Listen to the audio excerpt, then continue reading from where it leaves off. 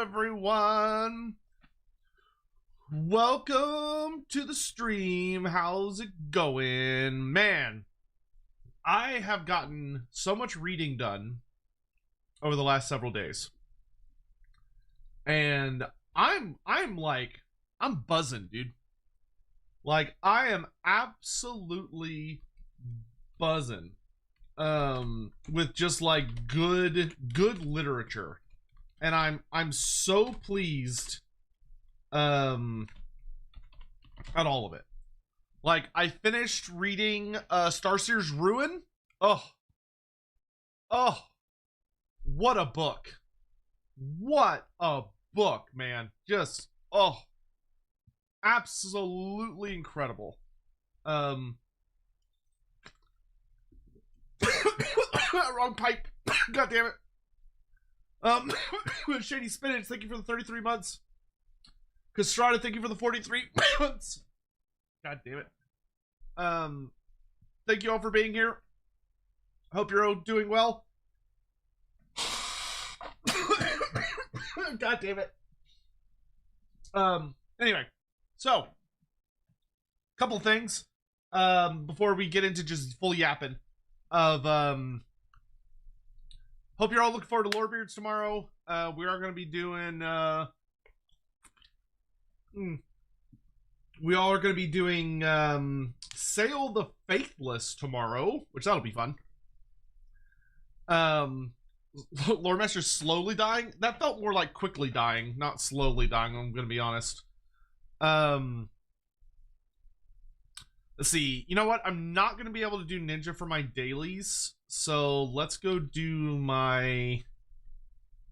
dailies first, rather than starting with Ninja. I think that's going to be the smart way to approach that mess. But hello and welcome everyone. I'm pleased as a peach today, because I just finished reading through The Breaching of the Great Bastion for Warhammer the Old World. And holy moly, my dude. What a fun book.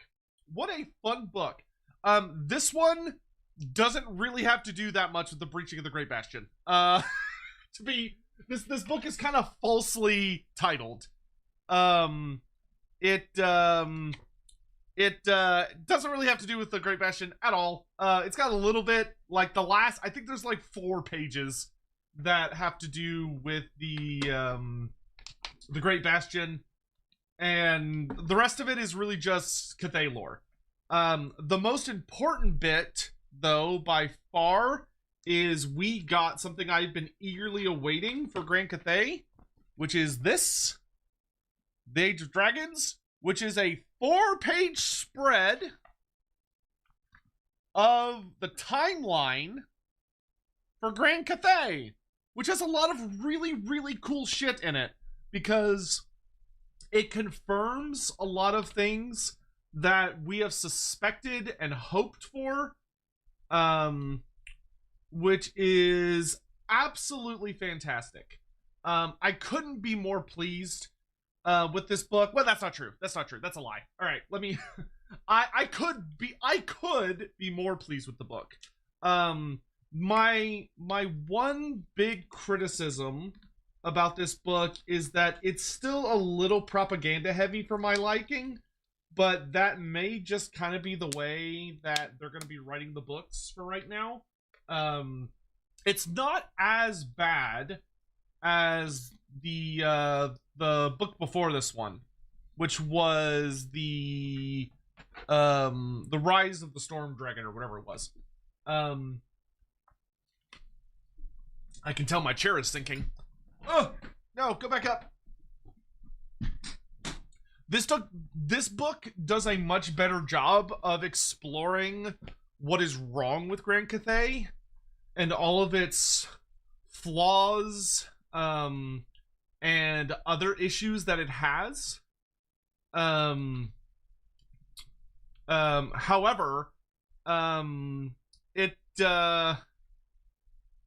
it still has a bit of that propaganda-y stuff. Even though there's very obviously like things going horribly wrong in Grand Cathay. It's really funny to me that the book sort of has the audacity, because it's audacity, like it's goofy how it does it. Scion, good to see you. Hello, hi.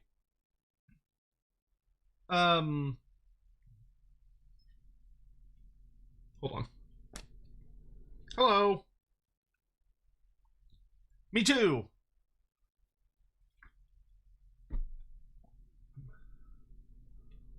Lodestone? I don't even know what a lodestone is. Let me know how to find that or what that even is, and I will do that. What was I gonna say? Oh, so couple of really interesting things about this book. I will note that the deep dive, we're gonna do a deep dive on this book this Tuesday. So tomorrow, me and Andy are gonna do Sail the Faithless, and then on Tuesday, Andy and I are going to cover both the Raising of the Westerland and the Breaching of the Great Bastion. So we're gonna do both of those books, and we're just gonna go through them and talk about them, their positives, their negatives, and all that jazz. Because there's a lot of interesting stuff there, and that'll be me and Andy getting caught up on the old world. So let's talk about briefly what's in this book, right?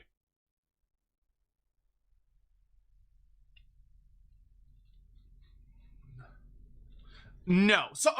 So the Sentinels are one of the really interesting things in this book that actually caught me super off guard.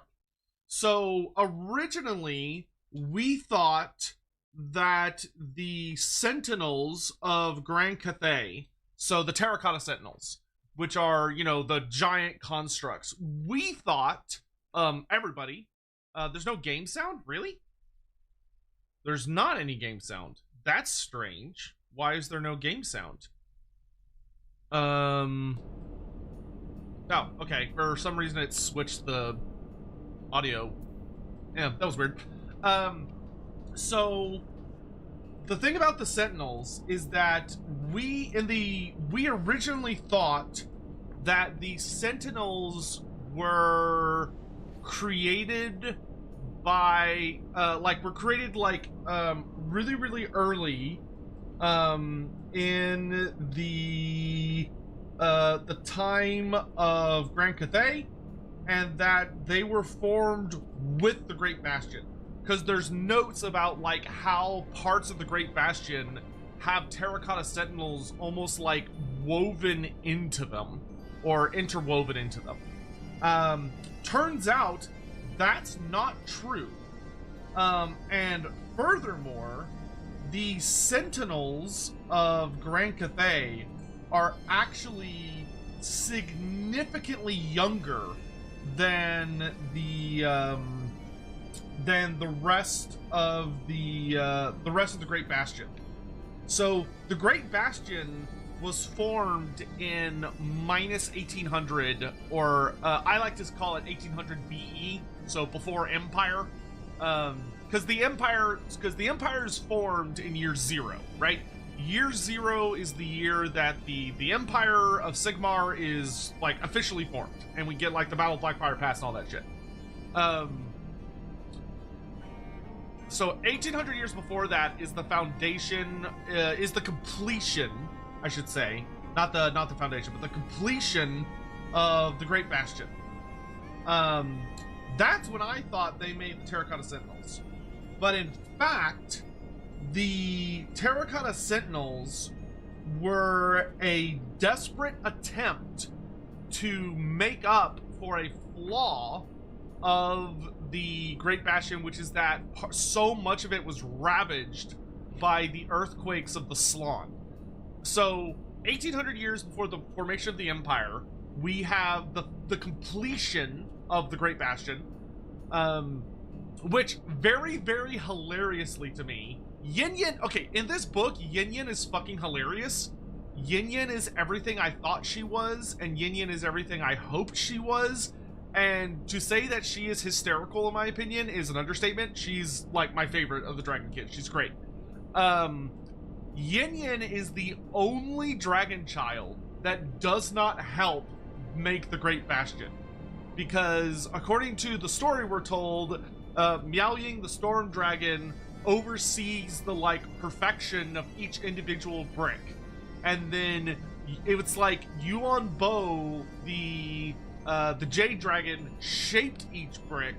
Li Dao fired each brick in his the Fire Dragon, and then Zhao Ming enchanted each brick. So like all of the dragon children created each, according to legend, created each individual brick for the Great Bastion, except Yin Yin, which is hilarious. We also learn a good bit about Yin Yin. Actually comes up a lot in this book, which is great because I was genuinely starting to get worried that she wasn't going to be that important of a character. Turns out, nope, she is still super important. Really good shit. But the Sentinels, so we actually have the creation story of the Sentinels. So in 1310 of the 1310 years before the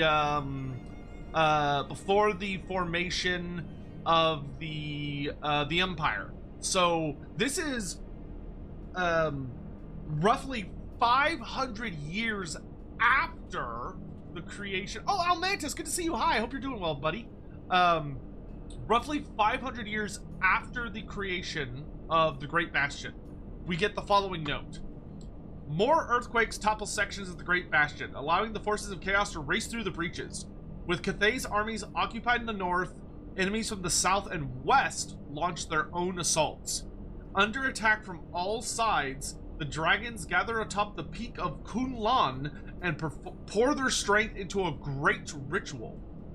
The dragons weave the elemental winds together to craft a spell that awakens the very land itself, birthing the first Sentinels. With the Sentinels leading the counterattack, the enemies of Grand Cathay scatter and peace returns to the Celestial Dragon's realm. So this means that the Terracotta Sentinels are not what we initially thought they were, which I thought what they originally were was that the Celestial Dragon Emperor, as he created the Great Bastion and was like pouring his essence into the Great Bastion, that he basically used some of the clay from the Bastion to shape the Sentinels, and that they were basically parts of the wall itself that had like pulled themselves off and gone out to fight. It's actually the exact opposite. So what it is that the dragons performed a ritual on the highest peak of the Kunlan Mountains, or Mount Kunlan itself, which is the this great like celestial mountain where the Dragon Emperor was born or hatched. And on this mountain, which has a lot of significance in this book, Kunlan Mountain is actually where a significant amount of big rituals take place. But this ritual awakened the land of Grand Cathay itself alive. So the Sentinels are not just like random constructs that were created by like shaped by hands. They are seemingly expressions of Grand Cathay itself, almost like a tree spirit, almost like they're more like spirits that have had bodies magically crafted for them out of the land itself, which is fascinating to me. I think there's some stuff in one of the other Cathay books. I'm actually going to look at this right now so I don't forget. Let's see. Where are all my books? Okay, there.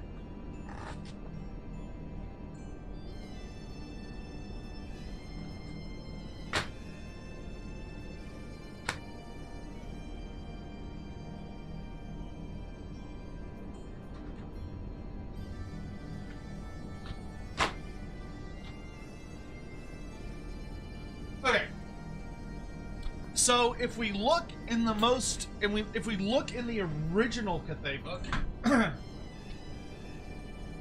and we go to the Terracotta Sentinel section,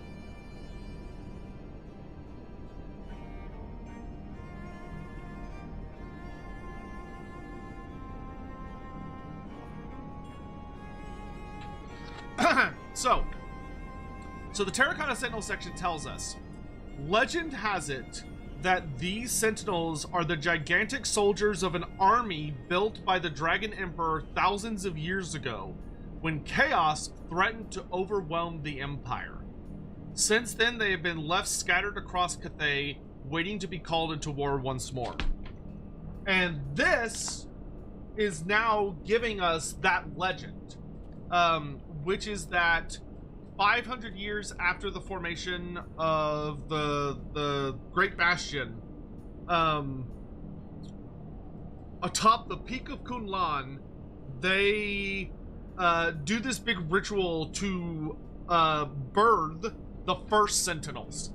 So it's likely, what's very, very likely actually from that, is that the 4 big bad Sentinels, so like the 4 uniquely huge ones that have their own unique art that's represented on one of the maps, or one of the art pieces, if I can pull it up here. What page is it on? So these 4, right? So we've got, I'll pull this up. So up here, we've got the one we know, right? So right here, that's our boy from Total War, right? Yang Sing. Or no, not Yang Sing. What the fuck? Someone, you know who I'm talking about. The guy that we already have in the game. It's not Yang Sing, it's the other one. Saitang, yes. So here's Saitang the Watcher. So we have Saitang the Watcher. Then, over here, we've got another one with like a big shield. Then down here, there's like a more ocean-y one, and then over here there's another one. You can't see the green screens canceling them out. So these 4 were likely birthed in this ritual, where the Celestial Dragon Emperor and his children performed some big thing and created them. And then more Terracotta Sentinels were created in the years that followed. Likely crafted and such, but that would show why those 4 are uniquely special, is because they were formed by a ritual that was all of the remaining dragon children and their parents pouring their magic into this ritual that animated all these statues, which is fascinating. Because that likely would suggest that the 4 of them, these 4 statues, likely will bear some sort of resemblance to some of the various dragon kids, or that they represent. It's hard to say, but there's something there.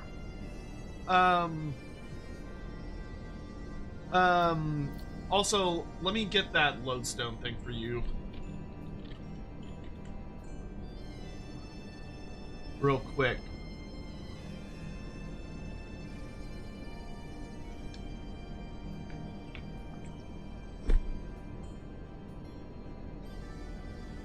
No, I didn't forget my...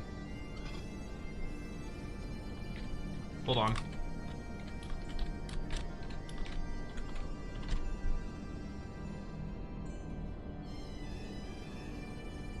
What? Oh, that's why.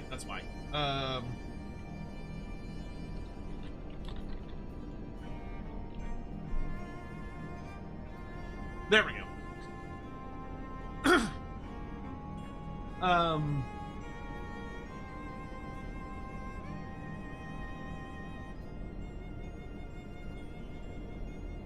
How do I'm not sure what all you want from this. What in this am I supposed to share to you?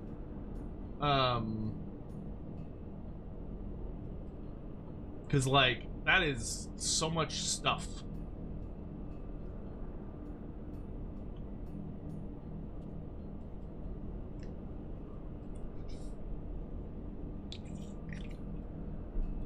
Parth, Hawk asked me for my lodestone. I'm on the lodestone website, but I don't know what it is he's wanting me to share.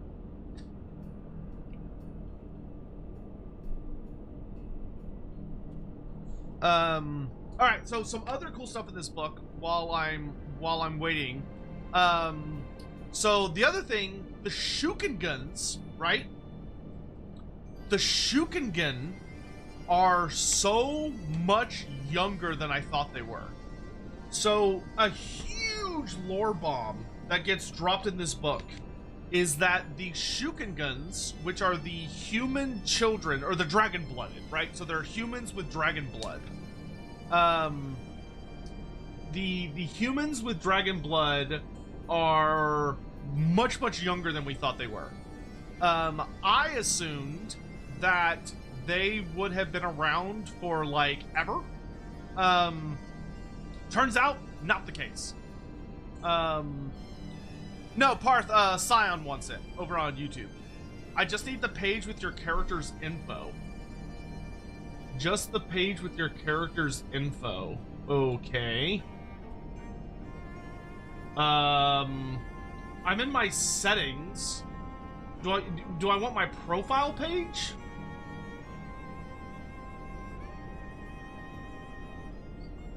Oh, okay, he got it. Thank you, Parth.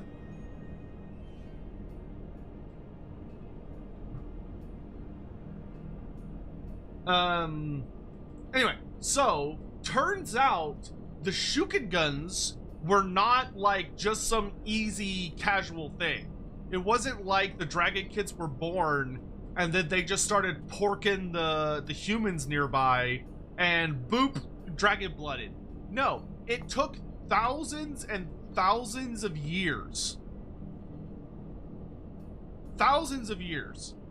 The very first Shukengun was considered a miracle, and the Shukengun was born in year 0. So the exact same year that Sotek was born, that the, or sorry, not the year, no, yeah, that is the year Sotek was born, because it's, yeah. So the year Sotek was born, the god, the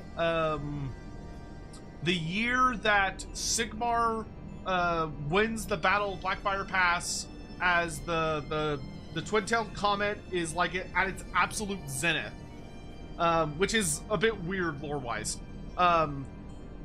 This led to the birth of the first Shukengun, and after this, the Shukenguns just become like all over the place. So what's fascinating about that is that means that more than likely something was discovered by one of the dragon children or by the Moon Empress or by the Celestial Dragon Emperor. One of them figured something out because of the twin-tailed comet, and that somehow gave them like the insight or the knowledge or the ability to impregnate humans, or be impregnated by humans. Because here, I'll read the passage. So the passage says, which this was the most shocking thing to me. Year 0.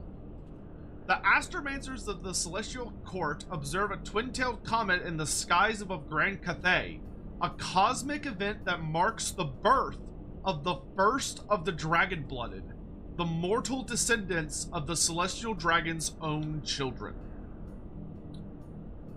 Huh. So, I mean, which granted, that also means that likely that person got pregnant and then had the child that same year. But that's fascinating. That's fascinating. That means when Miao Ying went to visit Sigmar Heldenhammer 1 year later, the concept of humans and dragons being able to sleep together and have a child was like brand new information. Which, if anything, I would say this highly suggests that Sigmar almost assuredly slept with Miao Ying. I would be honestly, I feel like whether they intended it or not, they have absolutely laid the foundations in here that Sigmar fucked Miao Ying. Like, they absolutely porked. And Miao Ying, I think, had one of his children. I would be shocked if that's not where they're going with that, because that feels like where they're going with it. Otherwise, like, what a strange note. Some other really interesting tidbits we have in here that are really, really fun. We learn a lot about Grand Cathay as a whole. We have a bunch of pages dedicated to Northern Cathay, the Imperial capital part of Cathay, and then Western Cathay. Some of the really, really interesting stuff, just off the top of my head, is things like that the winds of magic are treated notably different in this era of the world than they will be treated later on, which I think maybe might tell a story. It could just be like GW just doesn't give a fuck, but it could be that it's a cool story, which is that the astromancers of Grand Cathay are expected to learn all of the winds of magic, not just heaven's magic. That the term astromancer does not seem to mean the same thing in Grand Cathay that it does in the Empire. Where in the Empire, if you're an astromancer, that means that you're someone that specializes in the wind of Azir. But in Grand Cathay, it seems to just mean that you're someone that studies the stars, but astromancers are expected to learn all 8 winds of magic, and then they are expected to learn the way of Feng Shi, which is the high magic. And that's when they are elevated to the rank of Supreme Astromancer. So Supreme Astromancers are wizards, are human wizards that wield high magic. Which is fun, because this indicates that the elves are, of course, just absolute fucking liars. Like massive fucking liars. Because this means that humans are absolutely capable of using high magic, but the book even notes that the elves do not want humanity to learn high magic. Like the book literally says that the High Elves of Ulthuan do not want humanity to learn high magic, but the Celestial Dragon Emperor is like, yeah, go fuck yourselves. But one of the things that this could potentially mean, once again, this may not be where they're going with it, but this is the story that we have at the moment, is that we know in the age of Total War, astromancers are apparently only allowed to learn the lore of heavens. They're not allowed to learn the other lores of magic. They're not allowed to learn high magic. And it could be that in the 200 years between the old world and the era of Karl Franz, shit hits the fan. Like, something really bad happens. Like, perhaps the court of astromancers is corrupted, or like something happens, and it could be that when the Celestial Dragon Emperor returns, he forbids the various the Astromancer Court and the Wizards of Grand Cathay from learning any of the other winds of magic besides heavens, which would be a very, very cool storyline. Once again, I don't think that's necessarily where they're going with it, but it's a potential. Astromancers are non-Shukengun. They are not Shukenguns. There are no Shukengun among the Astromancers. The Shukengun are their own thing. They're their own unique thing. I also very much like that the book never refers to Tzeentch as Tzeentch. The book only ever refers to Tzeentch as Xian-Chi, or the Great Deceiver, so I think it's very cool that they're using his Cathayan name and not his name that you would see over in the Empire. We also have a couple of other fun things before we get into playing the game here. They confirmed one of the things that made me laugh. So everyone knows, right? The great invasion of the Southlands that like fails horribly because Grand Cathay. Oh, so okay, in the original story back in like 5th edition. Back in 5th edition Warhammer Fantasy, there is a story. I'm gonna delay the ads here, but I'll wait until it's like in the last 30 seconds. In the original story, Grand Cathay tries to launch an invasion of the Southlands because they want to take over the Southlands to explore it and to set up a new dominant trade system. In that version of the story, Grand Cathay sends 2 fleets. One goes west and one goes east, with the goal being that they're going to attack the Southlands from both directions. And in that version of the story, there's the whole thing where Grand Cathay apparently didn't know Lustria existed, so the fleet that goes to the Southlands gets absolutely annihilated by a typhoon that the Slann unleashed on them. And the ones that went to the east go around the globe and land on Lustria, which they didn't know was there. Elves lying to humans? Never. Is this VTW? This is the new book, the brand new book that came out today, which is the Breaching of the Great Bastion. Brand new book. So that story has been retconned slightly. So it still happens, but it's actually a lot more interesting, and it makes Cathay out to be less stupid. Because the idea that Cathay would not have known about Lustria seems impossible. It seems like it'd be very, very silly. So they basically updated it. And the story now makes a lot more sense. And interestingly, it also has Estalia play a significant role in the story. Estalia actually gets mentioned a lot in the Cathayan Army book. It seems that Warhammer Spaniards actually have a pretty good relationship with Grand Cathay, which I find fascinating. So here's the new version of the story. In 1690 of the Imperial calendar, in a joint effort to establish colonies in the Southlands, Grand Cathay and Estalia send fleets to map and settle the largely uncharted region. The Estalian fleet makes successful landfall and looks expectantly to the eastern horizon for the sight of Cathayan sails, but sees only dark storm clouds and the telltale signs of abhorrent weather. Meanwhile, the Cathayan fleet is ravaged so badly that most of its ships are cast beneath the waves, with the few survivors forced to seek shelter off the coast of Ind before declaring the mission a failure and heading home. But what this implies, that I find fascinating, is this implies that Estalia successfully set up colonies in the Southlands.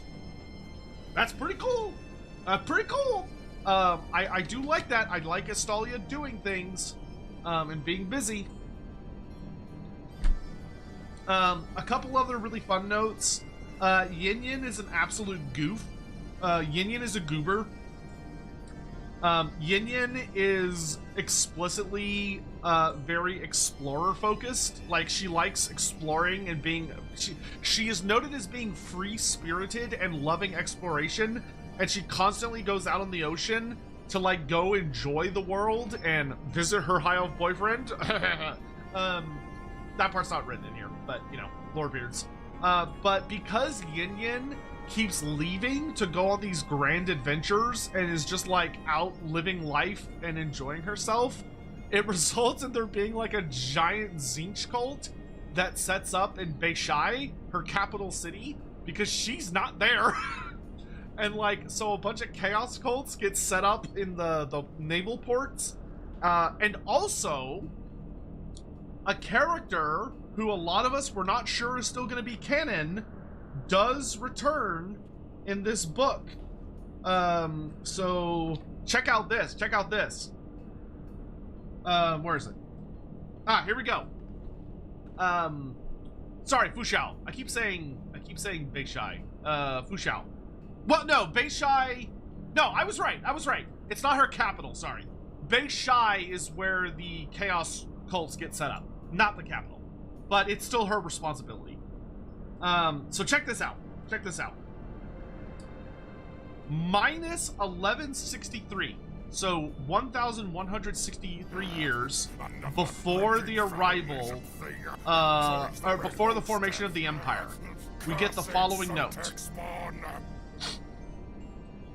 Freed from Nagash's control, the vampire CATHAY flees Cripple Peak and lands upon the shores of Grand CATHAY, bringing with him the curse of vampirism. Under the cover of night, he travels along the eastern coastline, leaving a trail of death in his wake. So Yin Yin, because she wasn't doing her goddamn job, has a vampire problem, and she has a chaos cult problem. And like it says, so after that, in the year minus 200, we get the note, the cult of Xianxi gains popularity among the aristocracy of the city of Beishai and finally reaches the attention of the Sea Dragon. This is 1,000 years after this cult was established, by the way. Though Yin Yin and her father seek to stamp out the cult without mercy, the beguiling trickery of the Changer of Ways allows many of the cult's devotees to avoid the dragon's wrathful acquisition. Kurojima, that's great. XL1, thank you so much for getting a membership. Jonathan King, do we know what the Cathayans call the other Chaos Gods? We do not. That has not been given to us yet. There is a really, really cool post you can find on the Total War subreddit where there is some Chinese natives who kicked around some ideas of what they would call the other gods, and they came up with some names that seem very accurate. So you can find those on the subreddit if you'd like, but the community has given names to the other three, but we don't know what they officially are yet. I accept your offering for Mulder Clan. At Skylar Mountain 4,298 donated $5 through Super Chat. Just thought you'd like to know, on r/top character tropes, the topic of discussion was girl failures. Yin Yin was mentioned more than once. I love that. I hope whenever someone does threads like that, if y'all ever see those, y'all should post links to the Lorebeards episode where we talk about Yin Yin, or like clips to where we talk about Yin Yin.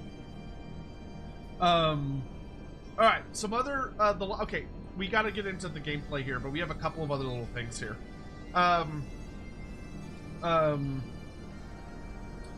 So some other little fun things that happen. We get the Monkey King. The Monkey King has some really cool notes in this book. So one of the things that we had talked about a lot, right? One of the things we had discussed quite a bit was, what's the deal with the Monkey King, right? Why is the Monkey King sometimes an enemy, sometimes an ally of Grand Cathay? What's the story there? And here we finally get the answer. Which is, I gotta find it. Oh, here we go. So here's the answer, right? Here, this explains all of it. 2,000 years, 2 millennia before the foundation of the Empire, we get the following lore note. The Monkey King, monarch of the Heavenly Mountains, descends from his realm to wreak havoc upon the lands of Li Dao in southern Cathay. Quick to anger, the fire dragon rushes to meet the Monkey King in battle, but is halted by the intervention of his father, who meets with the Monkey King and gifts him with a crown of unmatched beauty, recognizing him as the king of the mountains of heaven. Pleased by this show of respect, the Monkey King returns to his realm, blissfully unaware that the Emperor's gift was no mere trinket. I love that. I love that. So for those that don't know the Journey to the West, one of the core tenets of the story about the Monkey King, this is actually something that Dragon Ball fucks up. Dragon Ball is not actually a very good, like, Dragon Ball is like very loosely inspired by the Journey to the West, and it's got like several of the characters and stuff, but it's not, I think it's a pretty terrible adaptation personally. I think Inuyasha is actually a significantly more faithful adaptation, but despite the fact it's like about a dog boy instead of a monkey. But in any event, what that crown is that it's the original story of the Journey of the West, which one of the core things is that the way the monk Tripitaka controls the Monkey King is that kind of as a condition of him being freed and allowed to run around, is that he wears a crown that was given to him by this goddess character, and if Tripitaka recites a certain like Buddhist mantra, the crown starts to shrink, or it does this thing on the Monkey King's head where it causes him incredible agony. So the Monkey King is like put into horrific amounts of pain, and it basically forces him to play ball. So he can't like try to kill Tripitaka, or he can't just like abandon him or whatever, or torture him or whatever it may be, because the crown is used to control him. And so what we find out in this book that is fantastic is that the Celestial Dragon Emperor is full on controlling the Monkey King via this crown. Well, he's not controlling him, but he's able to threaten him. So the Monkey King is unable to really strike at the Celestial Dragon Emperor because the Celestial Dragon Emperor played to his ego and tricked him into putting on a trap. Which ties through to the Monkey King rebelling. Because this is where we get the rebelling storyline. Which is here. So in 2163 of the Imperial timeline, of the Empire timeline. So 2163 is roughly it's only like 15 years before the modern timeline in the old world. So modern old world is 2276, right? So in 2163, only like 15 years before, we get the following note. With Grand Cathay in turmoil, and the Celestial Dragon not present to exert influence over the Monkey King, the Immortal King seizes his chance to claim the throne of Cathay. With the dragons unable and unwilling to unite in any meaningful way, the forces of the Monkey King continually outwit and outmaneuver them, which serves only to provoke and frustrate the dragons further. So the Monkey King has already been rebelling against the dragons and attacking them and causing them problems for 15 years. And he doesn't end up claiming the throne of Wei Jin, I think, until like 2320 or like 23 something ish. So he's still got like 50 years to go. But this shows that the Monkey King isn't an actual ally of Grand Cathay. He's really not. He is completely out for himself. But we do get the confirmation in multiple places that he is immortal. He is a true immortal king of the monkeys. This is not a hereditary title. It is not like a reincarnation. The Monkey King is an immortal figure who is so powerful that when there was a chance that he was gonna fight the fire dragon, the Celestial Dragon Emperor rushed in and used a magical artifact to tame him or put him on a leash rather than fight him, because he's apparently that dangerous, which I love. I'm really excited to learn more about him in the future. And that is most of the big highlights from this book. Pretty cool shit. Pretty cool shit. Excuse me. I'm talking too much. Or rather, I'm shouting too much. Sion, thank you for the super chat about Sigmar meowing banging. I agree. Skylar Martin, thank you so much for the $5 super chat. Finally, some humans giving elves the bird for their xenophobic magic rules. Yeah, but I feel like it's gonna bite the Celestial Dragon Emperor in the ass. Biofoot, elves can't say good morning without lying twice. That's actually very funny. Biofoot, Lord Master Subject, we both taken out of the mucus pit tonight. Very true, very true. I saw there was another super chat from someone. Didn't someone say they were... I could have sworn there was one about AOS. I saw somebody saying that they're reading about AOS and they wanted to know if CATHAY is an AOS. The answer is currently no. As far as we are aware, there doesn't seem to be anything about the Grand Cathay that survived into the Age of Sigmar. As of our current awareness. So yeah. Alright. With that, let's play some game. And I can kind of chat about this as we're going. Alright, processing node. System parameters verified. Beep. Please insert materials. 15 pneumite.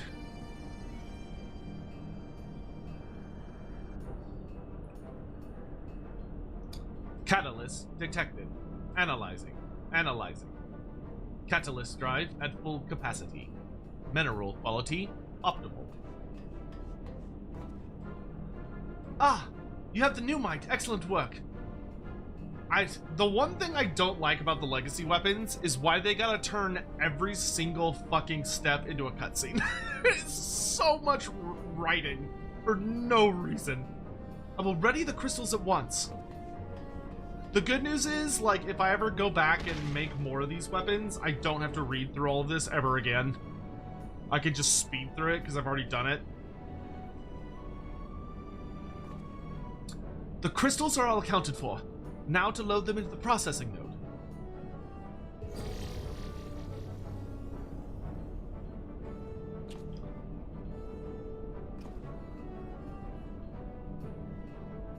I want Dracothian to be retconned to be the Dragon Emperor. Honestly, to me, that seems like one of the most likely cases, is that the Celestial Dragon Emperor either created Dracothian or is Dracothian. But that's neither here nor there. That should do it. Now, processing node. Initiate the Soulstone synthesis protocol. Boop. Unable to initiate protocol. Version 10 of the operating system is required to proceed. Do you wish to upgrade? Bitch, we gotta do like a Windows XP upgrade scenario here. Upgrade? I'm not sure I want to. Upgrade requested. Do you agree to the terms and conditions of use as stipulated by the Allegan Research Council? Bro, don't read them, just hit yes. But yes, I agree. Will you please just initiate the synthesis protocol? Why is there a terms and conditions situation? Boop, boop. Update complete. Rebooting system. Boop. Initiating synthesis protocol.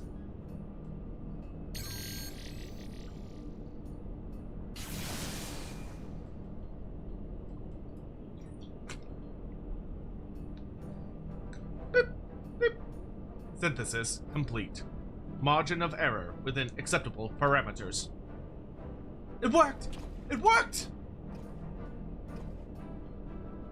Pray keep that soulstone safe, my friend. We shall have need of it when you are ready to work with another anima. Newborn soulstone. Lord, I don't know if that's... What is that, 1 billion? Dude, there's so much. Terracotta Sentinels weren't actually created until significantly later in the timeline than we thought. The Shukengen were not something the dragons were able to do initially. It's something that manifested as a miracle in year 0 of the timeline, which means it's tied to the Twin-Tailed Comet for some reason. But after that, Shukengen were able to be impregnated and born regularly, which is a whole can of worms and a mystery. Yin Yin is fucking hilarious. The Monkey King is a singular individual who is immortal. Beep, beep. Please present specimen for analysis.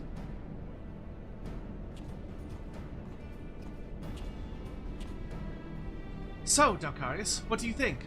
As fortune would have it, I happened upon this node when searching for salvageable materials to repair the processing node. It has the ability to analyze the ethereal composition of any object placed before it, a function crucial to our work. In order to transfer the anima's essence to the new soulstone, we must first sever the link to its present vessel, but this is not without incredible risk. For you see, in the instant it becomes unbound, there is a danger that it will dissipate into the ether.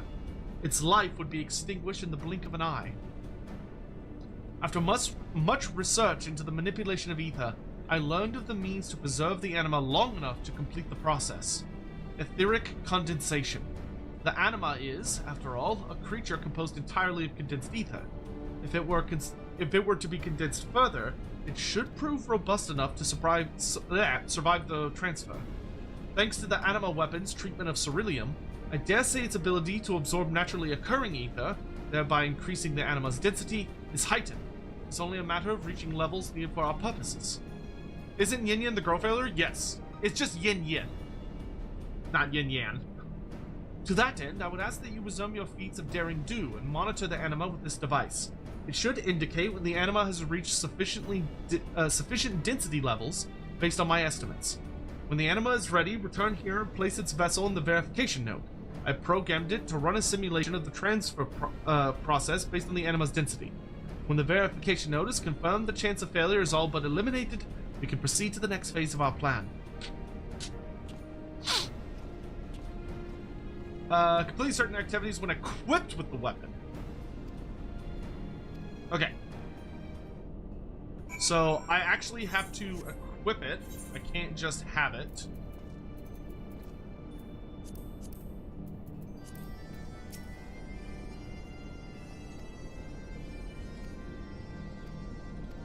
Okay.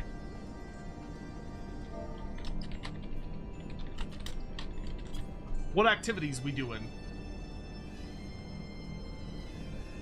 Where can I read the new lore? It is in a book that was just published today, which is called The Breaching of the Great Bastion. New book out today. I really need to get a partnership with a hobby store so I can actually, like, have y'all make the books, or get the books for cheap. A9S 20 times. Synced or unsynced?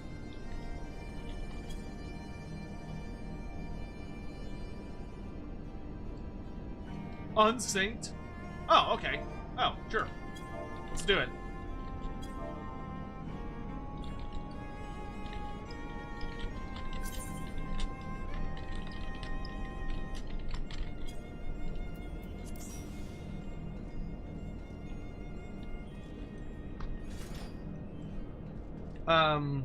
Cool.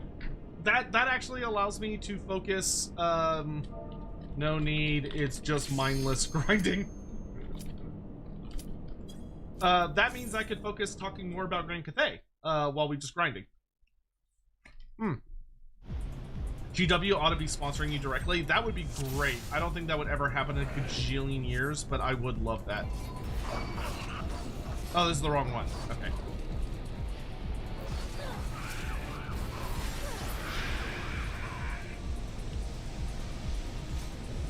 Safely leave.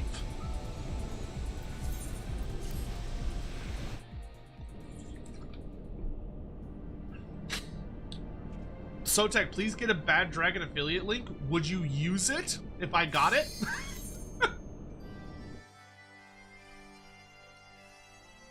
20 runs of A9S.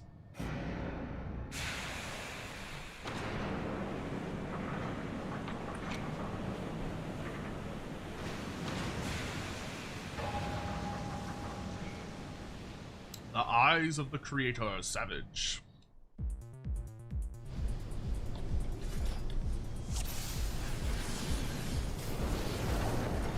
Oh, I've never done this before.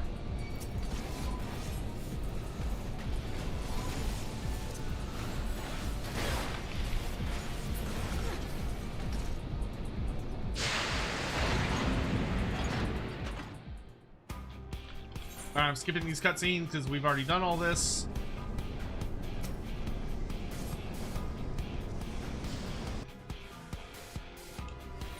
Imagine a Cathayan Bad Dragon product. Dude, I wish Games Workshop did hilarious shit like that. They're way too square.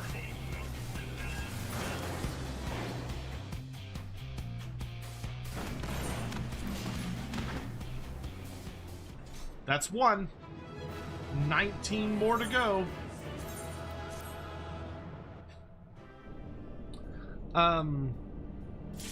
Some other kind of interesting tidbits. So we also got to look at the Cathayan Wheel of the Winds of Magic and like confirmation from an actual book rather than just me talking about it, of like what all of the elemental winds are known as, and like which lore of magic they correspond to, which was pretty cool. So like you got like the wind of forest, the elemental wind of forest, the elemental wind of water, elemental wind of iron, the elemental wind of spirit, the elemental wind of darkness, etc. You know, all good stuff. But I'm overall, I'm pretty pleased with this book. Like I said earlier, it is still a bit heavy when it comes to the like propaganda stuff, which is not ideal. But the book also shows us that Cathay is apparently in a time of severe struggle for like the last 276 years, because the Celestial Dragon Emperor left in 2000 of the Imperial calendar. So him and the Moon Empress left without explanation, without telling their children they were leaving, and they also did not say when they would come back. And they've been gone for 276 years. And in that time, Cathay has gotten worse and worse and worse and worse and worse and worse. But we also got a couple of other really fun things. So like some of the stuff me and Andy talked about turned out to be canon. So like the idea that Cathay has a lot of rural communities that have their own hedge wizards and people that are practicing the winds of magic illegally. There's a lot of illegal wizards that are off doing things that is not sanctioned by the dragons. The only legal practitioners of magic are the astromancers, or people that are contained within certain areas. So like one of the things it talks about is the jade-blooded sorcerers of oh god, where are they? I forget the name of their place. But the jade-blooded sorcerers are brought up, and they're basically astromancers that specialize in life magic. Who are where the astromancers go, when they are expected to master the wind of the elemental wind of water. A tankless job. It's always funny.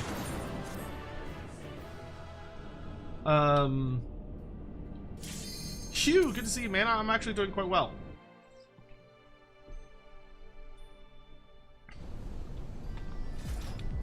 YouTube won't let you type silicon? Like the substance silicon? That's stupid. Silicon is used for a lot of things besides just dildos.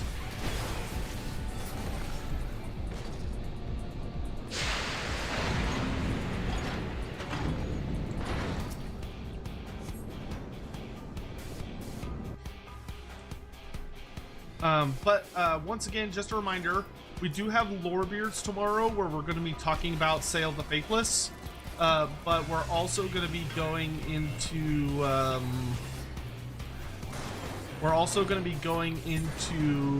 Grand Cathay stuff on Tuesday.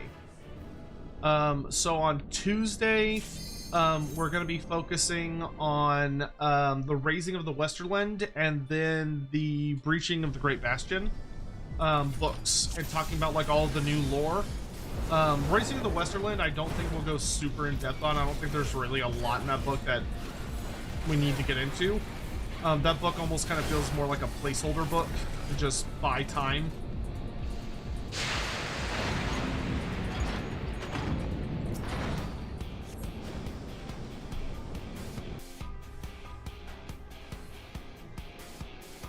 But yeah, I'm super pleased with this book. I also finished reading Starseer's Ruin the other night. That book's ending made me cry. That book actually, it got to me. It got me to cry. It hurt my feelings very badly. That book is amazing. Starseer's Ruin is not only an absolutely incredible novel, I think it is one of the absolute best expressions that has ever been written about the Stormcast Eternals. It is one of the best Stormcast characters I've ever seen in a book, and it's amazing. And it also has, it's, oh my god, dude, it's heartbreaking. It is a heartbreaking book. It does such a good job of showing why the Lizardmen are like the ultimate champions of order, but they're not the good guys. Like, they're the good guys from a very zoomed out perspective, but from a human perspective, they can, and often sadly are, absolutely monstrous. It's fascinating writing. I could not be more pleased with that book. Like, I think I maybe had 2 or 3 super tiny nitpicks with the book. But it did. Adrian Tchaikovsky is easily one of my favorite authors of all time now. Like, I think he absolutely killed that book. More or less heartbreaking than Where the Red Fern Grows. Dude, Starseer's Ruin literally kicks you in the nuts with the dog dying. Like, it doesn't happen. I don't want to give too many spoilers because I would really encourage going into the book blind. I'm gonna make a video about it sometime. I'm probably gonna do it before I go to bed tonight. But there's some stuff I'd like to talk about in regards to it. But there is like a whole dog dying aspect that was, oh my god, it was eating up my soul. It's a beautifully written book. But I think one of the things that it's the best Lizardman book that's ever been written. It's not even a question. Like, there is no Lizardman story that comes anywhere close to the quality of Starseer's Ruin for fantasy or Age of Sigmar. The closest would be, you know, the second book of the Thankful trilogy, which is fine. For like showcasing Warhammer Fantasy Lizardmen, but the Lizardmen in that book are very much treated as like spooky bad guys. Or they're not bad guys, but they're antagonists to the humans and the Skaven. Whereas the Seraphon are like the full-on main characters, and it's so good. It's so good. I cried like a baby at the end. Like, it's such a perfect encapsulation of why the old ones are horrible, awful, distant gods. Like, they are the good guys in the sense that they're not chaos, but from a human perspective, they are horrible, horrible things. And it's so well done.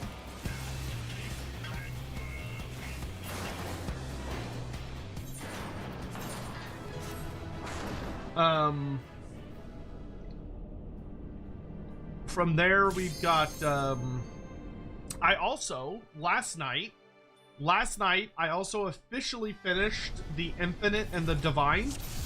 Holy shit, what a book. What a book, man. What a great story. Infinite and the Divine was absolutely fantastic. I loved every second of it. I thought it was incredibly fun.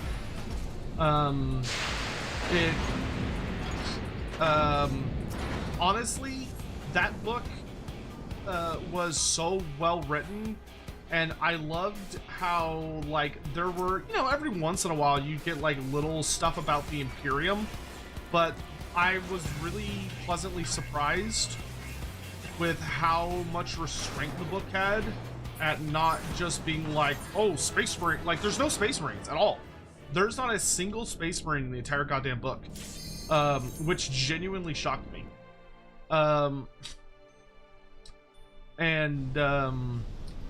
The story is absolutely fantastic. When I initially started it, I thought it was gonna be mostly kind of about like Trazen with Orokin as the antagonist. I was very pleasantly surprised that that's not the case. Instead, they're both the protagonist and they're both the antagonist, which was very funny to me. There were a lot of times where I found myself rooting for one of them, and then later in the book, I realized I was rooting for the other one. The getting to see all of the different 40K factions from their perspective was absolutely fantastic. I love that, you know, you get a good amount of Imperium stuff, but I mean the vast majority of the book takes place when the Imperium is like a nothing burger. Like there's such a goddamn hilarious moment in the book where like you can tell the Horus Heresy just happened, and it's so funny how like Trazen is like, oh yeah, that cute little goofy ass civil war just went down. What they call it, the Horus Heresy? Those silly humans. Like, it's so funny. They did a really good job with that. The whole book is absolutely fantastic. I would say that Necrons have gone from being like a faction that I thought was kind of cool to unironically whatever, very confidently my second favorite faction. I actually left that book really wanting to read. I found myself like, man, I really want to read Adrian Tchaikovsky's Genestealer Cult book at some point. I promised Scion that the next book from, well, not 40K, I guess, but 30K, but the next not fantasy book I would read would be Horus Rising, which I do intend to keep that promise. I haven't decided if I want to listen to it or if I want to read it, because I know I read so much faster than audiobooks. Like, holy moly. It is crazy to me how long it takes to get through a story. I don't know how many times we've done this. I know we're not at 20. We're definitely not at 20. I guess I can go check this. 37.5% is what we're currently at.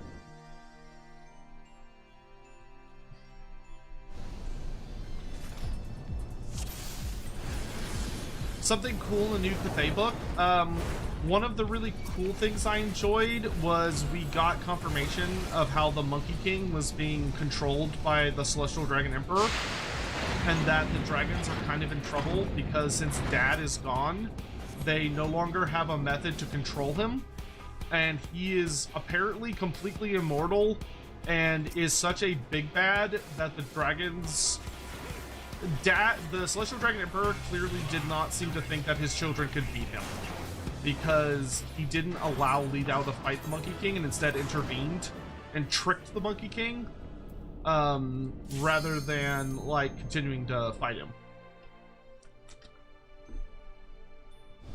Also, something I really appreciated about the Celestial Dragon Emperor is that we also got confirmation of where the Celestial Dragon Emperor's power level is compared to Lord Croak, which I thought was really, really fascinating, because they basically have... I have to double check the Lord Croak story, actually. I need to double check it. But Lord Croak and the Celestial Dragon Emperor, I believe, fought a relatively similar number of greater demons in the big, like, finale battle, which I thought was cool. I'll check that after we finish this. I think we've still got to do like another 6 or 7 of these. Yes. Also, the Jade Vampires, the Jade Vampires are 100% confirmed to be canon. Well, we don't know what they're called yet, but the vampires of CATHAY are confirmed. CATHAY makes an appearance in the book. In the timeline section, we get a whole note about that when the vampires are freed from the gash, which means that, which is also really cool, because that means Games Workshop is talking about vampires. Like, the vampires are actually talked about in this book, and one thing GW is really big on is that they do not talk about factions unless those factions are considered relevant to the tabletop game. So, like, Games Workshop is not going to talk about vampires unless they intend on adding vampires to the setting.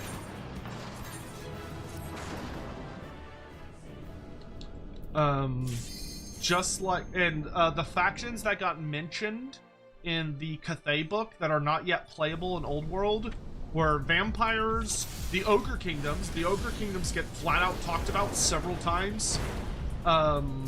We also get End, Estalia, and Talea. And we also get, did I say End? Yeah, we got the Kingdoms of End, the Hobgoblin Khanate. They talk about the Hobgoblin Khanate a couple times. And the Raiders of the Dark Elves.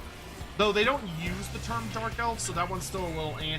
But they do talk about the Raiders on the Eastern Coast, and that Yin Yin is basically forced to give up her life. Like, Yin Yin is someone who loves freedom and going where the wind takes her and following the sea and being very free-spirited. But her father, like, basically sits her down and is like, honey, like, you gotta deal with these Dark Elves. Like, you have to deal with the Dark Elf Raiders. But he doesn't use the term Dark Elves, it just says Raiders. So, like, you could argue that they're not specifically talking about Dark Elves. But there have, which, that actually, now that I think about it, it would kind of line up better with some of the rumors I've heard that the Dark Elves are not supposed to return to the setting as big until 3rd edition. Because if the stuff I've heard is to be believed, 1st edition, which is what we're in right now, is supposed to focus more on the old world. 2nd edition is supposed to focus more on the East, with the East being like the Hobgoblin Khanate. Or no, is that backwards? Ooh, I'm not sure now.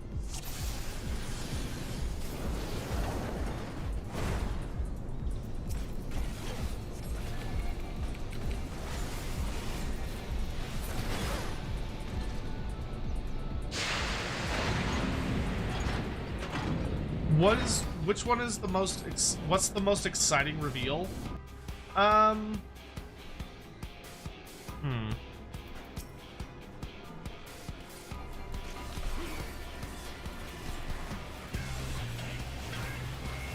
would say the most exciting reveal is probably, oh, that's so hard to say, 12.5%.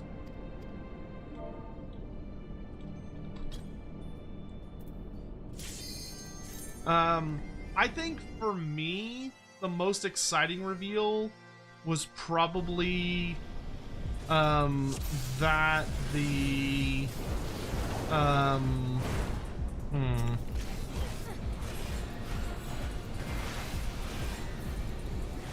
that's hard. Probably that, probably that the Shukengun have not been around the entire time. I think that was probably the biggest deal for me. Because it adds potential, it adds such, oh wow, okay, I got a whole thing.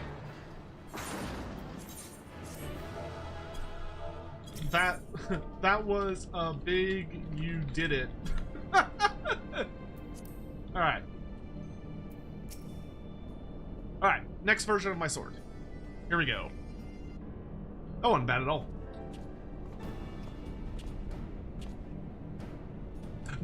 I bet the first Shukengun has been dead for a long time, personally. I would be shocked if they were still alive. Beep, beep. Please present specimen for analysis. That was a very dramatic way to take it out. Analyzing. Beginning simulation. Oh, you know what? Herakte? Actually, yeah. Herakte showing up was probably the biggest deal. Yeah, I think Herakte's reveal was probably the most exciting thing to me. Etheric density exceeds prescribed parameters. Beep. Chance of failure estimated at 0.0000001%.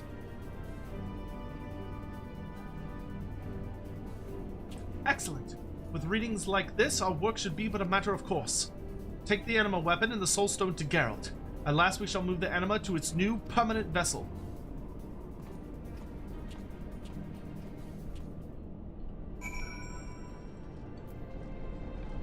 Oh, and then I'm gonna take it off.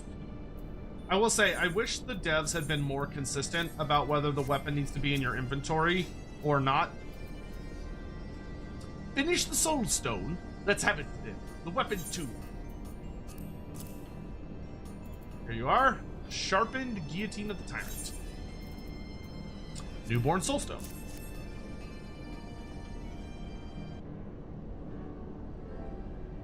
Do I think Herakte is still alive? I kind of hope he's not. I'm really hoping we get the Jade Vampire Queen, who's based on the most famous pirate of all time. Like the most successful, wealthy, deadly pirate to ever live anywhere in the world, which was a Chinese woman, whose name I can't fucking remember. I actually watched a little documentary thing about her recently, and like, holy shit, she was a badass. I really hope that she is the inspiration for whoever the leader of the Jade Bloodline would be, because they could follow the story almost exactly, which would be that she marries Herakte, and Herakte turns her, and then Herakte ends up dying, and she ascends in his place and becomes like the biggest badass of all time. Which I desperately hope that's what they do with her character. I desperately hope that's what they do with her character. Well, let's get to it. Oi, Ardashir! Would she be the nemesis of Yin Yin? Yeah, I think she would actually probably be the ultimate nemesis of Yin Yin, yes. You needn't yell. I can hear just fine. I just needed a moment. A moment? What the hell's for? And what's with all the gloom all of a sudden? Wait a second. You ain't scared, are ye? Scared? Scared? I'm absolutely terrified. What if something should go wrong? Years of hard work and research would be squandered.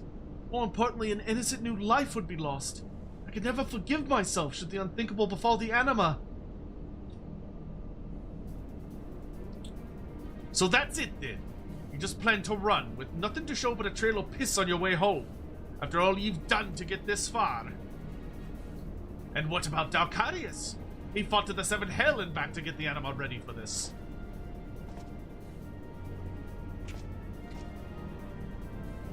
And me! You've held me hostage here, hammering new weapons day after day, and this one's me best yet.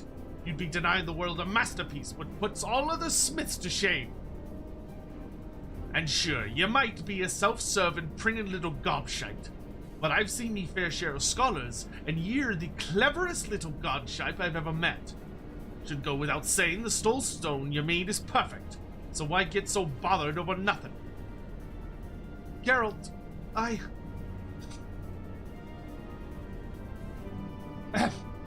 As you say, we have no reason to be concerned. Let us begin by transferring the anima to the new soul stone. I will require the anima glass if you would be so kind. Dude, if they did a Vampire Coast versus Grand Cathay DLC that was Yin Yin versus the vampire Jade Vampire Queen, I would scream with pure joy. That would be like the best case scenario in my opinion. 'Tis done. Tis done. Quickly now, Geralt. The anima will not last long. Set the soul stone.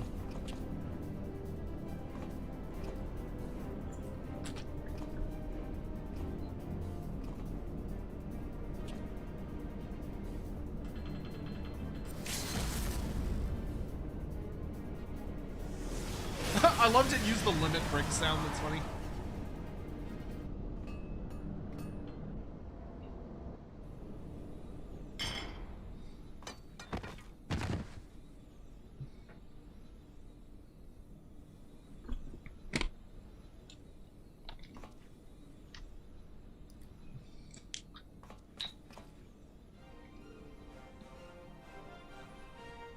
How do you like that?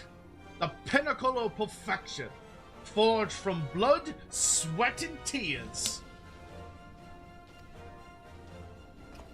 Pinnacle of perfection, my ass. I know there's more steps.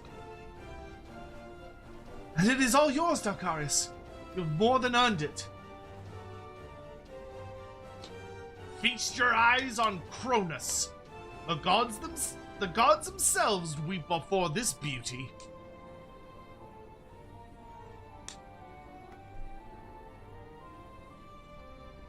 It do be a big old sword.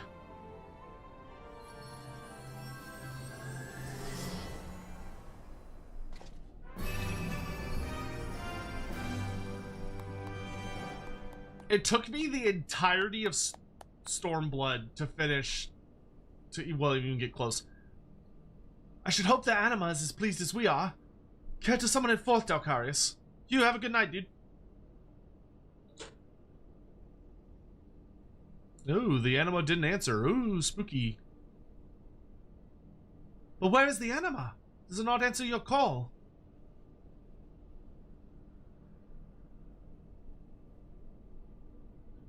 No, it cannot be. Did it not survive the transfer?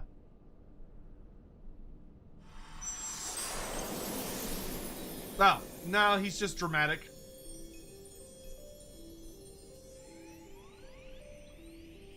Dramatic little bastard. Good morning, Dalkarius. Is something the matter? You seem concerned.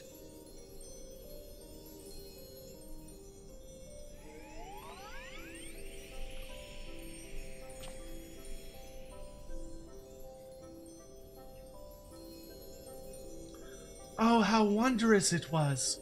A great power welled up within me, the likes of which I have never felt before. For a fleeting moment I was drifting, and then there was a burst of color and light. So warm, so comforting was the glow that I could feel myself nodding off to sleep. But then I heard your voice, and I woke with a start.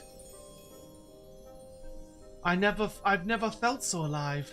It's as if I've been born anew.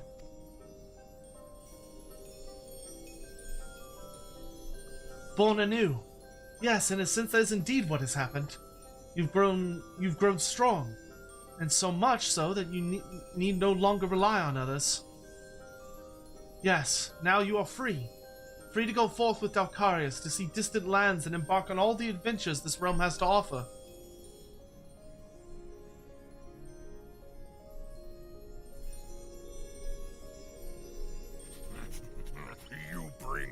Token trinket to give to Throt. Yes, yes. Good, good. I accept your offering for Molder Clan. At Kurt Kobrak donated $5 through Super Chat.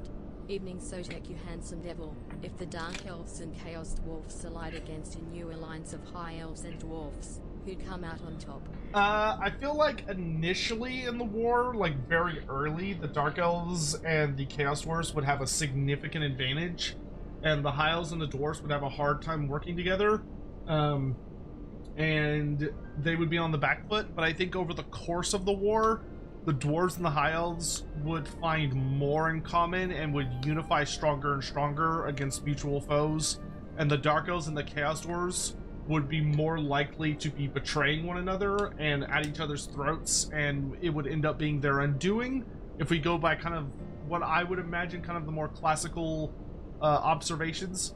I think, interestingly, the Dark Elves and the Chaos Dwarves would do significantly better at sea, but I think they would struggle as they push further and further inland. The best advantage they would have would be separating the High Elves and the Dwarfs, but I think in the long run, due to the nature of the Chaos Dwarfs and the Dark Elves, they would end up betraying each other at some very significant key moments that would result in their downfall. In overcoming such trials and travails together, I dare say you two have become quite the pair. Less adventure in his arm than fast friends. Fast friends? Though I am but a youth of 17 summers, I know what it means to respect and care for another. This is the sort of true kinship I see in you. It gladdens me to hear such praise. My only aim now is to become stronger and prove myself a faithful friend to Dalcarius. Your adventures with Dalcarius will doubtless carry you to distant lands, where you will confront foes the likes of which I can scarce imagine. But no matter the challenge, you must rise to overcome it, together as true friends do. When you return from such travels, I should very much like to hear your tales of triumph.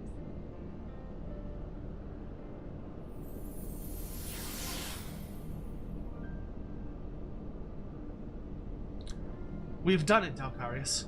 The anima shall enjoy life in all its splendor, now and forevermore, thanks to your selfless dedication.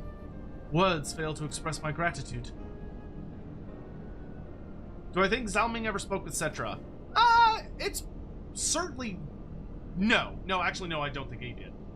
I think Cetra probably was already dead by... Well, it's possible, but very unlikely. I doubt Cetra ever spoke with the dragon. Oi, Ardashir! I've been meaning to tell you, but I fixed up the wings on this little one too, just like you asked.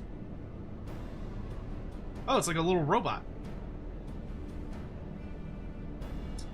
Thank you, Carrot. All that remains to do is calibrate the joints and it will be complete.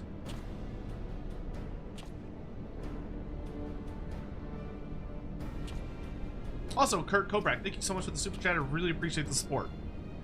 I really appreciate, especially during Final Fantasy streams, I really appreciate super chats and bits and stuff, because this stream is really only for people that love hanging out with me and stuff. It's not, these don't get very big viewership numbers, so any and all support is deeply appreciated to kind of balance that. But I do enjoy just getting to hang out and chat with y'all for long periods. Ah yes, there's another matter I would discuss with you, but doubtless you are weary after such a long day. I bid you safe travels home and a well-earned respite. Let us speak again when you next return to Azys Law. Yeah, because I visit Azys Law so often. I got Cronus!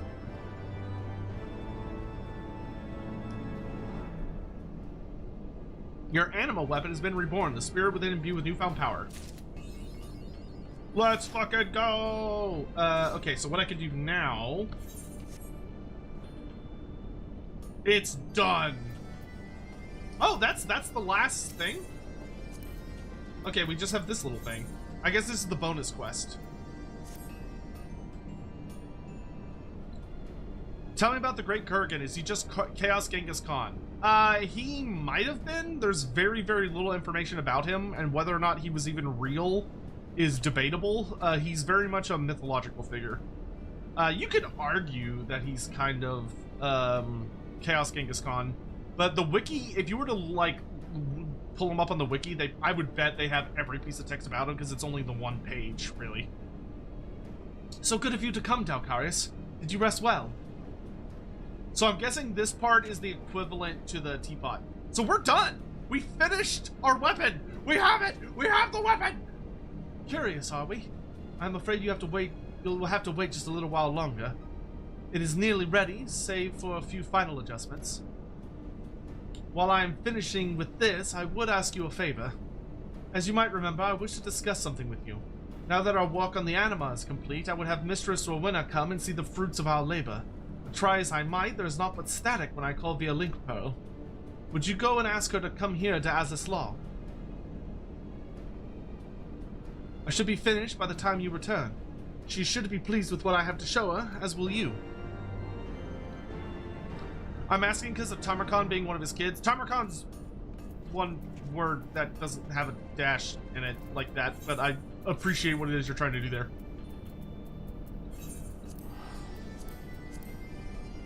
There's one more after this. Hopefully it's not horrible. I don't know what nin means.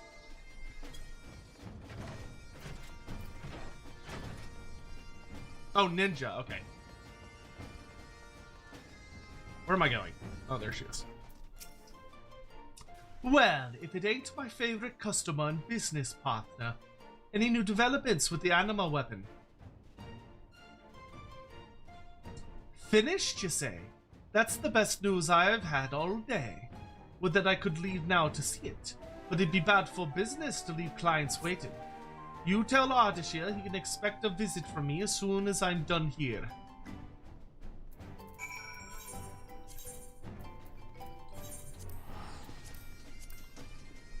Do do do do. Do, do, do, do, do, do, do, do, do, do. Have Cronus equipped in your inventory. Okay, I have it in my inventory. Should I put Cronus and Longinus in my chest the next time I go over there?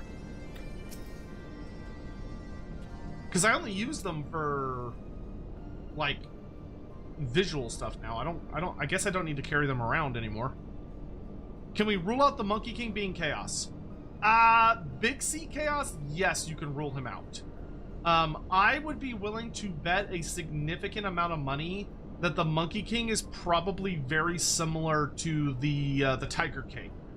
The Tiger Chief, Tiger King. Oh, Cronus isn't done yet. Oh, Jesus, okay. While we wait for Mistress Rowena to arrive, there's something I wish to give you. I thought Cronus was done. It is a device to be used when summoning the anima. Care to give it a try? Oh, he made a little body for it.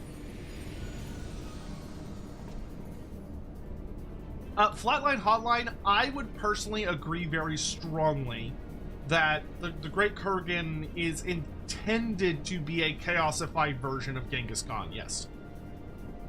Though the true Genghis Khan-ish character is almost assuredly going to be the big boss of the Hobgoblin Khanate,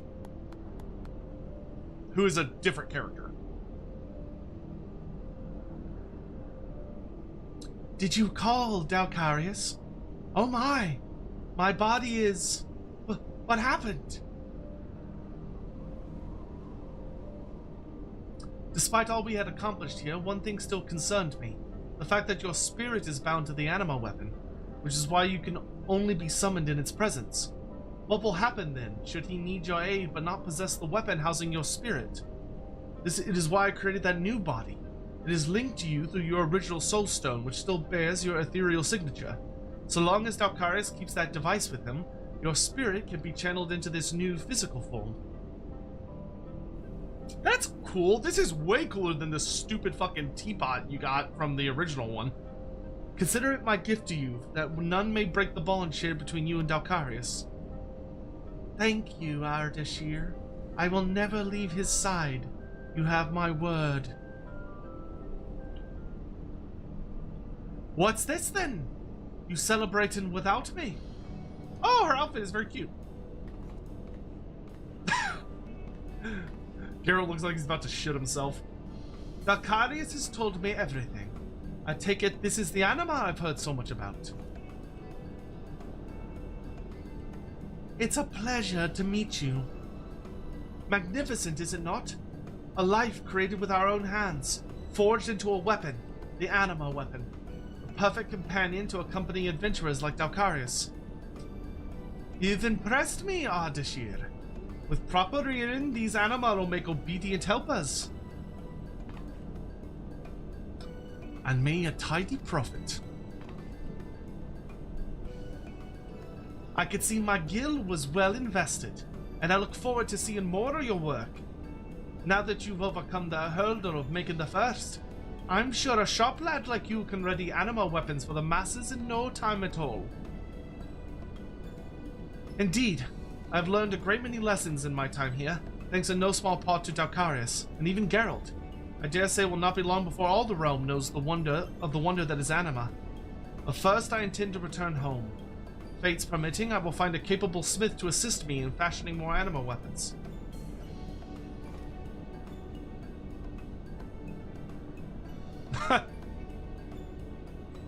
You heard the boy. If he wants to go home, let him.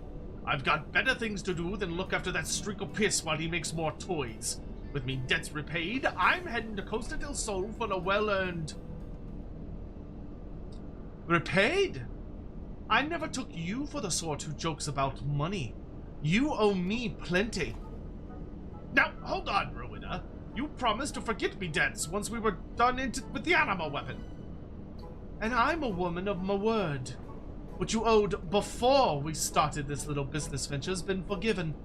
That just leaves the cost of coming and going from Azizla, and a rather impressive bill for all the mead you drank. I expect you to pay me back down to the last gil. Of course, I might be willing to forgive and forget again if you help our dear boy Ardashir. Any road, I ought to be heading back. Got business to tend to. Until next time, Dakarius, Ardashir. I love how much he just seems to hate Geralt.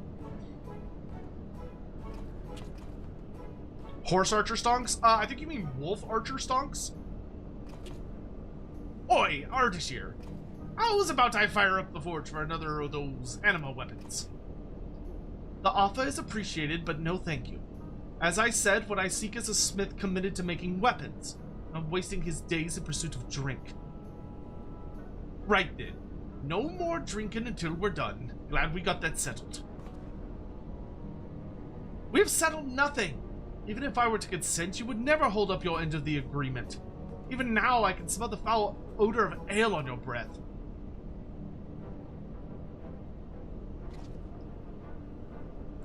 Perhaps we should leave them to settle this on their own. Surely there are others who need our assistance.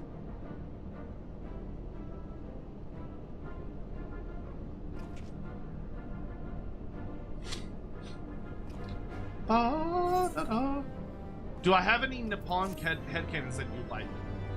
Yeah, unfortunately I have fallen victim to the Lawhammer. The animal weapons, the saga ends! Except for there's apparently a post-quest.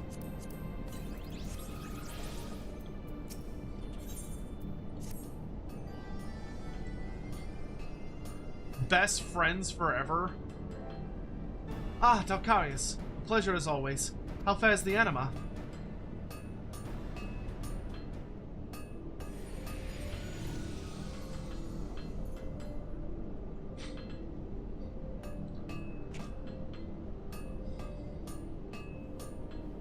Sprightly as ever, I see. Puts my mind at ease to see you both well.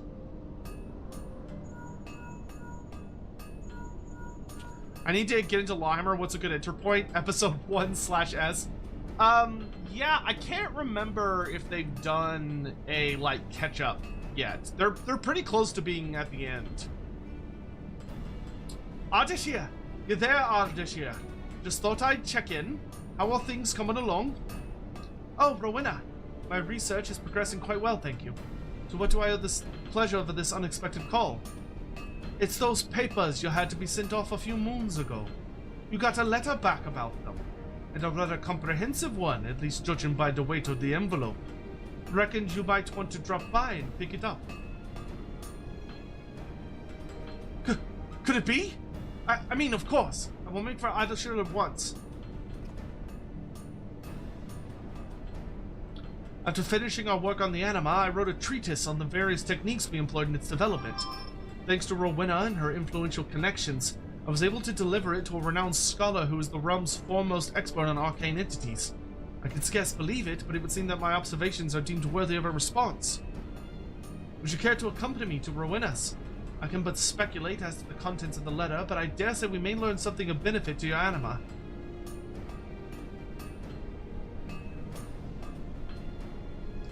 Excellent. Pray go on ahead to Ardashir.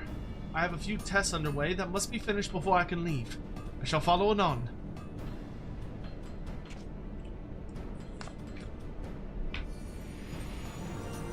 Yeah, Lawhammer's problem is that Lawhammer needs to befriend someone who is a good animator that has like a simple style that allows them to do a lot with a little, who can basically create like best moments from all the various storylines.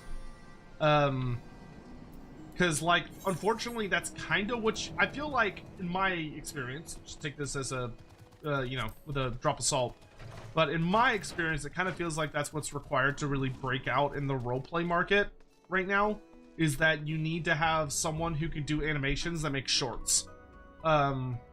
If you've got that, it allows you to, like, take it and make it into bite-sized clips where people are like, oh, that was funny. What's the context of that? Or like, oh, that was cool. What's the context of that? And get them to start watching. But the biggest thing also that held Lawhammer back is Lawhammer unfortunately had a good amount of technical problems, which I haven't caught a live stream in like months, so I don't know if they've fixed their technical issues. Like they were still having problems with like stream delay, where like someone would talk, and like it didn't match up to the person talking, and a bunch of other stuff like that. But yeah, but those problems are hard to fix without like hiring a specialist to come in or having a specialist as one of your players.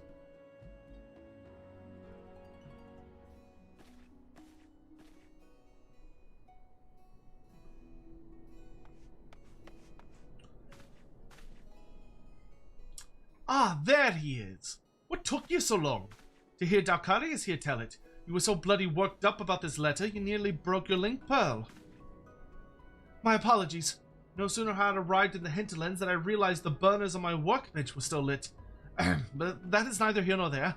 Oh, to think this moment would come. May I see the envelope, Morona? I have expected her to be like, no, you gotta pay me for it. After all, 'tis not every day one receives a personal missive from the illustrious Mistress Matoya. Oh, that's funny. Why, yes. Yes, of course.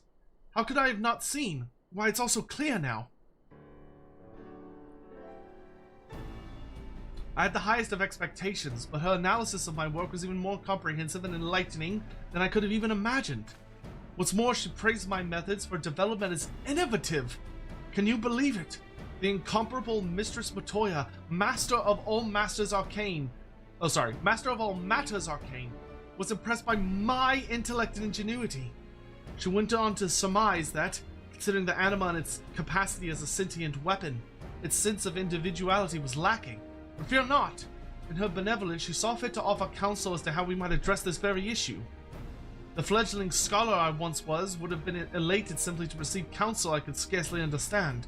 But I've learned much in my time together with you and Geralt. Together, I am confident we can put Mistress Matoya's teachings to good use. What say you, Dalkarius? Shall we work on instilling your anima with a keener sense of self-awareness? Sure, why not? Glad to hear it. Doubtless Geralt, too, will be pleased to hear of this most exciting turn of events. Let us return to Azazlan and deliver the good news. I like that Rowena is wearing like a different outfit every time you see her. It makes her seem cultural. Our products getting a little more polish, eh? Well, if you and Ardisha need anything at all, you can trust old Rowena to take care of it. Provided the price is right, of course. This ain't a charity I'm running here after all. Good luck to you, Dalkarius. Mate, have I seen the other two named Cathayan Sentinels? I've seen their art, but we don't know what their... We don't know for sure what their names are yet. Oh, this is for Words of Wisdom. Okay, this will probably give us the best friends forever. Or whatever it is. Quest.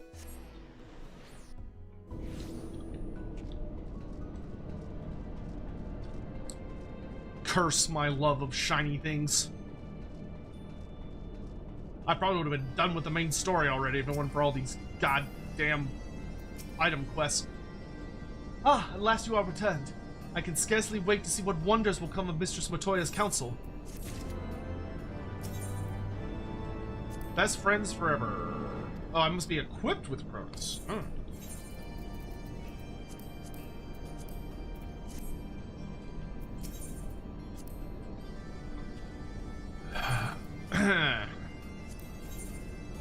This gives me Cronus Lux. Ah.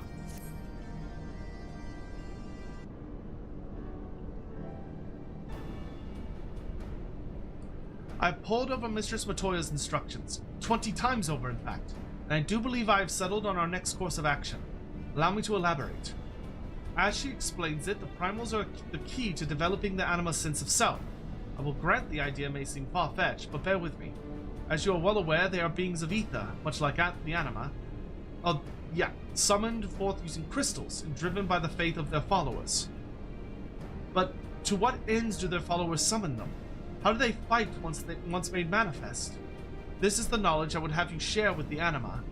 To do so, I ask that you take the anima weapon in hand and call to mind your encounters with the primals as vividly as you can muster, as if you were fighting these great battles anew within the confines of your own mind. This plan may seem peculiar, but every success and failure a man experiences grants him strength. Having overcome untold dangers and countless hardships, your spirit is no doubt an inexhaustible reservoir of energies. You must tap into that strength and share it with the anima. When you are finished revisiting your harrowing experiences with the primals, come speak with me and we shall set the next step of the plan into motion.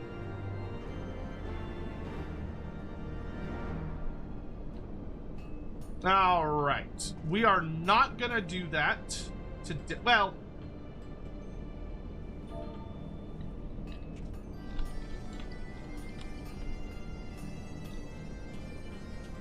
wanna kill 3 primals real quick.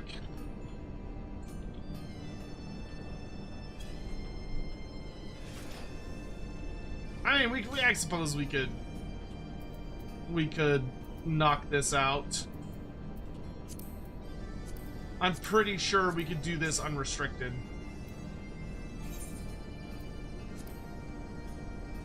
Trials, Rome Reborn, because it's not even, it's just the hard ones. It's not even extreme. Whoops. Stop.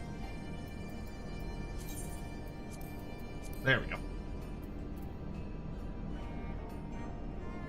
Would I ever want a Nagash novel, Nagash point of view novel from a skilled author? Yes. I don't have anything against the person, but as an author, I was really, really upset and unimpressed with Mike Lee's story. Did that count?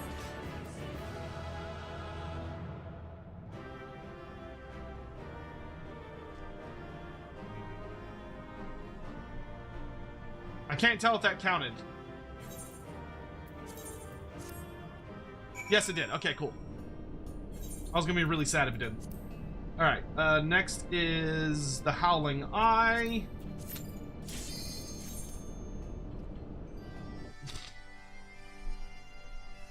I would actually desperately want a new Nagash novel. Because the old Nagash novel, I honestly believe this, damages people's perception of the setting. I think the current Nagash trilogy is so bad, like genuinely so bad, that it hurts people who read it.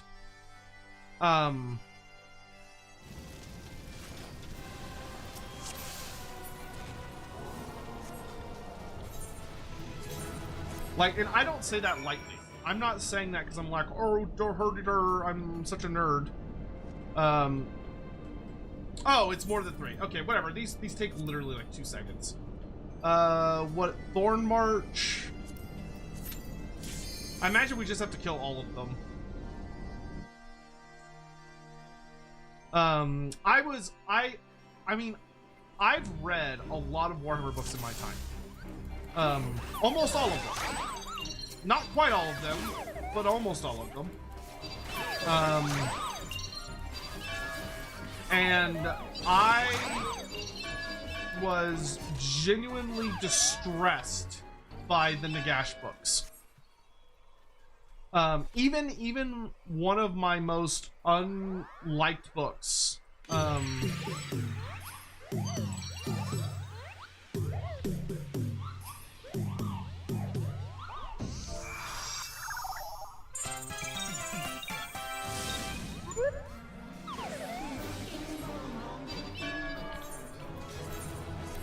good King Mugglemog. One of the things that really upset me with that whole thing was how obnoxiously Guardian, where did you source the full title of Tang Fu and Jinsu Wei from?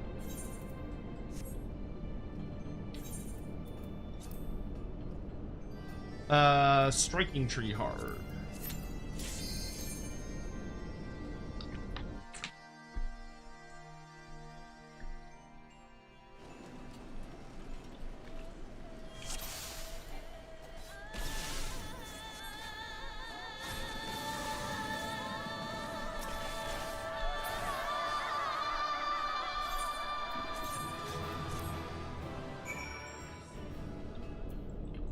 Okay, saying in someone's server is not a good enough source. That's not. I need like a book, like a publication.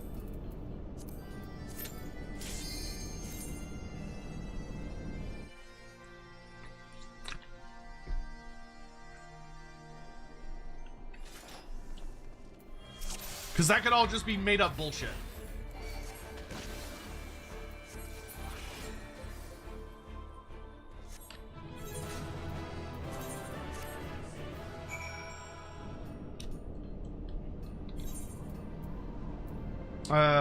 Fuck us, fuck. At least they're nice enough to only make you do the hard ones instead of extreme.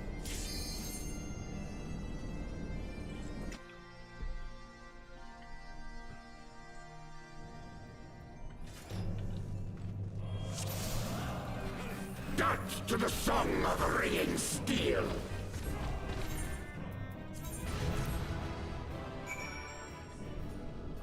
And Limitless Blue.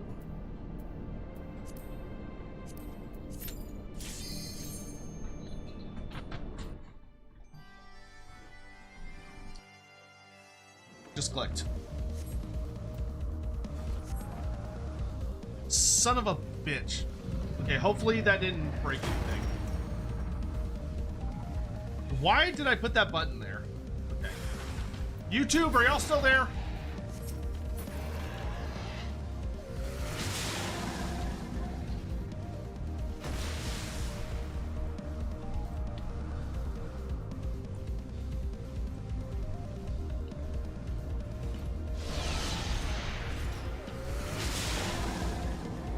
I think I accidentally hit the button that turned the stream off and on. You're still here. Okay, great.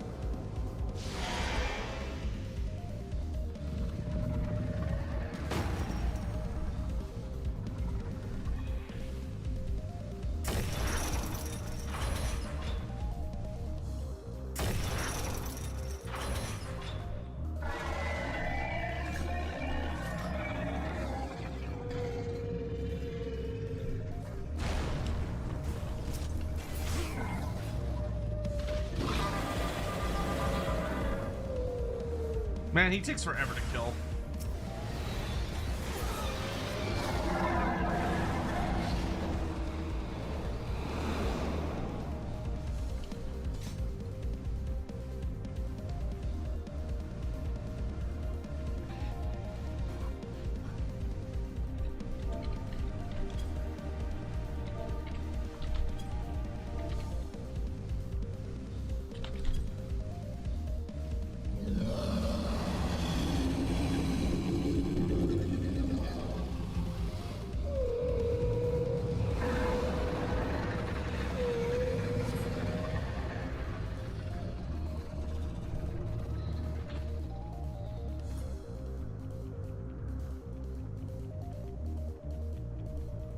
Thank you, Matthew, by the way, for letting me know that YouTube was still alive.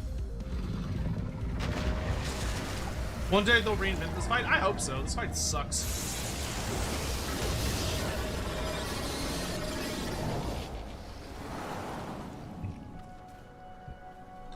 You're just waiting.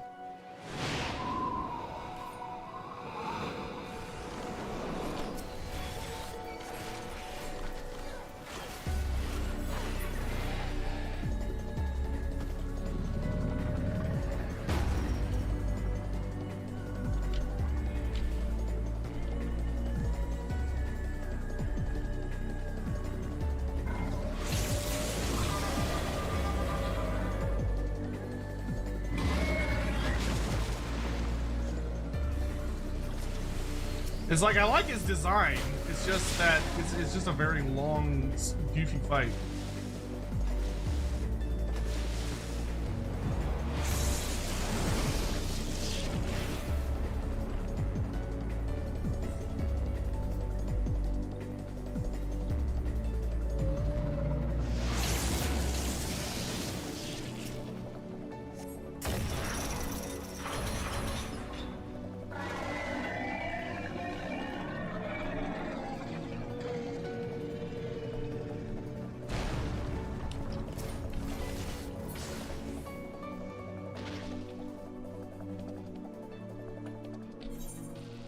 Takes 4 minutes to hit him 2 times.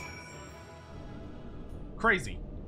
Okay, and then it's the triple triad, alright. Or the warring triad. On regular.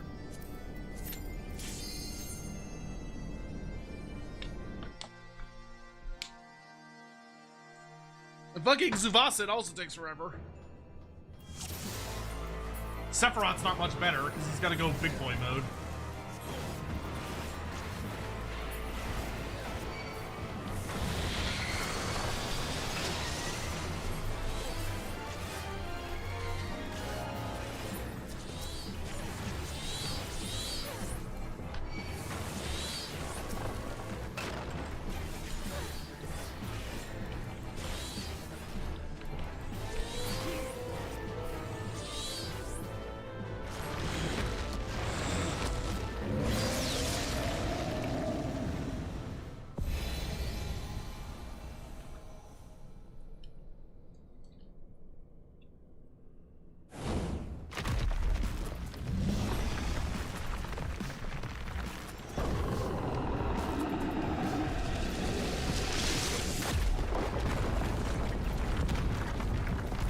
I still find it weird that Sephiroth's gimmick is that he's supposed to be a giant, like, tree.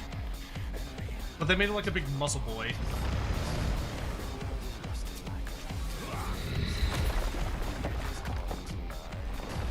It's like, I don't know. I get what they're going for. He has some tree-like elements, but I don't think his design is very good for what he's supposed to be.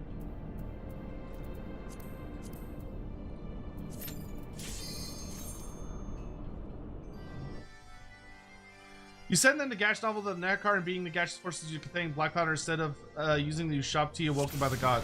So in the unenlightened come. In the original, in the trilogy, My revelations are lost. In the trilogy by Mike Lee, the way Nagash is defeated is that he literally like turns a corner, and some of the forces of Lami are there, and they had bought guns. So they had Cathay and black powder, and they had Cathay and guns, and Nagash had never seen guns before, and Nagash was like, "Oh, what's that?" And he gets like shot in the face and dies. And it's so silly.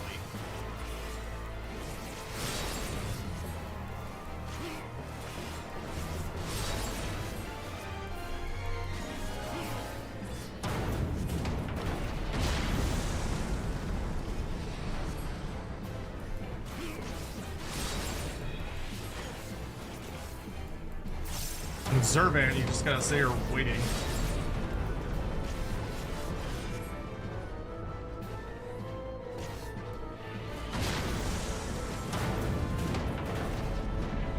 I do like Zurvan's full form, like, he's pretty cool at least. Good old dragon boy.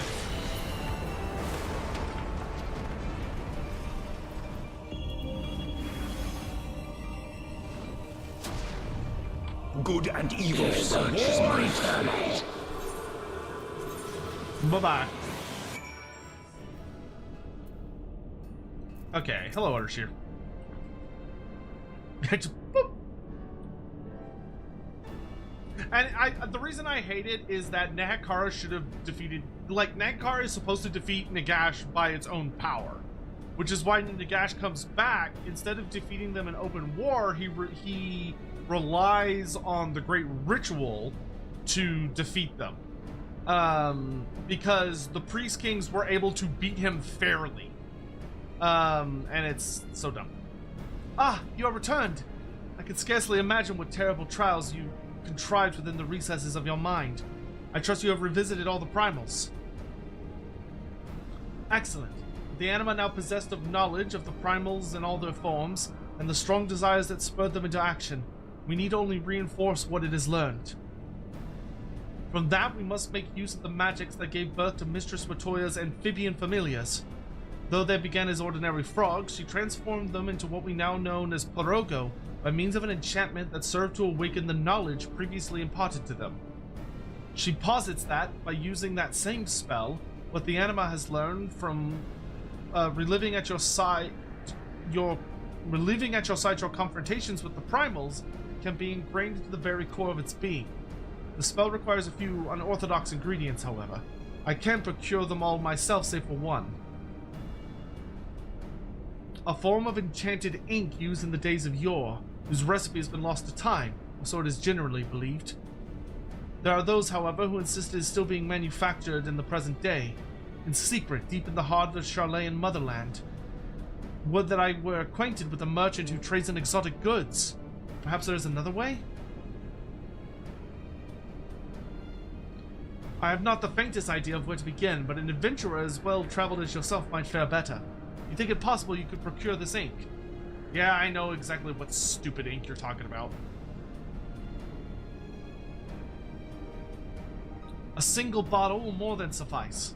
As for the remaining ingredients, worry not. I will see to their procurement. Good luck, Dalkarius.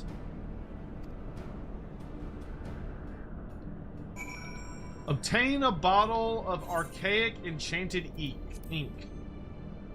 And I bet I get that from Idleshire. And Rowena.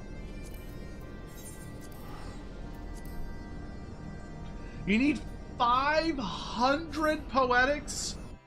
Kill me now. That's a lot of poetics.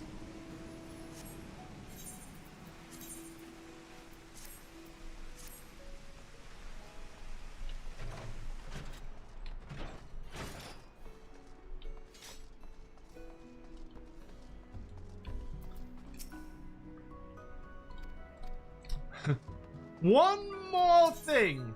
Does she have it?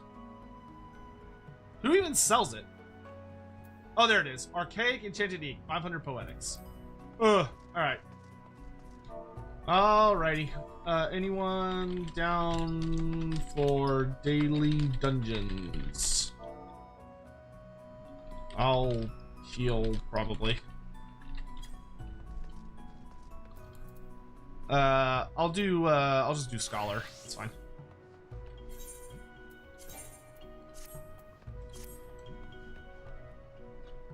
Nah, we'll do that. Wait. What level? Oh. Oh, no, you're right. I'm dumb. Afternoon. Okay, let's go do rogue stuff. I don't have pants. To Limsa Lomensa! It's ninja time! I'm pretty sure that's a catchphrase in at least 7 children's cartoon shows.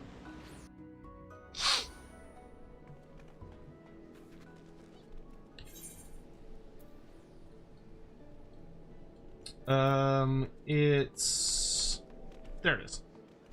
So I want to go to the Fisherman's Guild.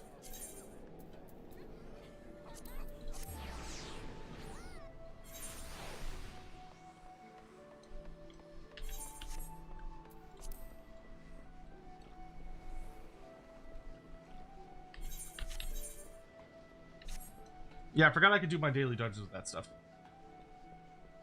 Alright, the gatekeeper. You looking to head inside? Yes. Go ninja, go ninja, go.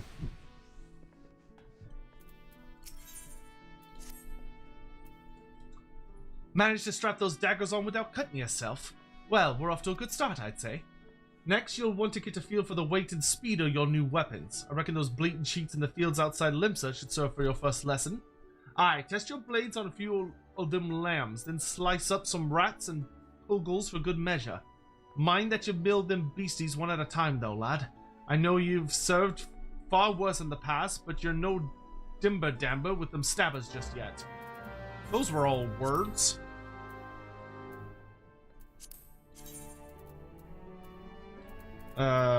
Sure, I'll just go over here and walk my way over.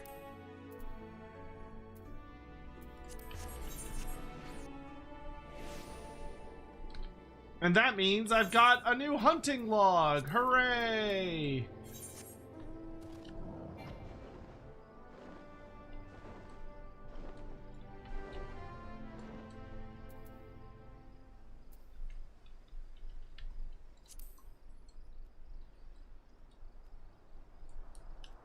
If Ushabti are woken by the power of the gods, how did other constructs? Most constructs are not awoken by quote-unquote the power of the gods. Most constructs are actually awoken by the power of the what's it called? It's the Lich Priests. So the Lich Priests are able to use their magic to entomb the psyche of various individuals, so like the princes and such, into constructs. So like, let's say a oh, I should eat eggs. It's egg time. What did I just do? Oh, I accidentally ate something else. Well, that's fine. I'll let that wear off.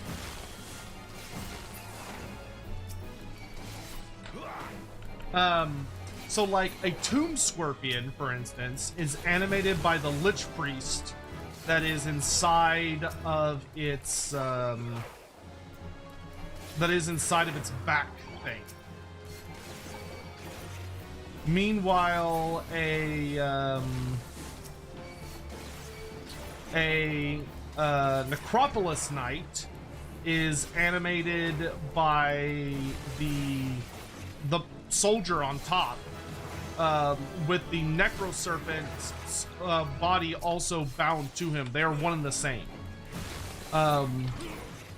Warriors whose bodies are so badly destroyed that there's no ability to like put them back together, like they are so thoroughly annihilated by violence or magic or whatever, those individuals will have what's left of their mortal remains put into the bodies of something like sepulchral stalkers. So sepulchral stalkers are statuary infused with the essence of those who are too damaged, and they will spend their lives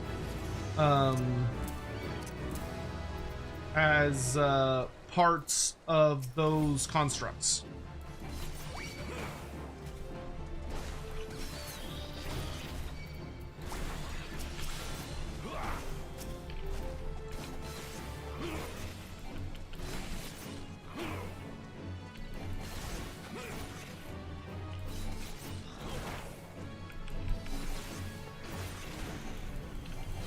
Cimmerian War Sphinxes, on the other hand, are controlled by like the champions of great dynasties.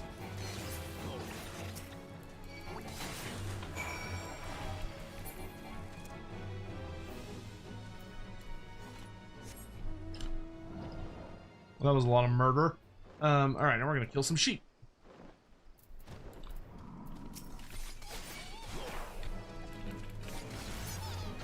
So, sepulchral stalkers have a bit of... sepulchral stalkers are more than a little insane. They're a little fucked up. They're not all there.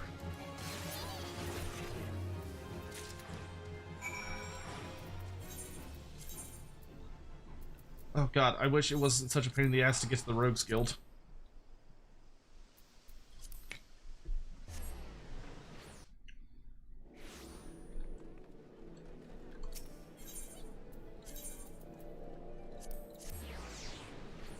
I know they're rogues, but why do we have to be so... We shouldn't have to be this well hidden. Hopefully we'll get a quest from them relatively quickly, which will give me pants. That would be delightful.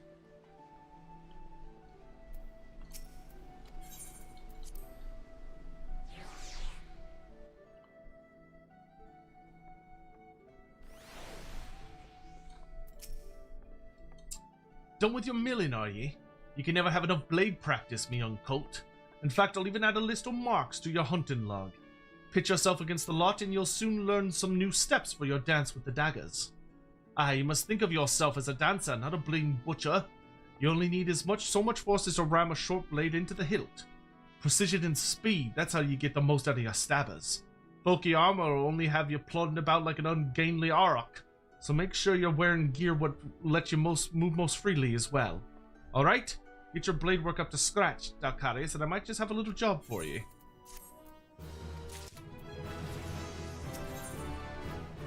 Hooray, clothing!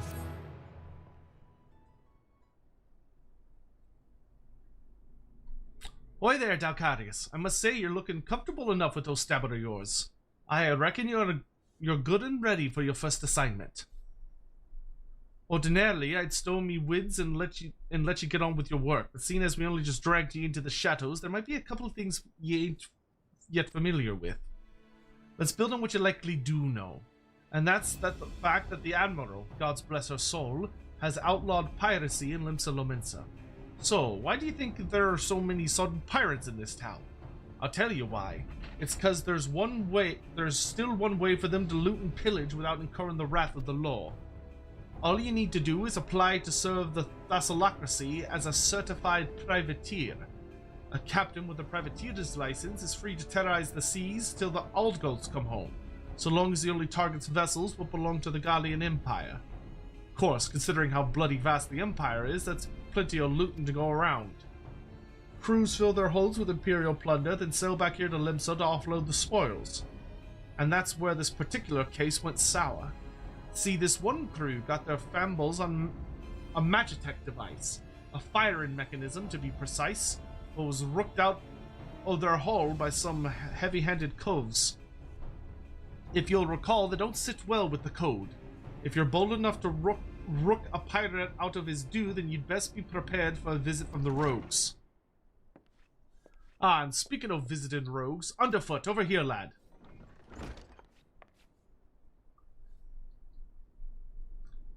I want the pair of you working together on this. Pass sentence on them code-defying rooks and bite back that Magitech part. What's the cult need me for? You're in charge of new recruits, ain't ye? It's Dalcarius' first assignment. You're to go along with him and give him the benefit of your wisdom. Since when was I in charge of new... bugger it. So I guess we're to be partners for the now. The name's Peramu Harumu. But most of me fellows call me Underfoot. He might seem a touch reluctant, but Peramu's one of our best. You just do as well as he says and you'll get the job done.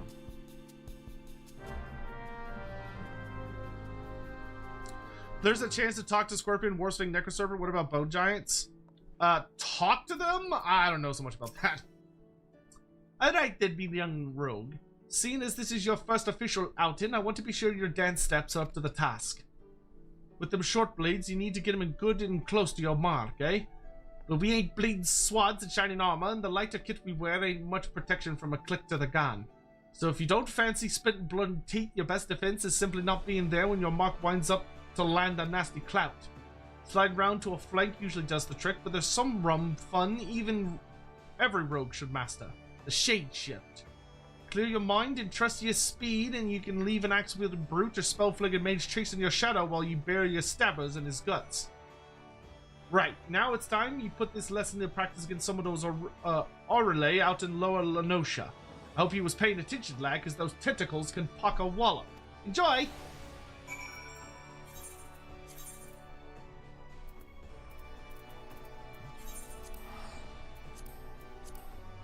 And then I shall have pants! Any news on the small DLC before the end times? No. Other than what has been publicly said. So, like, it's gonna have Tigerman in it. The legendary lord is Bashiva. You know. That's... I know as much as y'all know. I'll put it that way. With magic, could you talk to Construct? Probably. I mean, you can talk to constructs. Yeah, even Ushabti can speak. Like that. Ushabti are fully capable of speech. there's not like a human intelligence behind them, but they're fully capable of like talking and holding conversation. Most Tomb Kings are not going to, or most Tomb King soldiers are not going to be they're talkative folk. Not because they not because they're physically incapable of speaking. It has more to do with oh, is that it? Yes. It has more to do with what's been done to their minds. In that they are no longer when their souls were preserved for like the afterlife, significantly less protection was given to them, so what remains of them is relatively little. So like the average Tomb King soldier isn't going to talk to you because there's so little of them left that survived the process, because so little was preserved, that all they're really capable of doing is following orders. Tomb Guard might have some personality. They're probably not going to have a lot, but they'll have more than a Tomb Soldier will, and they've retained more of their abilities. The vast majority of constructs are probably incapable of speaking because they have had to be transitioned into these bodies. You might be able to psychically communicate with them, but a lot of them are probably more like operating on forms of instinct or following instructions, and probably are not really all there. Done with your practice, then? The stick of them tentacled buggers will soon teach you to stay on your toes, eh? Ahem. Now we've got your blood rushing, I'd say it's time to get down to work. First things first, we need to track down the Mantled Coves, what rooked that Magitech gadget. Might be as one of our rogues has heard something. The guild thrives on information, you see, and we've agents scattered far and wide with their glazes keen and their waltals to the ground. Let's pay a visit to Walter 1 at the Drowned Wench, ask her for a weak ale and see what gets you on. I'm not setting you up for a laugh, lad, trust me.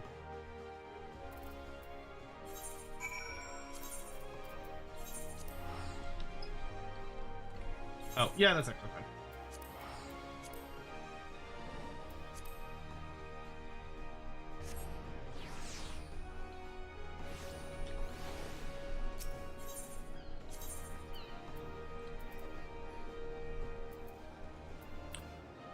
When do we hit ninja? Is it 50? Or is it lower than that? I think it's lower than that, right? Stone Lions and Sentinels are not people. There's nothing human about them. I highly doubt any of them can talk. Welcome to the Drowning Wench. What's your pleasure, sir? A weak ale, I believe. Never in all my days.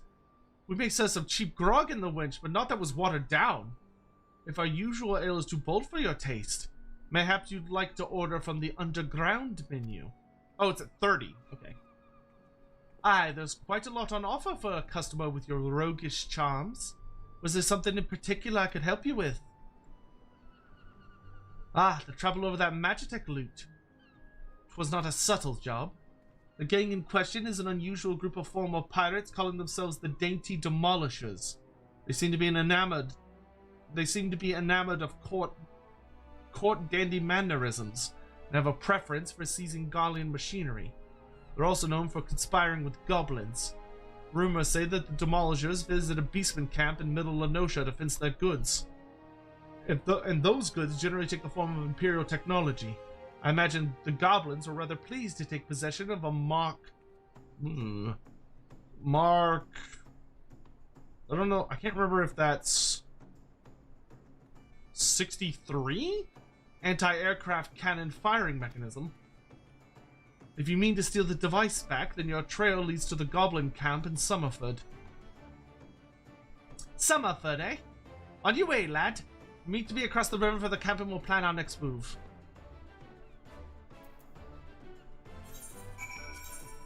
When am I gonna start the Ice Army challenge? I would like to start it as soon as I could fucking remember who commissioned that. Was it you, Kurashima? Because I'd like to speak to the person that wanted it. Okay, I do need to kill these for my hunts.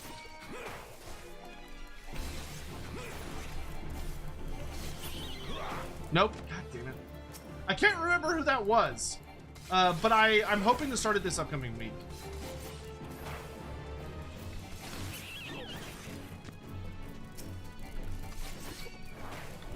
This is the last one I need.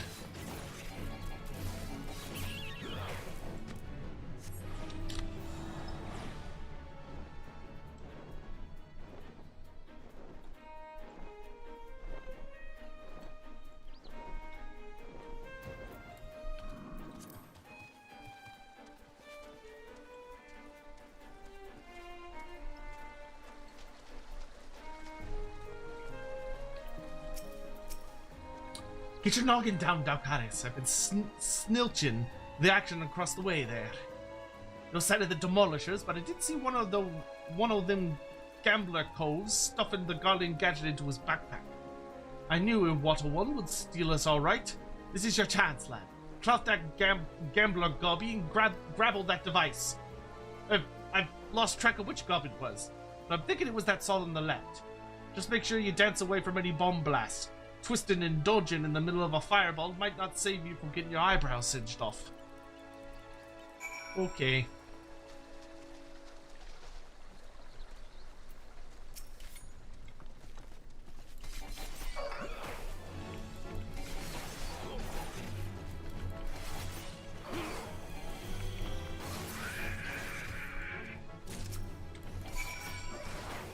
Oops.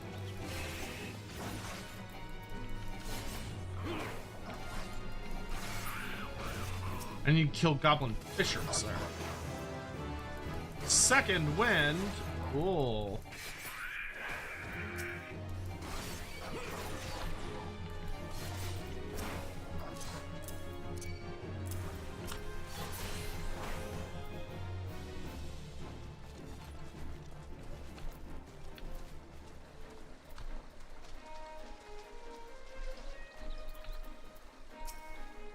That's the way, lad.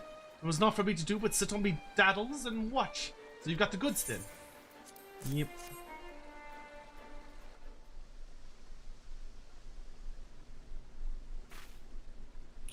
Aye, this is the device and no mistaken. Let's get it back to the guild, eh? We still owe them demolisher bastards a million, but they'll keep it for the now. Here, you should be the one to deliver the prize to Jack. It was your hand which snatched out the goblin's paws after all.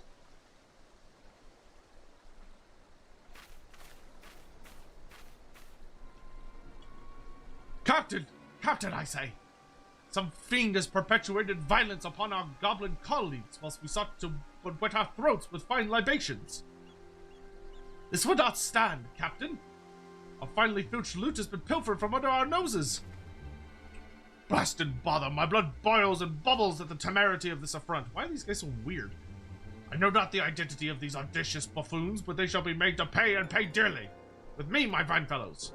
Huzzah!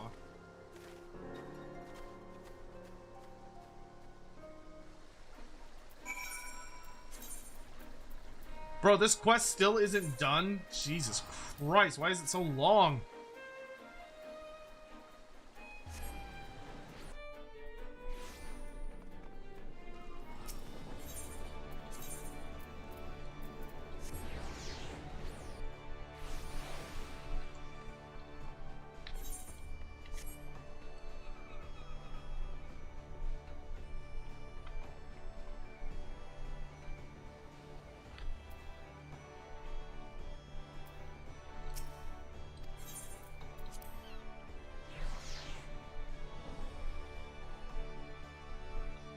Listen, I'm fine with them flexing writing, but they need to spread it out over several quests, not make these fucking obnoxious multi-paragraph quests.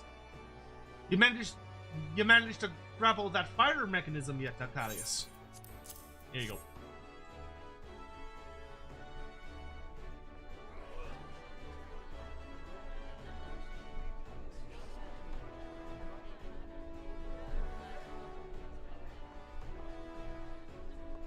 Ah, still in one piece, too.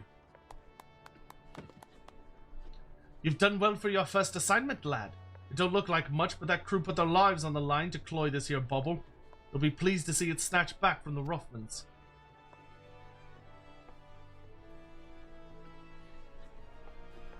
We've yet to do for the dainty demolishers, Jack. The job ain't over. You're right, Underfoot, it ain't. You break the code, you face the consequences. Oh, this is not what I expected from the inside of a convent. They just walked in. I know who might you be, sirs?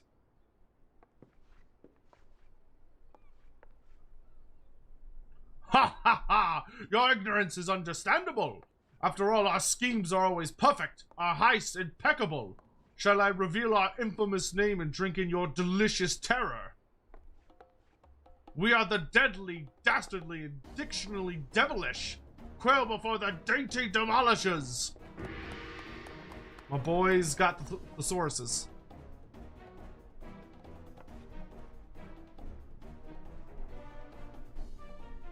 Captain, I say! There's the cat who misappropriated our merchandise. I concur. He's the self-same simpleton whom we trailed unnoticed to this very establishment. Surprise, surprise! Now, my dear dandies, let us not be unpleasant. We should endeavor to resolve this distastefulness without resorting to insults or less diplomatic methods. At least not yet. You there! Yes, the clean-cheeked errand boy. Be a good fellow and fetch me your superior.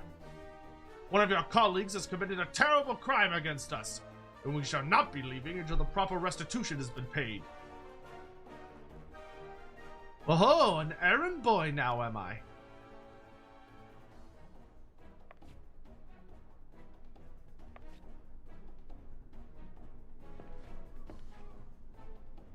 Tell me, Captain, just what kind of place do you think this is, then?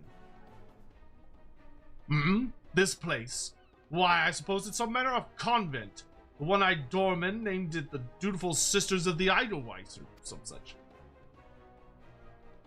And ye failed to realize your mistake.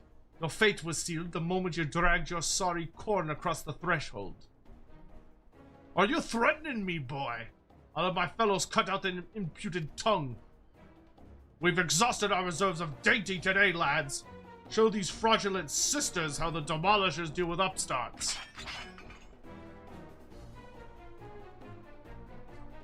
You still don't understand, do you?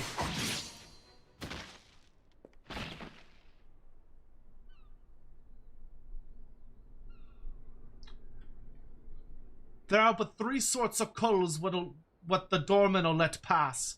Clients, recruits. God spit!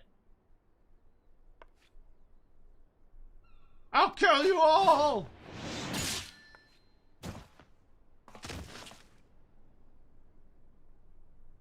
Didn't your mom teach you not to interrupt a lady when she's talking? I do like how casually the rogues just murder people. You'd have learned that the third sort of cull is a bollocks for brains mark what marches himself right into the rogue's den.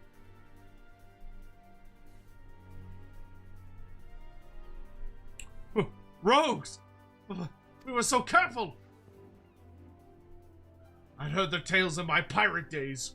Stories about the merciless wraiths who uphold the code. They weren't called the rogues back then, though. The upright thieves they were. The knives and the shadows. You can't be them. You're just trying to scare me. But the captain of the dainty demolishers is not so easily cowed. To the hells with your deceptions! Huzzah! Huzzah for my fallen comrades! Ooh, they got fancy cutscenes.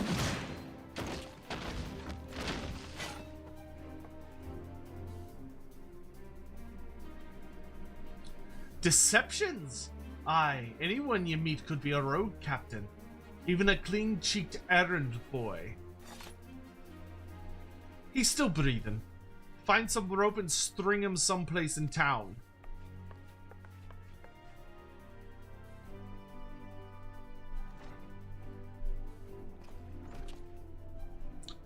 And now, the job's done. Quite an introduction you had there, eh? Welcome to Limsa Lominsa's ever-churning underbelly, where the thieves shed their skins and become rogues. I like how the rest of them are still just talking. They're like, yeah, whatever. I'm not much for discussing the old days, but since it's come up, I might as well clear up the confusion. It was back when piracy was at its peak. The coves what protected the code were dimber dambers, the best lads and lasses to be had from among the pirate crews. They bit back the goods what was wrongly bitten and came for the guilty under the cover of documents. Upright thief became the title for these coves what dealt in sanctioned stealing and milling. But it was only those as had cut all ties to the buccaneer's life that was accepted into the ranks. Conflicting loyalties and all that. They formed their own guild and even their way of speaking and what was once pirates was pirates no more. Later on, when Merlviv took the Admiral's trail, the Upright Thieves agreed to abide by her laws. We became the Rogues Guild to mark the change and altered our recruiting policy to accept adventurers like yourself. But although the title is different, the job remains the same. Uphold the code and preserve the underground society what spawned us. Just as you've done with this assignment. Keep up the good work, Dalcares, and you'll go far in the shadows. Pants!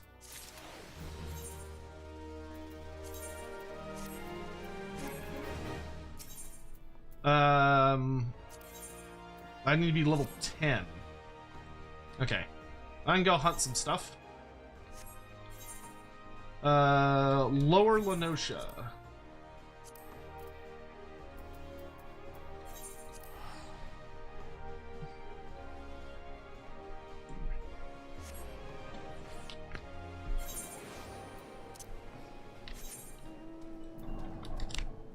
And it's the Cedarwood. Way up there.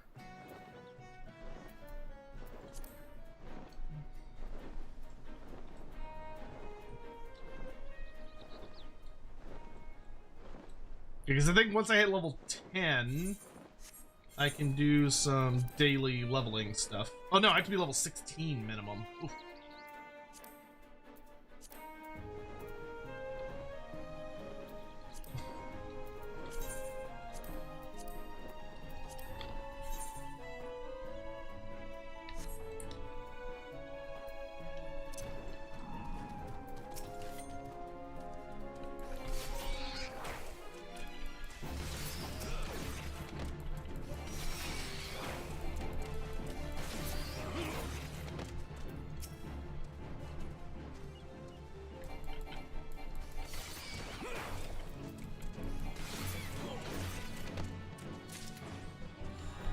Alright, next is Lower Lenosha. Oh, here, where I currently am. Cedarwood. Cedarwood, middle. Okay, so there's... I'm looking for the Galago and Cave Bat in this here region. I see a bird.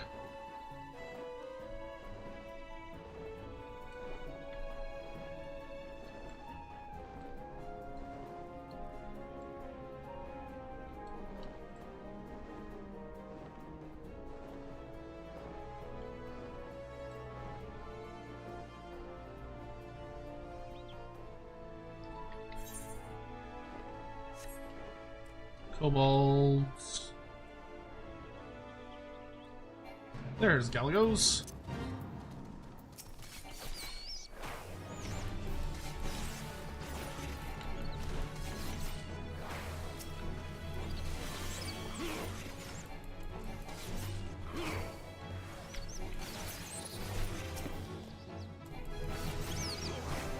Level 9.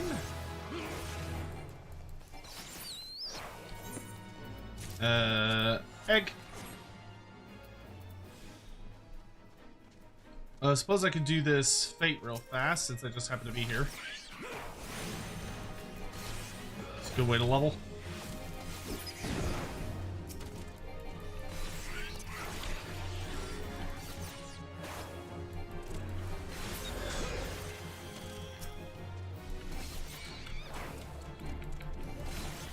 I don't know why I'm attacking this dodo.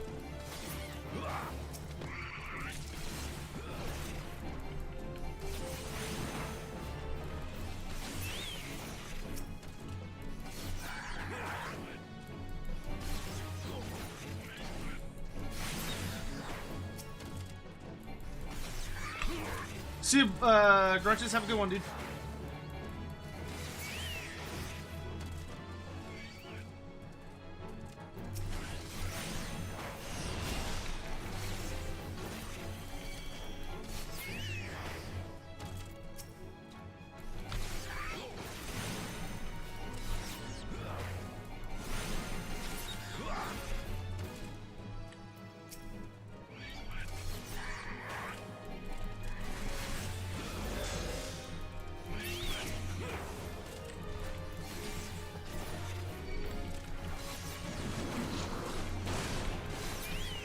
Cut.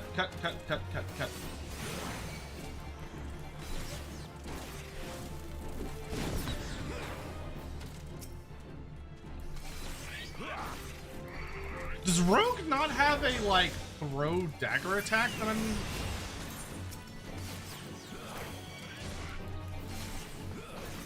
I guess they don't. It's kind of crazy.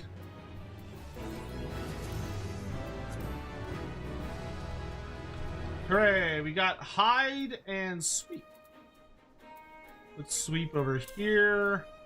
Hide. Blend in with your surroundings, making it possible for most of you to detect you, reducing movement. Has no effect. Cannot be executed in combat. Okay, so this just literally lets you hide.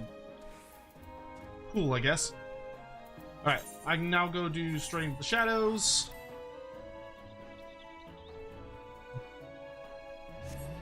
Oh, I'm back. Ugh. You only use hide to hide between trash bags? I figured. I imagine that's not a skill that's used terribly often. At least right now.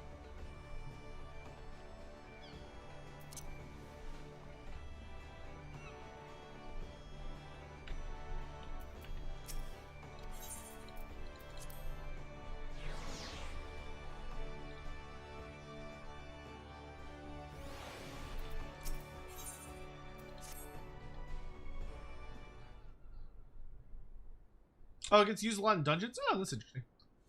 A fine day to you, Dalcarius. And a fine day it is for a spot of work, wouldn't ye agree? This time around, it seems some eager buccaneers scampered aboard a local merchantman and made off with a shipment of muskets. Now, seeing as it ain't lawful to cloy from a Lomensin vessel to begin with, the Yellow Jackets fell upon them daft coves afore their boots was even dry. Aye, they caught the pirates right there on the docks, but the stolen boomsticks was nowhere to be found. Fenced in a longboat deal, I'm thinking.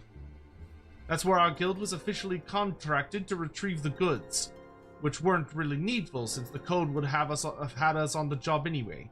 You don't bite the purses of your fellow Lomensins and all that. So this is your assignment, me natty lad. Find out where them weapons went and bite that shipment back. Seeing as the cutters as hit that merchantman are already rotten in irons, you needn't rush in with your stabbers a stabbing. I want this job handled quick and quiet, and I have the perfect partner to show you how it's done. You're gonna be the hot chick? Yeah!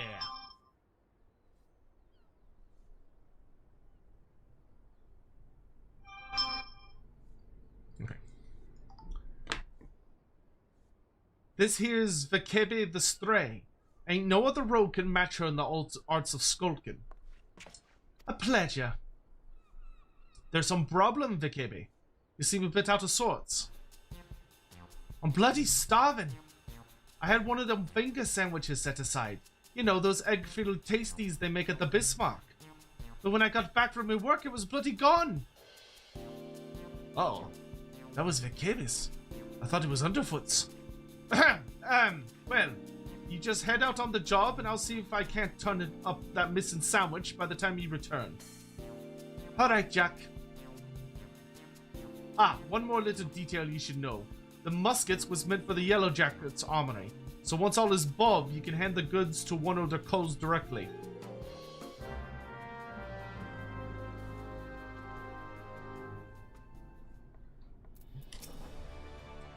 We can start whenever you're ready, Dacarius. I've had a colleague keeping a water out for aught that might help us, so I suggest you have a few wins with her first. You'll find her at the Healing, posing as a fishmonger.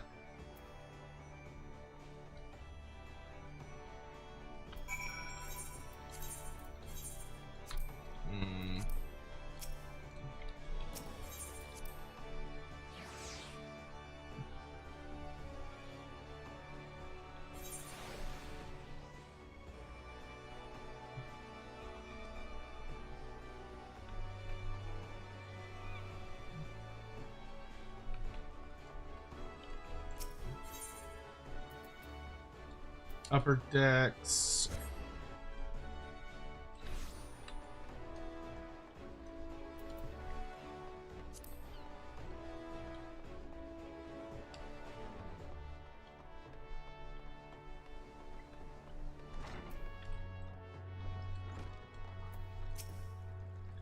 Hello there, sir. We've carp and trout and lobster and shrimp. But I tell you, you've been looking for a special breed of fish. The long, skinny kind, what's Barkle put a bloke on his ass. We don't sell that kind here, but you might try them foreign merchants. What was they called again? Ah, the Traitors of Edge. They hail from the South Sea Isles and are known for dealing all types of nasty spitters and cutters. I should warn ye, these folks ain't one for questioning the source of their merchandise. In fact, they seem more than happy to pay for goods what came from below deck, so to speak. But if you're keen to get your hands on those rare fish, then you'd best hurry. The Edge merchant, what visited Limsa, is looking to load up and leave the city for long. Just how he means to transport his goods remains a mystery, though. What with all the iron blades he's got nursing his operation. Makes it hard for a girl to get close enough to eyeball the competition it does. I'll be sure to keep an eye peeled on your behalf, but it might be as you can learn a little more from the folk around town. Hey, is it Heine? Heine? This person is below me? No?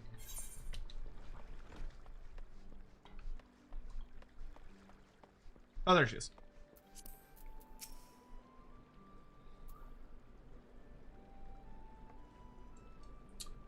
Traitors of Edge? Well, if one of their merchants has been staying in the city, then someone will know something to point us in the right direction. The trick is to listen without being seen. You'd be surprised at how coals cackle when they think no one is about. We'll focus on places what see plenty of traffic. You can have the Bismarck, the Ferry Docks, and the East Hawker's Alley. I'll try my luck at a few other spots, then meet me in front of the guild when I'm done. Remember, keep hidden, keep quiet, and keep your wattles open. Tiny works? Okay. Hope you're doing well. Hope you're having a good night.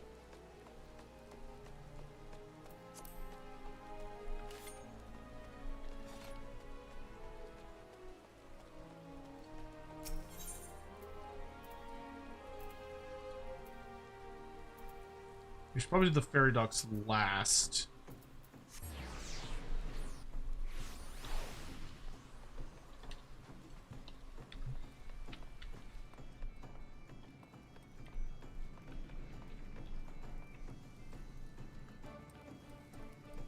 Diving dove seems dispersed. Okay.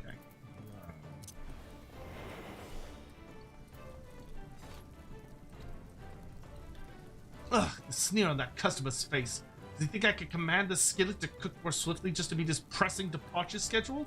I don't know how things are done in the South Seas, but here in Limsa Lominsa folk appreciate that fine cuisine can't be rushed. Come now, Dove. You must not speak ill of the patrons. Now, what was next on my list? Ah, another finger sandwich for the dutiful sisters. Someone there must be rather fond of eggs.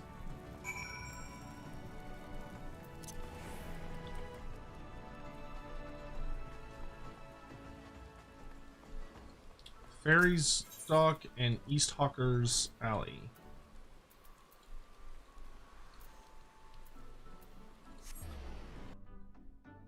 Had a good night's sleep, got myself coffee and a donut for breakfast. Nice, nice, nice.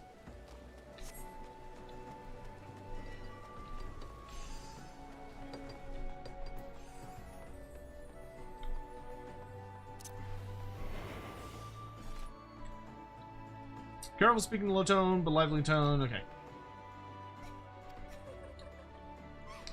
You have quite an eye for quality, sir. We've splendid range of produce from every corner of Eorzea, but one simply cannot visit Limsa Lomensa without sampling some of the local specialties. Would you care for some freshly squeezed Lenosian orange juice, or perhaps our famed salt cod is for your taste? Geralt continues to espouse the virtues of merchandise, but his passionate urgings have little relevance. Yeah.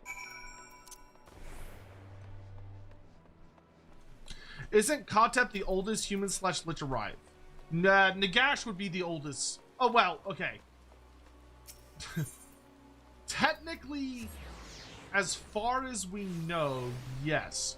Kotep is the oldest living Lich Priest. So, you could argue that he is the oldest living Lich. Yes. Even though it definitely makes the term Lich a bit confusing, doesn't it?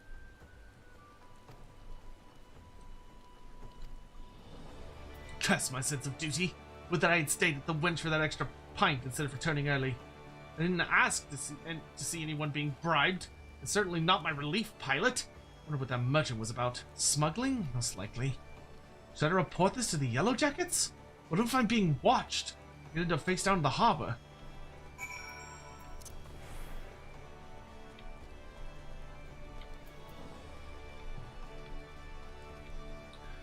Seeing they got really into the leveling cycle of 14. Well, I'm trying to get like a good little set of careers done before I start going into Shadowbringers. That way, as we're going through Shadowbringers, we can occasionally like do little pauses to level another career. Because there have been some lovingly insistent folks in the community that really, really want me to have every one of the every career. All the combat careers to 70 before we hit Endwalker. Welcome back, Dakarius. Hope your skulking went well. You might be an angel of death with the Daggers cult, but any rogue what shuns the shadows is headed for an early grave. A sneaky cove can nose about without risking a scrap, or slip himself into the best position to ambush a mark. Once they've seen you though, your rum fun is done. Hiding is part concealment and part distraction, and you won't be disappearing on a cove what already knows you're there. Alright, I'm done prattling. What'd you manage to learn about our musket-buying merchant friend? Slipping coin to the ferry pilot, was he? And by what you heard from that chef at the Bismarck, the trader means to hop the twig, and soon. That matches with my own findings. He's vacated his rooms at the inn and paid his dues in full. Being a merchant, we can be sure that he won't be leaving without his merchandise. So here's the plan. We wait for him to stack his goods on the pier, then you ghost in and grabble them firearms. I'm hoping we can get the job done quiet and under the cover of darkness, but it never hurts to be prepared for the worst. Sounds like he's got a small army of sellswords on the payroll. I'll send word to the Yellow Jackets and have them post a cull near Hawker's Alley. That way you won't have far to bolt once you've bitten the goods. The mark should be along at any moment, Dalcaris. You got your skulking boots on.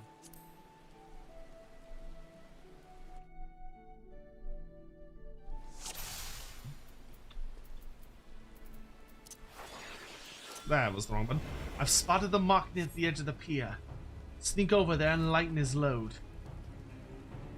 Oh, I'll lighten his load, alright. I'll sneak up and do him so good, I'll have his load finished before he even know what happened.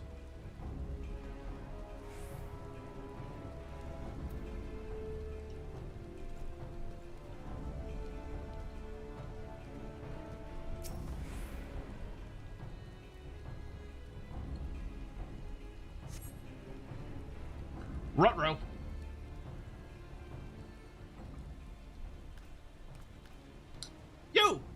You're not supposed to be here! I thought I ordered my hirelings to keep this jetty clear!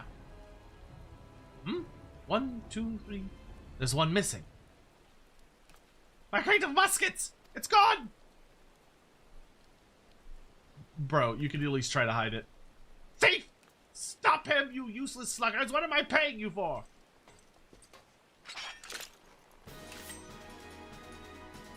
Shouldn't I just run away? Alright.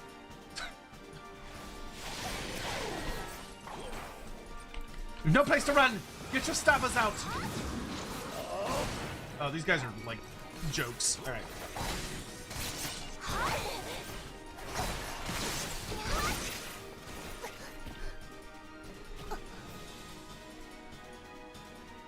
Thieves! Scoundrels! A bonus to the one who brings me their heads! Sorry, he said hides.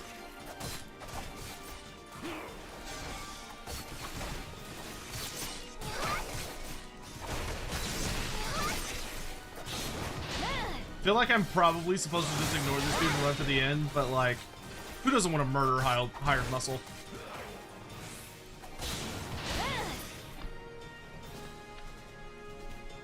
Sling past any other swads on your way and go get them goods to the blah blah blah blah blah.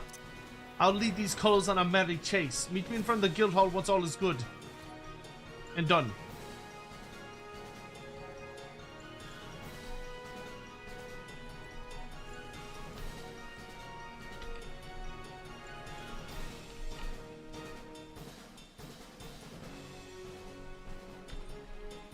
This is very different than the other careers, which is fun.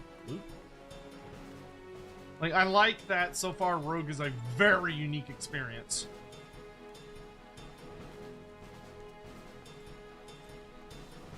Is there a reason the Yellow Jackets set up like 1,000 miles away?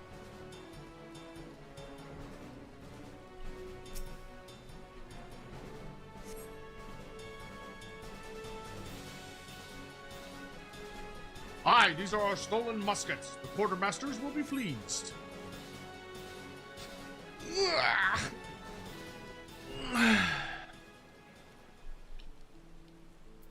Hooray.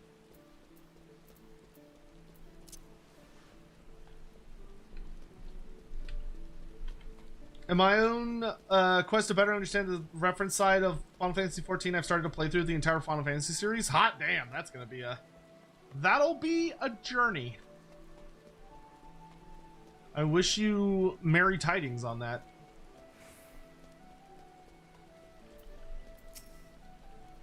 That turned hairy, didn't it, Colt? Once you reached the Yellow Jacket, though, the merchant called off his blades. Wise enough to cut his losses, I'll give him that. I'd say we're all done here. Let's head inside and tell Jack the bin and news. I also really like that the rogues speak a unique dialect. I had the sounds of fighting coming from outside, and now I've whittled the cause of it. I thought we were aiming for subtle on this job.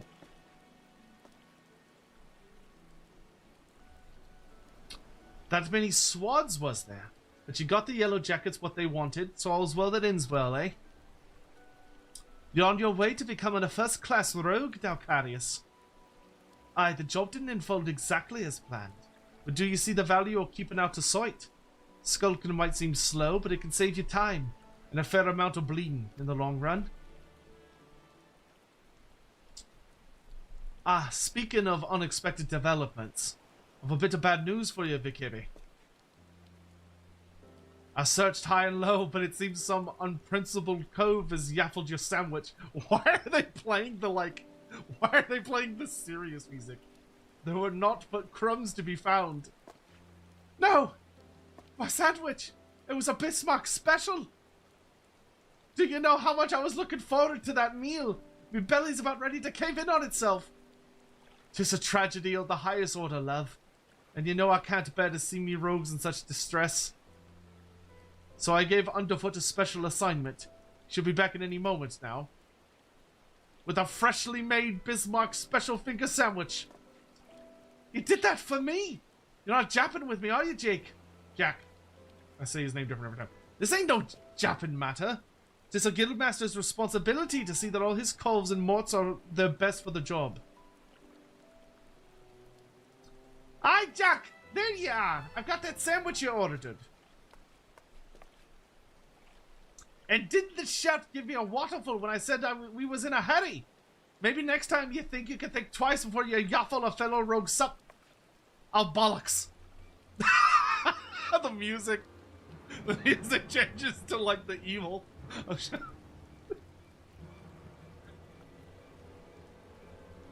Jack, did you eat my supper? The fucking rain. Now, lass, let's not be hasty. There's a fresh new sandwich right here for you. No harm done, eh? You've cloyed something what belonged to me, Jack. And I can't ignore the code. Ah, aye, the code. We mustn't ignore the code. You're having a laugh, aren't you, lass? Lass? Ah! And so Jack died. And he was never seen again. Jesus Christ! Oh my god, he's so high up. That might be the swiftest string up I've ever seen. A punishment to fit the crime. Take a good long look, Dalcarius. The code exists to preserve peace in Limsa, to keep the alleys from running red with blood. This city's me home, and I'll draw daggers on any cove fool enough to threaten that peace. A pointed lesson. Let's head inside, eh? Your sandwich will get cold. Hey! Do you mean to leave me here all night? At least you gave me a grand view of the harbor. God's piss, these ropes are tight. Well, man's just gonna die out there. And now we find ourselves indebted to the Rogues Guild. The Rogues Guild. The impropriety of it all.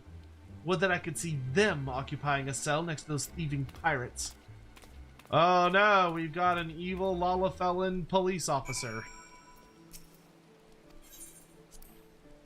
Yeah, and it's raining. I'm pretty sure Jack's gonna, like, die of exposure. But, you know. You shouldn't have taken the sandwich. Ow! Them ropes will leave chafe marks for bleeding week.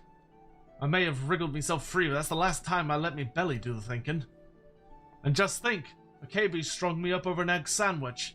Those coves wouldn't well truly stomp on the code, get it far worse. Keep up your training, lad, and you'll soon be handing out rogue justice yourself. Give me... I'll take a coat.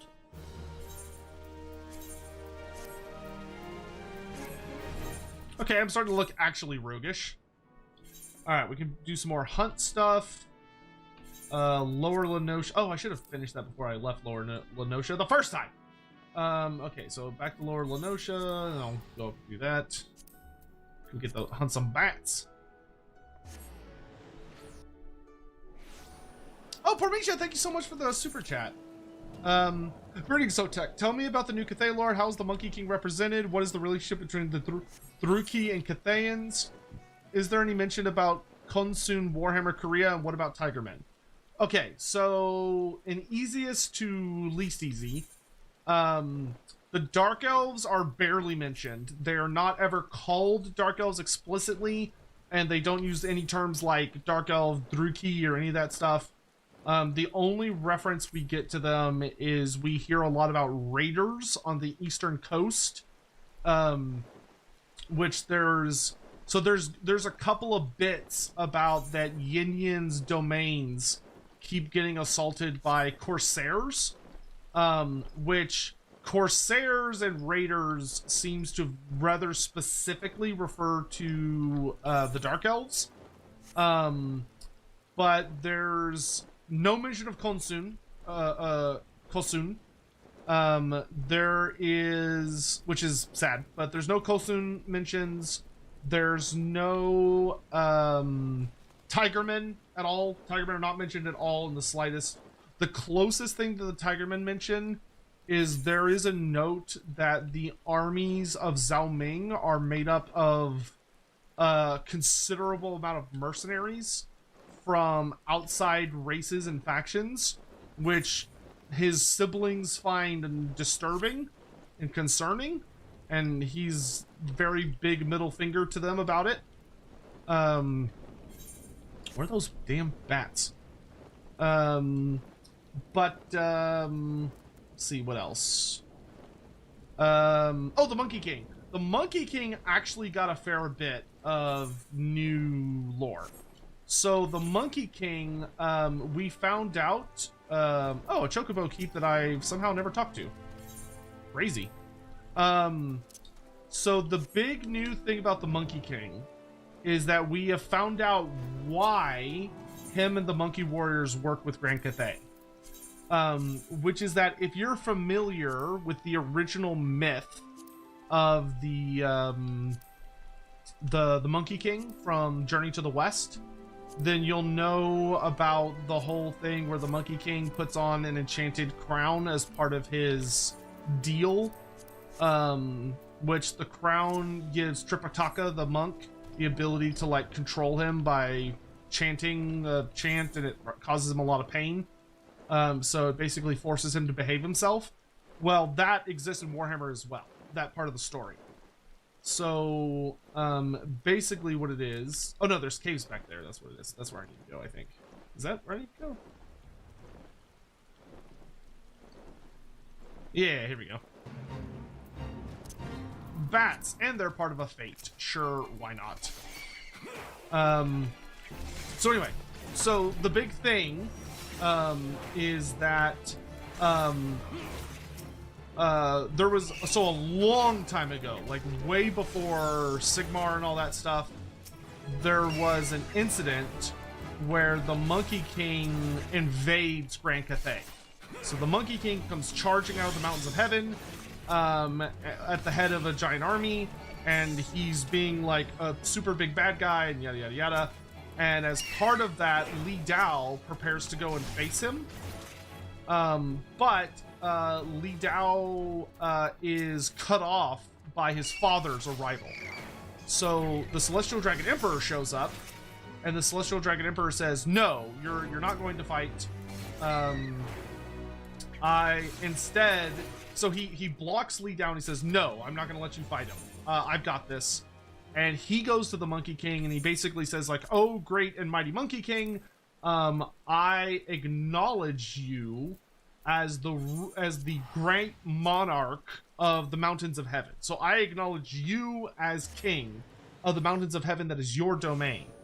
And as acknowledgement of your rulership, I would like to give you a kingly gift." And he gives the Monkey King the Summerford 3 Malm. Okay, Summerford is here-ish. He gives the Monkey King a crown, and the crown is like obscenely beautiful. It's like, it's absolutely gorgeous and made of just like fantastical, gorgeous materials. But it's a trap. So the crown basically is cursed, that if the Monkey King attacks Grand Cathay or does stuff that the Celestial Dragon Emperor doesn't want, then the Celestial Dragon Emperor can trigger it, and when he triggers it, it hurts the Monkey King. So that keeps the Monkey King from attacking them, and also makes it where he plays ball. So he's basically, in a way, enslaved by the Celestial Dragon Emperor. However, it's not a perfect process. It does not stop the Monkey King from still being a little shithead and attacking on an occasional basis. And whenever he does attack, Li Dao is under orders not to attack him. Like, Li Dao is told, you're not supposed to fight the Monkey King. If he attacks, just forget, like, leave him. And we find out that he's really struggling with that. Like, Li Dao really wants to fight the Monkey King, but he's not supposed to, because his dad can control him. This was the case until recently, where there has been an update, which is that in the year 2000, which in 2276, which is the current timeline that we're in for Total War, the Celestial Dragon Emperor left. So, like, 276 years ago, the Celestial Dragon Emperor and the Moon Empress vanished. They didn't tell anyone where they were going. They didn't tell anyone when they'd be back. They just disappeared, practically. And so, the Monkey King was quiet for a little while, but I think roughly 15 years before the current timeline. So in 2253-ish or something like that, the Monkey King invades Grand Cathay again. And he's really good at being like an asshole, and he specializes in hit and run tactics. So he's been attacking Grand Cathay repeatedly. And ooh, bloodbath. And this is resulting in the Monkey King basically becoming a nasty antagonist. See anything in Central Lenosha? No. So we're off to Lower Lenosha again.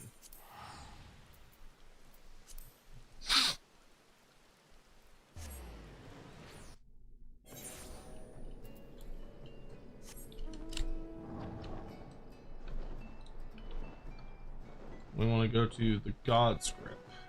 Oh, which is where I am. Also, we got confirmation. Another Chocobo Keep I missed.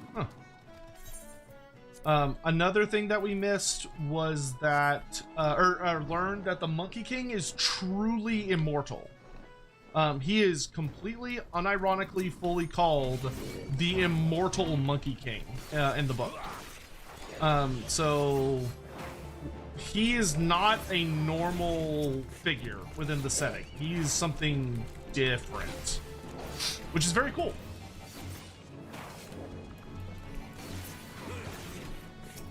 I think that's everything you asked about. Yes. Thank you very much for the super chat. But I really like the Monkey King. I like that he appears to very much be kind of a... He appears very much to be a selfish asshole trickster type that just kind of does whatever he wants until the Celestial Dragon Emperor tricks him. And then when the Celestial Dragon Emperor tricks him, he basically forces him to play ball until relatively recently in the timeline, where because the Celestial Dragon Emperor has left and has been gone for over a century, the Monkey King's like, all right, bet, it's time for revenge.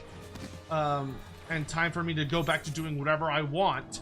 And whatever he wants involves being a dick. And, like, harassing Li Dao. And Li Dao is like... So Li Dao is hell-bent on fighting the Monkey King. And I would say very much... He hasn't teamed up with the Skaven yet. Immortal as in he can't dive old age. We don't know. Immortal can mean a lot of things.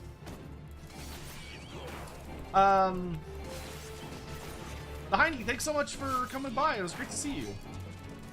Hope you have a good day.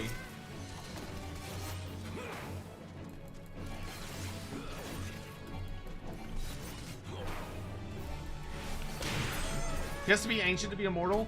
I would bet he's pretty goddamn old. I would be willing to bet that the Monkey King at least dates back to the Cataclysm. Because I suspect the Monkey King is going to be very... I think the Monkey King is going to be the same type of creature in the grand scheme, or very similar at least, to the Western Lenosha. To the, what's it called? The Tiger King. So, like, we know the Tiger King is viewed as a god.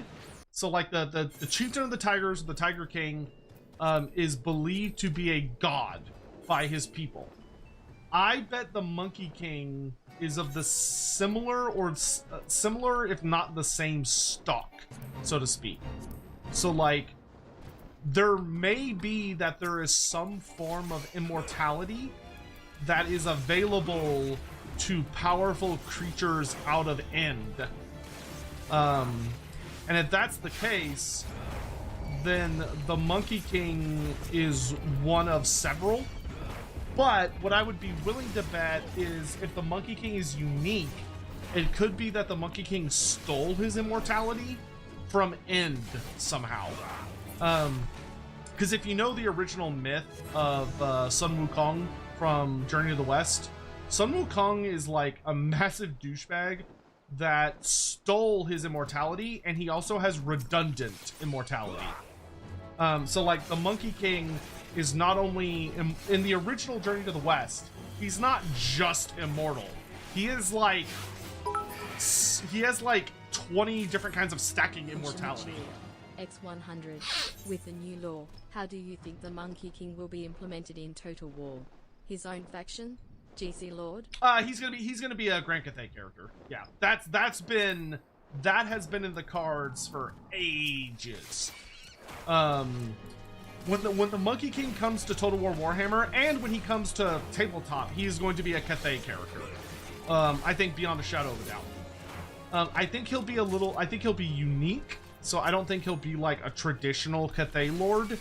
I think he'll be probably almost like a pseudo faction that allows you to do things you normally can't with Grand Cathay, and he'll represent some like very strange ideas. But I do think that he is going to be a unique expression. But I think he's undeniably going to be Cathayan. Iron within, iron without. Hey, how you doing?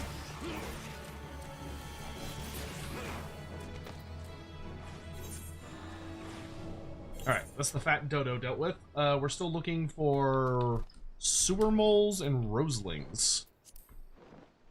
Sewer moles and roselings.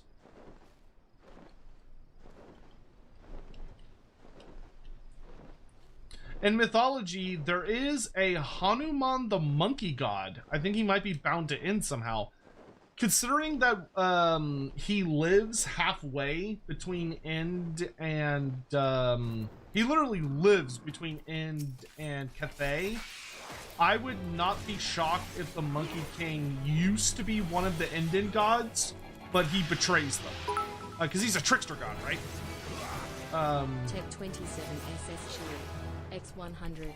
Will the Monkey King be a powerful melee combat with a ranged ability? I don't know. I mean, the original Monkey King is like an absolute beat. Like, he's an absolute badass when it comes to close combat stuff. And I would bet that the crown that the Celestial Dragon Emperor gave him, while it's used to control him, I would bet you a gajillion dollars that it also protects him and gives him power. And I would be shocked if his quest battle type stuff, like his storyline in Total War, I would bet what the Monkey King seeks to do is he seeks to free himself of the crown's influence, which is probably his storyline. Like, I would bet that in the old world, there is a building storyline where his objective ultimately is to free himself of the crown's influence, which is probably why he ends up teaming up with the Skaven and attacks Wei Jin and is like, I am the great ruler of all of Grand Cathay and all that shit. Because, I mean, that's where the Whooshing Compass is. And the Whooshing Compass is like the most powerful magical thing in Grand Cathay. So I would not be surprised if the Monkey King, the Skaven of Clan Eshin, come to the Monkey King and say, hey, we know how to get that crown off your head. Like, we can free you from the crown. And he's like, bet. And teams up with them. It might be something like that.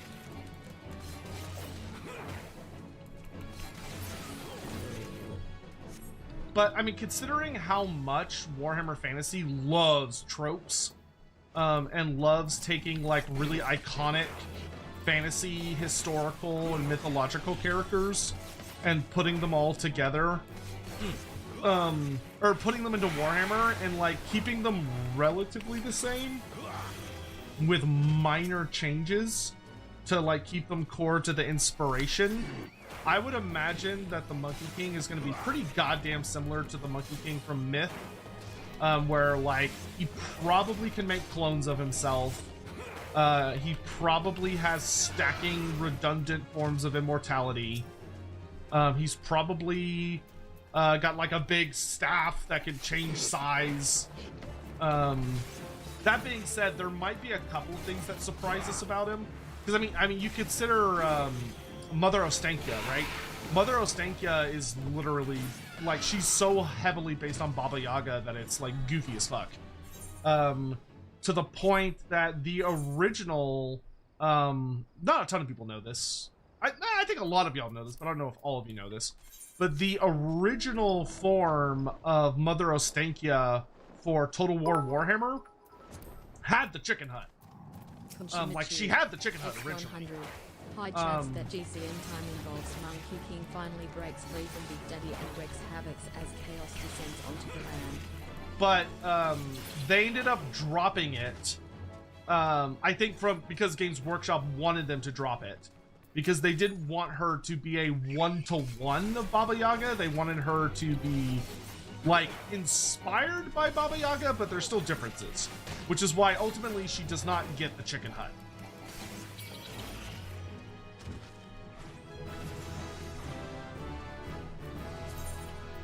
Alright, let's go do our next mission, which is called Stifled Screams.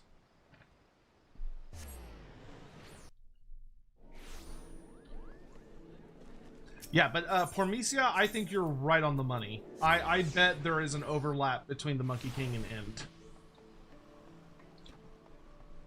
And he's somehow related.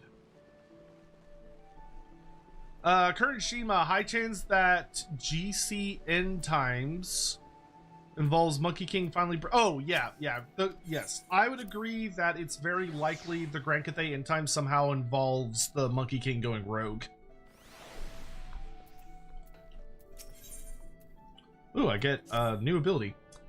Ah, Dalcarius, just the cove I was hoping to see. With some nasty trouble brewing. The client's on his way, so sit tight and pay attention. I'm calling Underfoot and the Stray in on this as well. It'll be a right little rogue family reunion.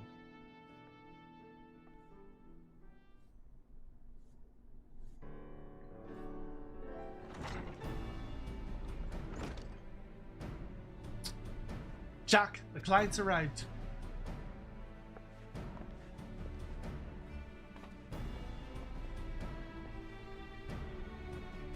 Our guest here has come from Maelstrom Command, with confidential orders direct from the Admiral herself, so you know this won't be a simple job. I'm afraid your guildmaster speaks truly. 'Twas several days ago when an emaciated man stumbled into one of our camps seeking aid.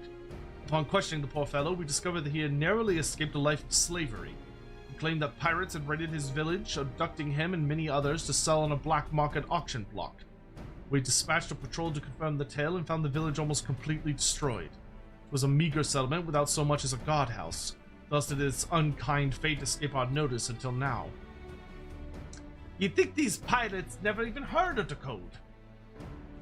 Pillaging honest culls and dipping their wicks in the slave trade? They're headed the right way for a good stabbing. Aye, though it ain't set down in so many words. The code's notoriously unforgiving against those as raise weapons against the weak. After all, the first pirates in these parts were culls what was fleeing oppression in the northern seas. Ignore your history and you risk becoming what it was you hated most. So you've a mark for us then? That we do. From descriptions given to us by the escaped villager, we've determined that these lawbreakers are members of the Jolly Merchants, a pirate crew in possession of an official privateering license. It would appear, however, that privateering has been naught but a screen behind which to hide their illicit activities. One can only imagine how many other Lominsan citizens have fallen prey to these wicked slavers. We let it happen right under our very noses. Naturally, the Admiral desires a swift resolution to this ignominy, but merely tracking down those poor souls who have already been sold is proving heavily taxing to our allotted resources. We could throw more soldiers at the problem. That runs the risk of drawing the small folks' attention and inciting undue panic. Thus do we come to the Rogues Guild for help. We ask that you eliminate the Jolly Merchants and liberate the villagers presently in their custody, and that you do so with the utmost discretion. Consider it done. When those nasty culls will feel our short blades pricking into their backs, they'll enjoy but a brief moment of regret before the code is rightly enforced. Alright, let's get to work. I'll be going after the Jolly Merchants myself.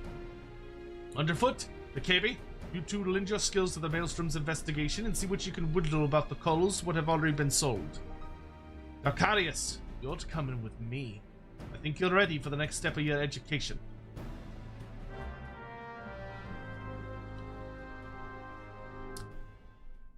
Parth, appreciate that. This is probably going to be the last quest I do. I'm probably going to do this, and then I'm probably going to, like, run dailies really, really fast just to get some experience. Or just to get some, like, tomestones and stuff, and then I'm probably going to call it a night. Because I do have lore beards. Tomorrow. Or today. Shall we get after these slaving cutthroats, then? Our client tells me that the Jolly Merchantmen set sail from Aleport a few bells ago. Oh, aye, they might even board an Imperial ship or two. But that's just some mummery they're putting on to amuse the Admiral's swads. I reckon the rest of the crew will be back on land looking to snap the shackles on a fresh order chattel. And just to prove me theory right, one of them jolly bastards got himself spotted creeping about the Roughmans in Lower Lenosha. There's a Binny Cove over at the Morabi dry docks by the name of Swarsant, what'll likely know the full story. He's more of a shipwright than a rogue these days, but he keeps his glazes keen for the guild. Head on over and have yourself a prattle, and I'll join you soon, like.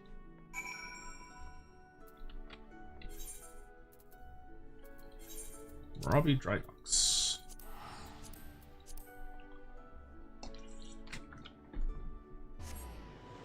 Bormesia, thank you for the super chat. I think Monkey King might have some affair / relationship with the Lizardman since he's immortal and most likely ancient. Very possibly. It'd be fun if I'm gonna be really interested to see what they do with it, because currently the lore we have suggests that the Tigermen are an Old One species. We're like created by the Old Ones and we're like around for all that jazz. So there could be something there. He might be an Old One creation, but who knows? I know what you are. What can old Swarson do for you? Hunted down jolly merchant slavers. Ah, well, that explains a few things. I was keeping an eye on the bustle about the dry docks, you see, when I spied an odd trio off in the distance. This rough-looking sod, one of your pirates, I'd wager, was prodding along another bloke and this poor skinny lass. I've seen whipped curs less miserable than the two being herded. Last I saw, they were headed south. If that's what you're saying about this slavery business is true, then that jolly merchant's not going to walk his charges all the way to the market. No, he likely has a boat waiting for him. If I were a slaver headed south, my vessel would be hidden somewhere along the Salt Strand. It doesn't leave you much time. You said Jack was on his way, yes? You best go on ahead, and I'll point him in the right direction when he gets here. I bet I know right where this is going to take me. To where I just was, hunting pirates. Oh, great. Hawk, yeah, I'll do that when we do our daily dungeons and stuff. The Monkey King is Drakenfels? That would be the funniest fucking thing ever. The Monkey King was Drakenfels. I think I would scream. I would be laughing so hard. That would be so funny.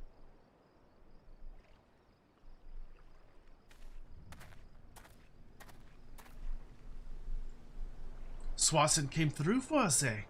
Now, what do we got here? This one looks a charmer. Son, move, I told you! They peg like grandma obbles quicker than you miserable sacks of shite. Or maybe you need another thrashing. Is that it? You already forgot what happens when you try me generous patience? I'm sorry. Please, no more beatings. We walked as fast as we could, but we need food. Water. Then get in the boat and shut your traps. You'll get fed when we reach the other side. The other side? Where are you taking us? Are you challenging me or just plain daft? Told you to keep your bleeding mouth shut.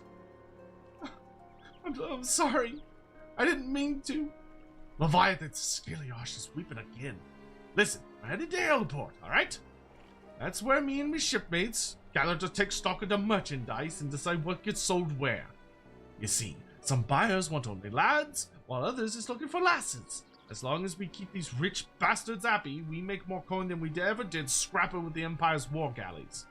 Not that you care about that, I suppose. What matters is you'll be loaded onto the Jolly Merchantmen, sailed off to God knows where, and Limsa will be a distant memory.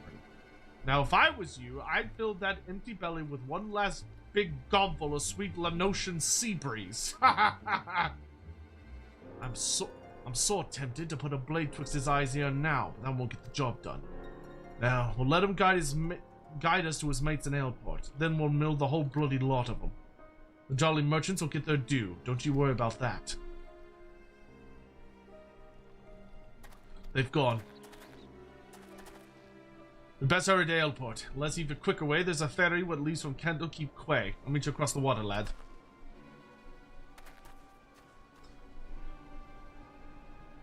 Would different kinds of dragons affect the different undead dragons you would get? Oh yeah, almost assuredly.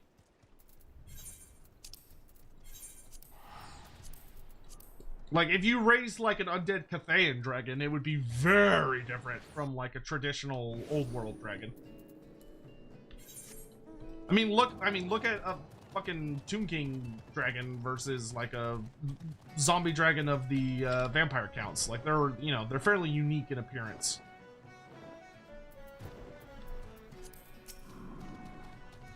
Darkarius, that jolly merchant cove's still with his captives. Seems they've taken a room under an alias. Hide their operation in plain sight. Bold as brass, aye, but it's an old slaver's trick. See, even if some Cole recognizes the merchandise, only a single handler gets boned. The rest of the crew just whistles, all innocent like, while their mate is marched off to the cry cockles. And you can bet they've threatened bloody murder for any prisoner what raises a hue and cry.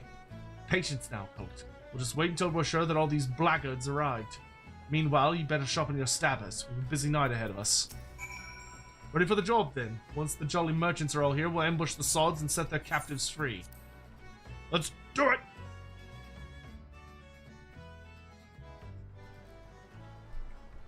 Sotek, please help CA make content faster. How?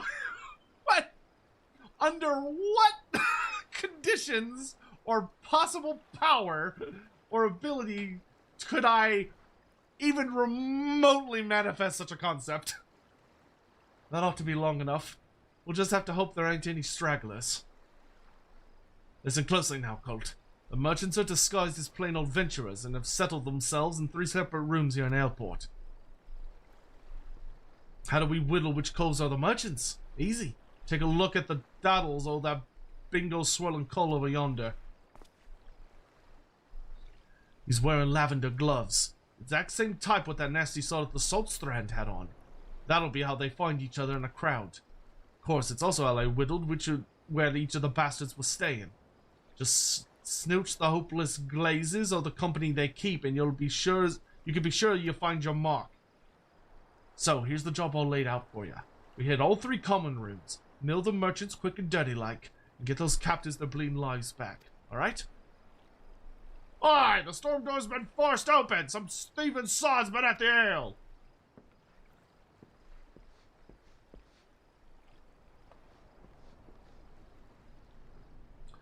Well, they can't have gotten far. Better get the lads and do a sweep of the port. Ugh. Is that merchant cove gulping pilfered ale? You'd think they'd be doing their best not to draw attention to themselves, all things considered. Bloody oafs. And now we've got a swarm of yellow jackets buzzing about looking for blood. They spot us wandering around the dockmans. I have a feeling they'll ask us first and ask questions later. It'd be best then if the patrols never even knew we was here. We'll sleep as sneaky as we can into each of the common rooms and use them telltale lavender gloves to identify our marks. There's innocent culls in there as well, mind, so let's try not to stab any who don't deserve it, eh? I'm thinking we should head out one at a time to better avoid them. Yellow jackets, so I'll let ye take the lead. After you, Darkarius. Where exactly do Tomb King dragons come from? They are dragons native to the Nehekaran mountains and valleys. Our marks are behind the doors up ahead. Don't let them yellow jackets see you.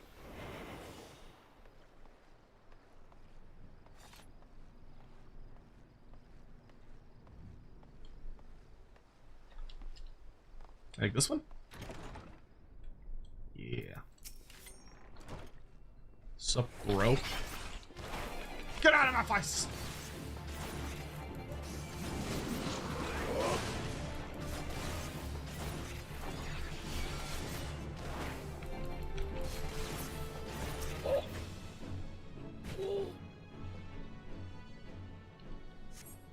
Thank you. Thank you. Oh, thank you. Okay, the rest of these guys are normal.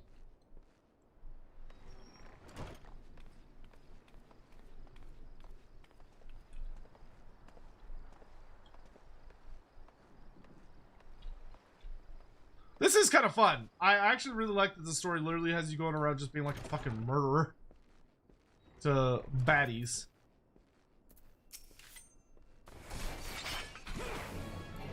Hey, take your disagreement outside. I love that dude's just like, whatever, it's not my problem.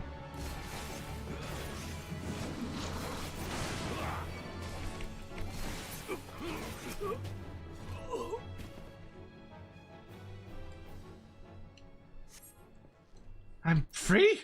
You are indeed. Oh yeah. The Nehekaran species of dragons were completely wiped out. More than likely by Nagash. Because they were river dragons, primarily. So they were... Apparently they inhabited mostly the space around the Great River Cathay. So they are super dead. Probably extinct.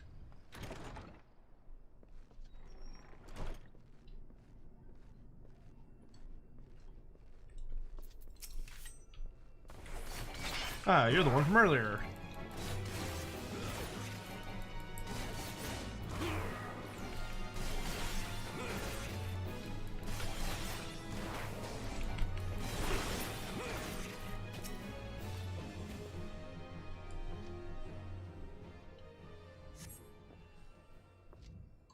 Oh, thank you. There's a lot of dragon variations. Have you not, Flatline, have you not watched the Lorebeards episode where we talked about dragons? That looks to be the last of them, and you didn't even need my help. Back to the shadows, lad. I guess we gotta, like, sneak out. Oh. Hands off the merchandise! No one cuts into our profits! God, where these coves spring from? Get to stabbing!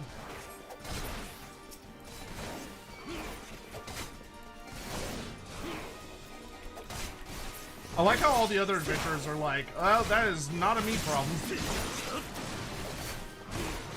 It would have been kind of funny if when you're playing like one of the other careers or one of the other job storylines, if in one of the storylines in the background you just see like a rogue randomly manifest and just murder some NPC, but you're like, it's not part of my quest, not part of my problem.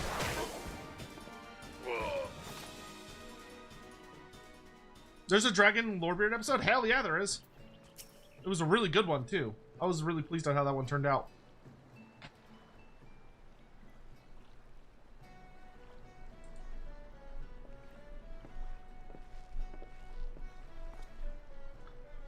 Not a bad night's work, eh, Dalkarius? The Maelstrom will be taking care of them poor coals we freed, and I've made sure none of the merchants we downed are like to get up again. As for the Jolly Merchantman, well, her crew can expect a visit from the Admiral's finest galleys, and it won't be for tea and crumpets on the poop deck. Right then, right, me natty lad. Our part in this is done. And head back to the sisters. Excuse me, are you the ones who freed us? Aye. Was there something else we could do for you, miss? The Maelstrom swads will take you home if that's what you're worried about. Oh no, I know. I just wanted to... thank you. Are there any Lorebeards episode you want to redo or aren't happy with? Malekith and Nagash are the big ones. I'm not happy with how we did those ones. If I may, there was one other thing I wish to tell you. Moments before you rescued me, that dreadful pirate was muttering into his cups. It was something about another raiding party that hadn't yet made it back. I beg your pardon. It seems they've been hunting for slaves in western Lenosha, and being so close to Aleport, our captor assumed they were out rounding up chattel until last bell. I just couldn't bear the thought of anyone else suffering as I have. Please, is there aught you could do? There certainly is, miss. You just get yourself safely home and leave this stray pack of jackals to us. I will pray for your success. Thank you again. I would want to do at minimum a two-parter on Nagash. So much for savoring a victory point. I'll send word of this development to Underfoot and the Stray. We've some well-earned trade for the last of these jolly merchants. By the by, how's your throwing arm, Dalkarius? I think it's time you learned how to fling a proper blade. When you're out in the wide open roughlands, you'll often need to find to sting a cove from a distance. And I'm sure a canny lad like yourself will figure out all sorts of uses for a well-thrown dagger. Just keep in mind for when we hunt down the rest of them slavers. Yeah, Nagash would definitely be at least a two-parter. Maybe three. Who could say? And Nagash is another one of the... Nagash, in particular, would be good for... Oh, wow, I can immediately jump into this. Nice. Those last few jolly merchant bastards must be camped out somewhere in western Lenosha by now. Lenosha. Now, if I was a black-butted, gill-grubbing slaver, where would I be hiding? It's not to the west, but the Sahagan pools. Even those bollocks for brains pirates know better than to trespass on fishback territory. And they won't want to come running into patrols near airport. That just leaves us east. The flock? Aye, they'll likely be nestled down the ruins out there amongst the dodos. That's where we'll try to pick up their trail. You head over and snilch the place while I send word to the sisters in the maelstrom. Alright, I'll do this last quest real quick, because this one looks like it's notably faster, because it's not going to be as cutscene heavy. Seems this one's kind of an addition on the last one. Then, we're going to go do our daily dungeons.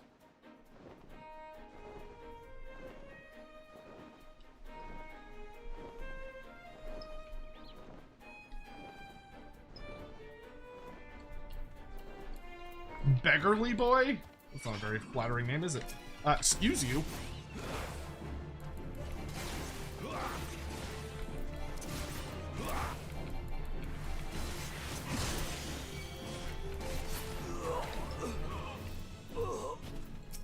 Open your eyes, son, please. Pray help our child. Nope, fuck you.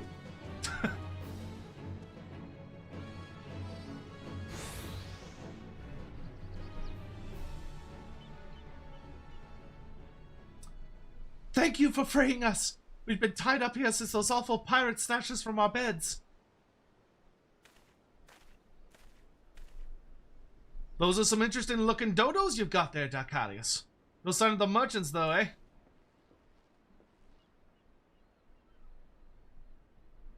The leader mentioned heading over to Ailport. He said something about there being no signal, and that was the signal something was wrong. They just left us, hobbled here like lambs for the market. One of them joked about keeping the meat unsullied in case there was trouble. Pray let us flee this place before they return. And who are you just to silence set loose our hard-won prizes, Oh, it's a evil Lalafell, like all Lalafells. 'Twas the damnedest thing. We'd half a crew lodging in Ailport, and not one of them survived the night. Done in by a couple of sneaky curs would favor the short blades, they say. I'm supposing that was you two. Seems you've a bone to pick with our choice of trade. Aye, can't say I have much use for slavers, except it's a place to bury me knives. Oh, and I wouldn't bother yourself with waiting on your ship to come back neither. The jolly merchants are done for. You might have the right of it, lad. But then you wouldn't know the kind of coin 3 healthy slavers like them ones'll bring us. Slaves. I'll have a new ship and a new crew before a single moon has passed. You hear that, chattel? You're each worth a shining bloody fortune, and you've me to thank for helping you learn your true worth.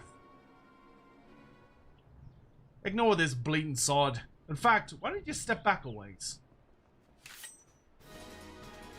The coves are about to learn the consequences of breaking the code, and the discussions like to get messy.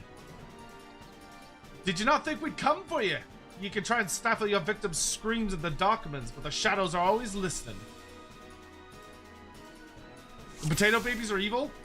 I believe they are. I like me slaves with a bit of fight. Stow your words and draw your steel.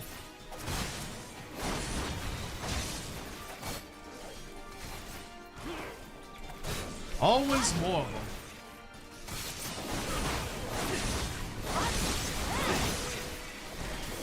They have giant dodos!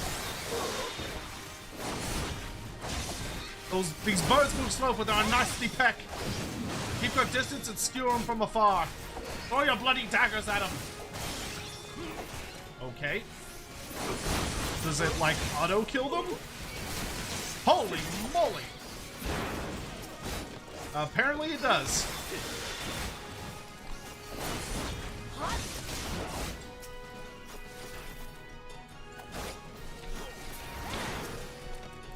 Why do they have so many dodos? Oh, more dodos. Thought they were slavers, not bleeding farmers. I concur entirely. Stay calm, lad. Take them one at a time. Dude, I'm making Thanksgiving dinner out here.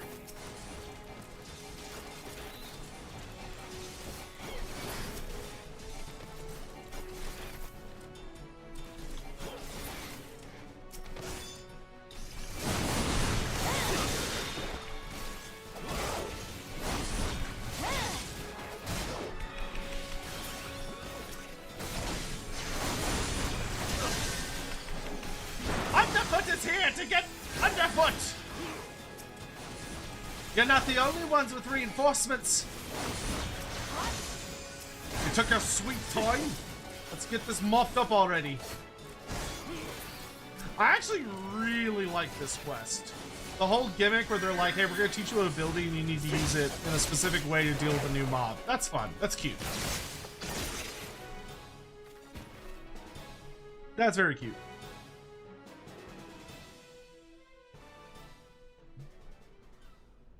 You almost spelled Herakte right. You're just missing an H. I think it's before the T? Thank you. I shudder to think what horrid fate awaited us had you not helped us to escape. I knew someone would come. You're just like the heroes in the stories. They always arrive at the perfect time and triumph over the villains. You think I could be a hero like you? I know I could be brave and strong too, I just know it. You don't want to be like me, lad. Listen now. Me and those coves there, we're the ones what the scary folk are afraid of. And that's because we keep the rules for the world they live in. We don't care much if you shirk your chores or get into fights. But if you ever break the code and betray your mates, then that's when we'll come after you. No matter how far you run or how well you hide. I like how, instead of being inspirational, he just threatens this child. That's great. Live your life like the hero you want to be, though. And you'll never need worry about that.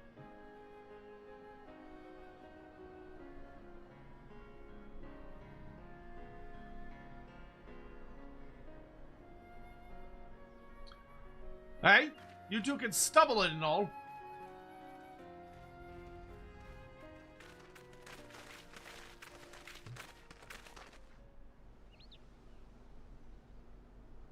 I assume you are the citizens who were abducted by the Jolly Merchants.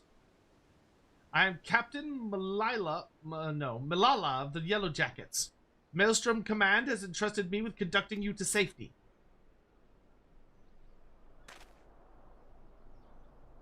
It's alright, lad. These folks will take care of you.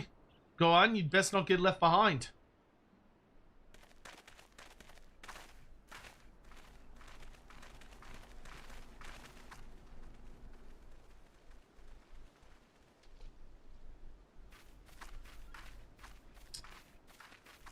Was there aught else, Captain? Word on a new job?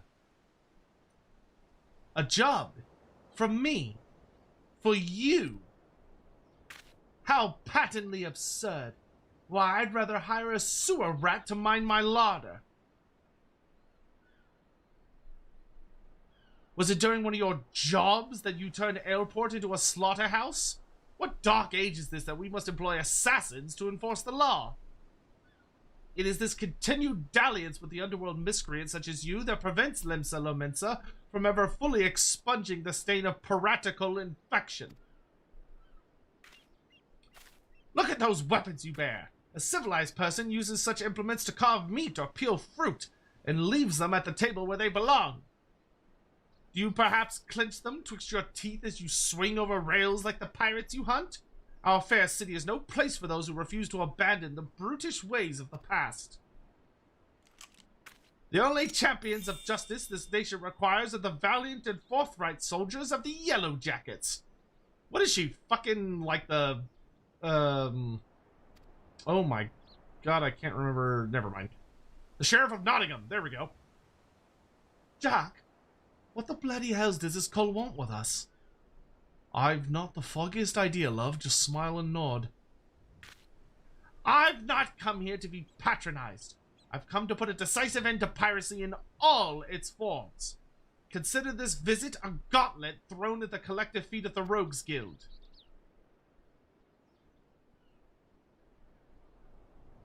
Heed my word. Heed well my words. Just before dawn this very morn, a maelstrom vessel stuffed with provisions was boarded and looted by pirates. Much of the cargo was stolen, and that is vexing indeed. But it is the theft of 3 items in particular, 3 unique treasures of nigh incalculable worth, that most distresses my martial colleagues. As for the brigands, they made well their escape, disappearing into the dawn's mist along with their precious plunder.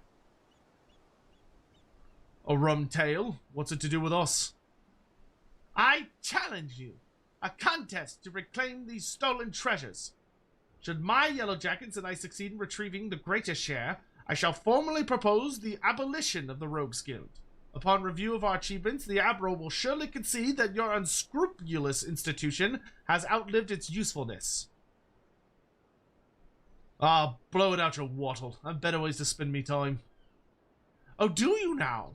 This incident constitutes a theft against the nation of Limsa Lomensa. Does that not violate your beloved code? If I'm not mistaken, you've no choice but to rise to the occasion. Unless, of course, you mean to slink back into your hole and abandon the fundamental precepts of your duty. All right, you screeching shrew. You made your bloody point. And you'll be sorry that you did, I promise you that. Your paltry promises amount to naught in the face of my conviction. I shall not rest until Limsa Lomensa is free of every last buccaneer, scoundrel, and shadow-dwelling ne'er-do-well. Oh, she's kind of a bitch. What now, Jack? All right, now, we head back to the sisters.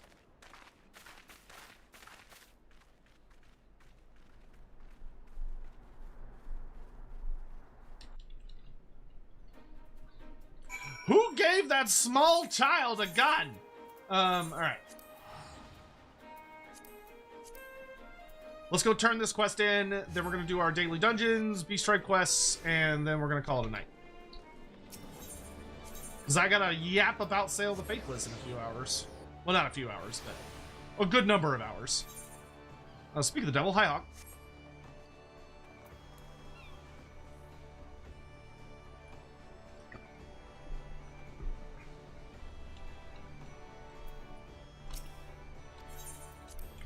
Hawk, what are you leveling right now?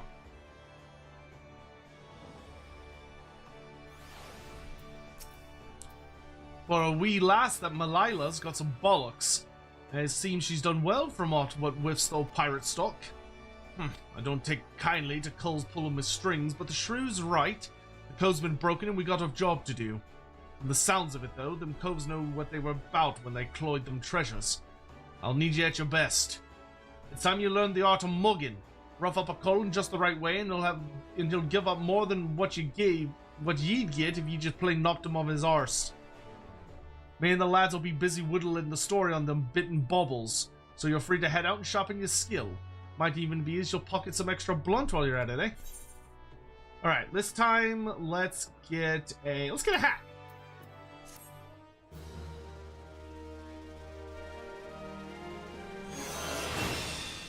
You learned mug. Ba, ba, ba, ba, ba. Nice. How's the hat look? Sure, it's not too stupid. I can live with that. Alright. Who wants to run daily dungeons? I'll rogue until I have to switch to something else.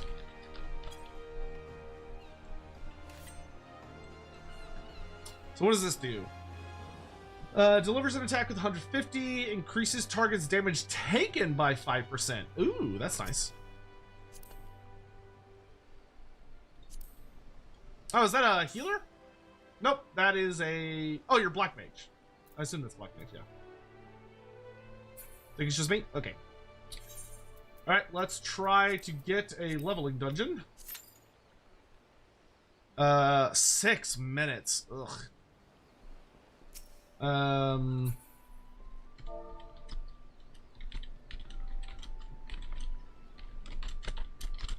This timer faster. I'll switch to heals for the other ones.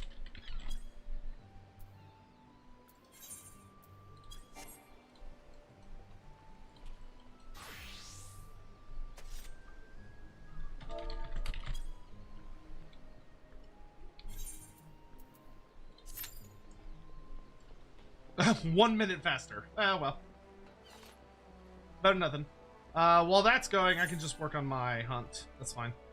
Upper Lenosha, Oakwood, Upper Lenosha. Okay, I can do those while I'm waiting for this to pop. Upper Lenosha.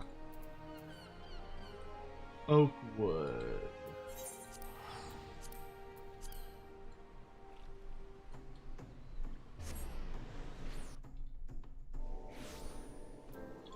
Oh, sorry, Parmesia, I didn't see your super chat. I'm so sorry.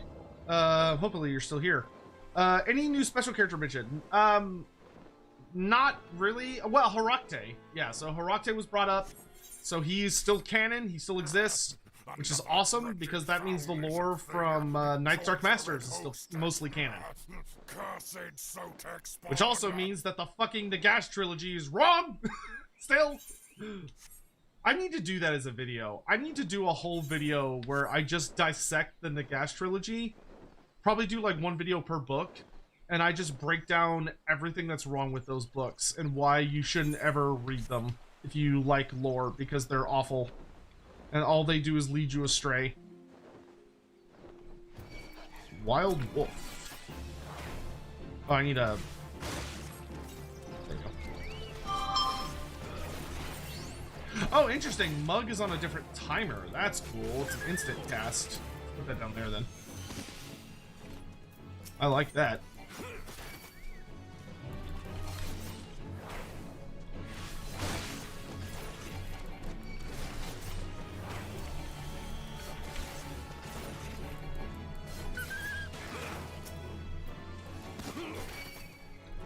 How are you gonna have a creature? Oh, never mind. I thought it was a bumblebee. It's a bumble beetle. My bad. Ooh, okay. This might be a little dicey.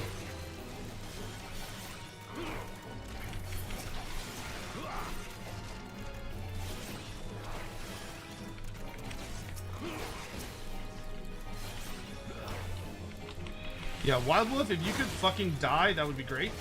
Oh, shit.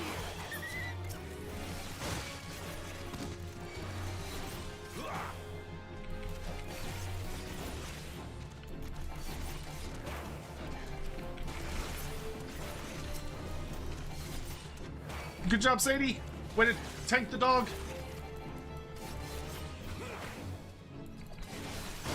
And being a rogue, like, the wolf is, like, fucking gigantic compared to you. Ugh. Woo, okay. Okay, so the bumble beetles like to have friends. Yes, they do. Holy moly.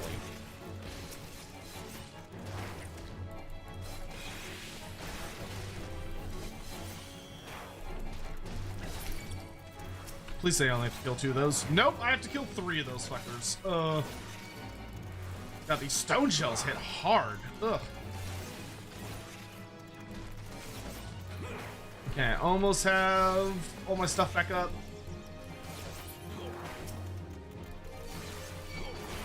Mug it. There we go. Bloodbath.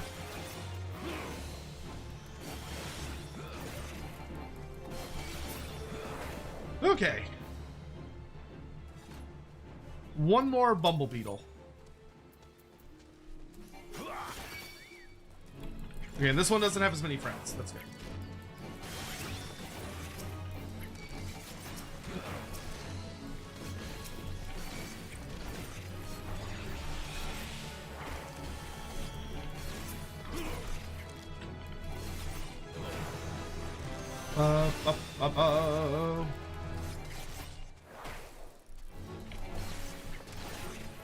Nice.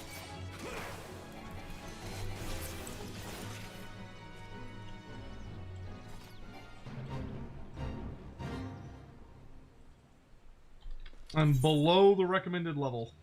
Bummer.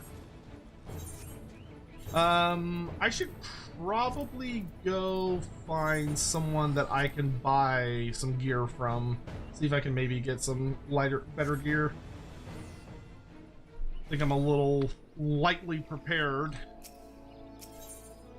Let's head to... Let's go to market.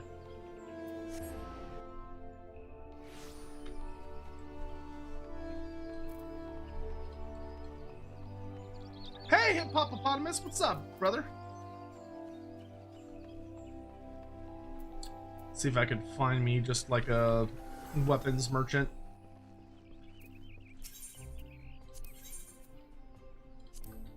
we go.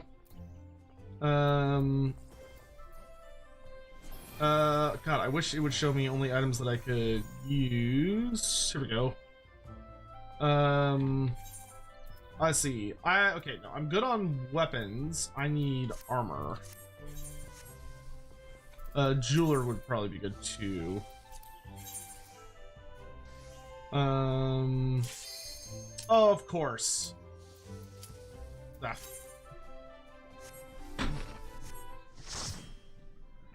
How do I think Mashiwa's faction will play? I think they're probably going to be more about hitting hard and heavy.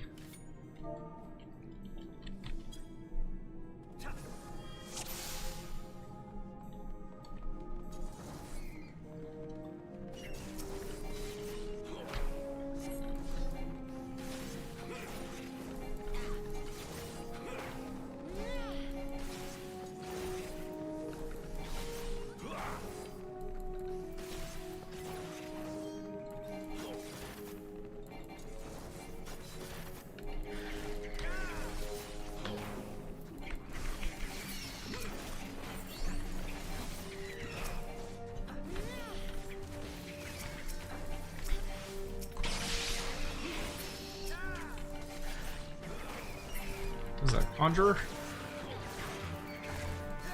Ooh. Oh, we almost made it.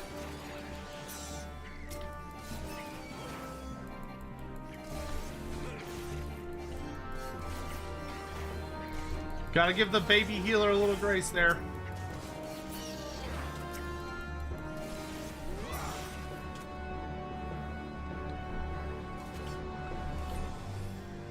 Go a little lighter on the pulls.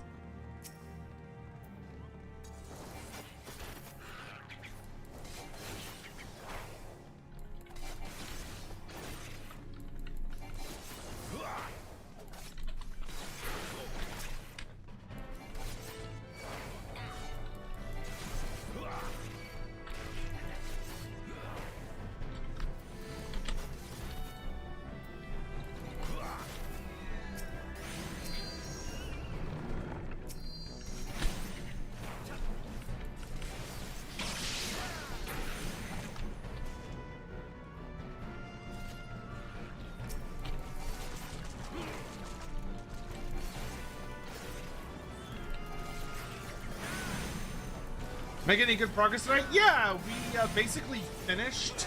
We basically finished our relic weapon for Heavensward, which is crazy.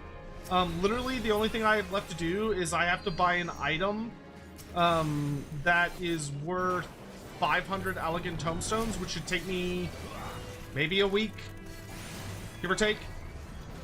And once I have that, we'll be good to go.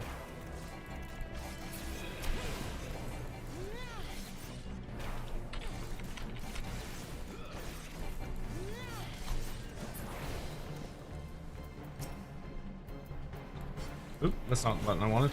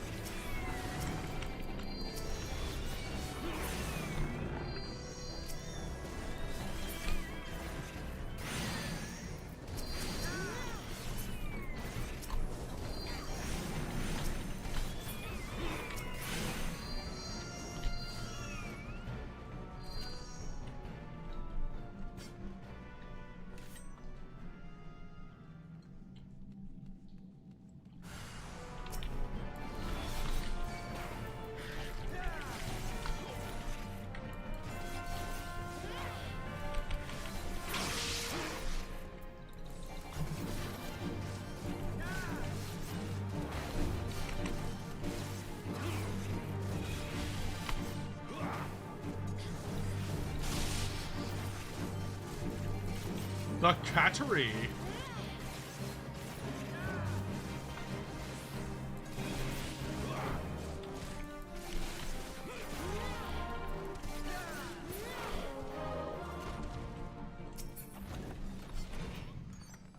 None of those are rogue, so don't care. All classes level 15? Oh, but I can't need it, so I guess it's not all classes. You bring a token trinket to give to Frot. Yes, yes. Good, good. I accept your offering for Molder Clan. It's on. At Sign of the Emperor 1,240 donated $7.99 through Super Chat. You need to get all the HW allied societies to Bloodsworn before you can wrap them up with the capstone quest like in Ayara. I know. We will. We've only got... what, the Mughals left? No, the Vanu and the Mughals. That's all that's left.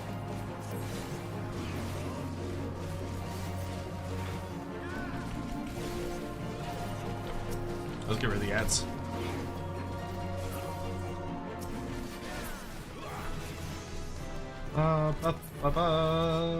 Disciple of War. Oh, I can wear that. Give me that.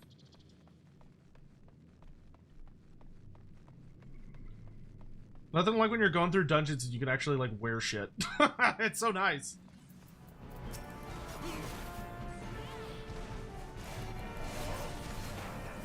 This is actually such an appropriate dungeon to do for Rogue, because it feels like you're just chasing down more slavers.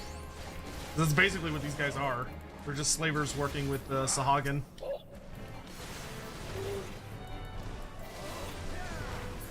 Making you Geary proud? I'm making the hottest fucking dragon. One of my 3 wives, not counting Alex. One of my 3 NPC wives. I'm making her happy.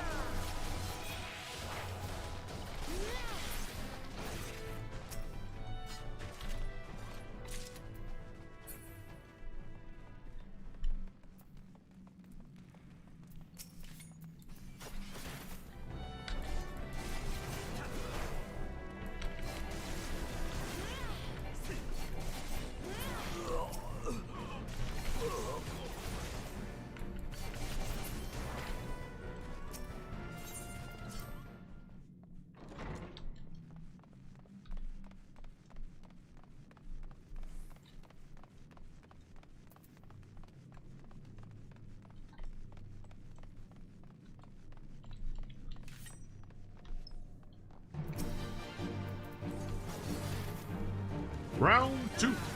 Fight!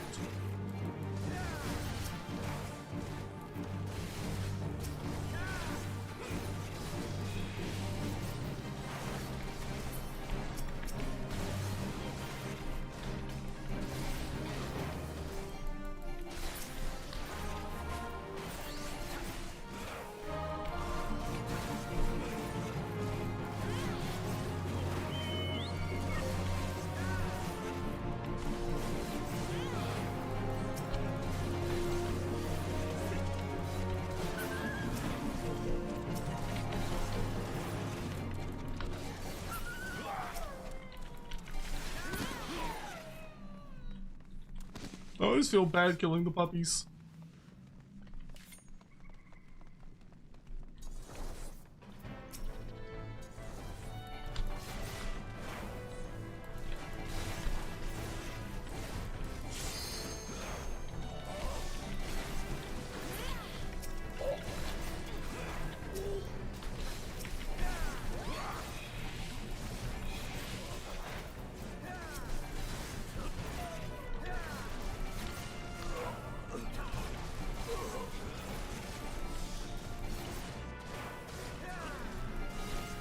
Three wives, isn't it Sunday? I don't see what Sunday has to do with it.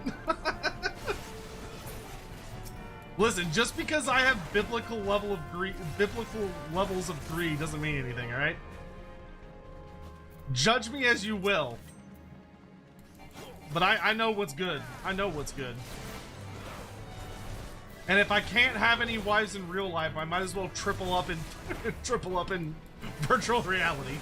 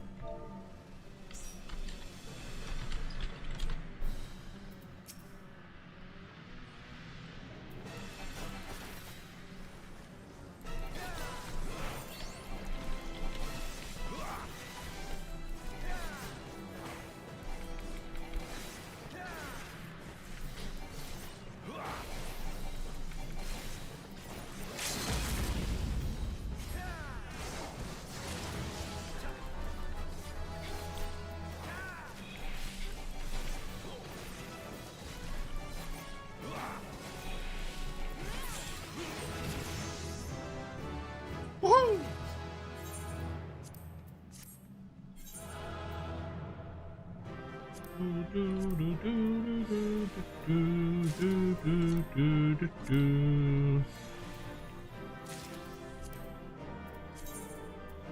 Yay, I got new gear. Well, this jacket's kind of cool. God damn it.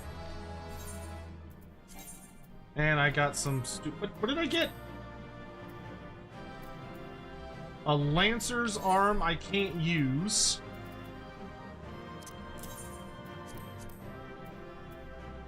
And a pair of Sabatons I can't use. There we go. Thoughts on the Art and Arcane Journal? I love it. It's really, really good. Really happy with it, actually. Extremely happy with it. Okay, so I need a new necklace for level... What, level 17?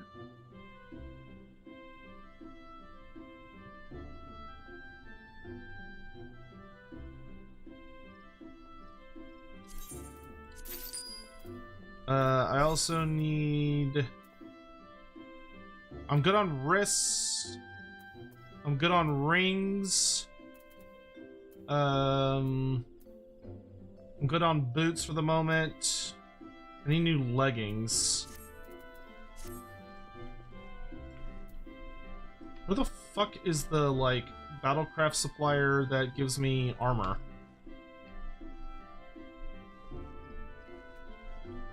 Where's the armor person? Oh, they might be on the other side.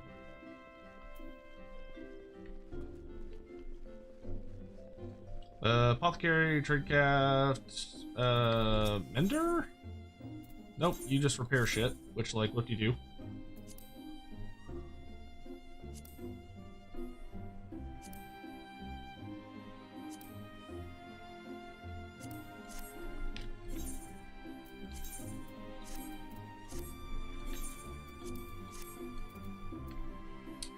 Culinarian, apothecary.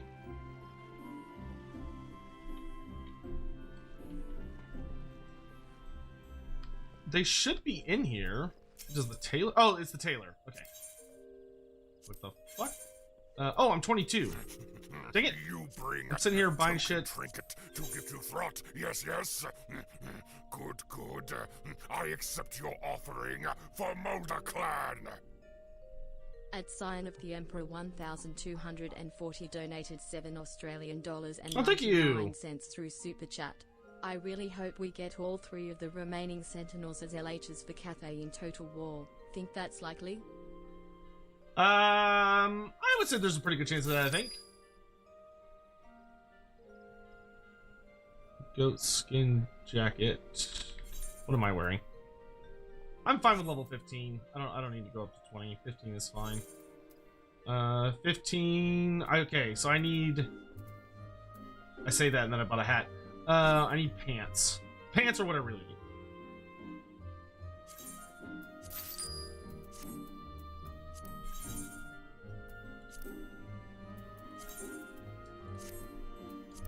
Hey, there we go. Alright, that's good enough for now.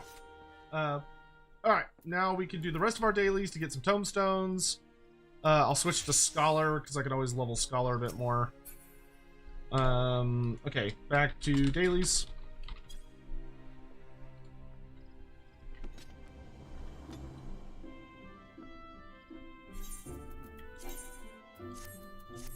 Okay.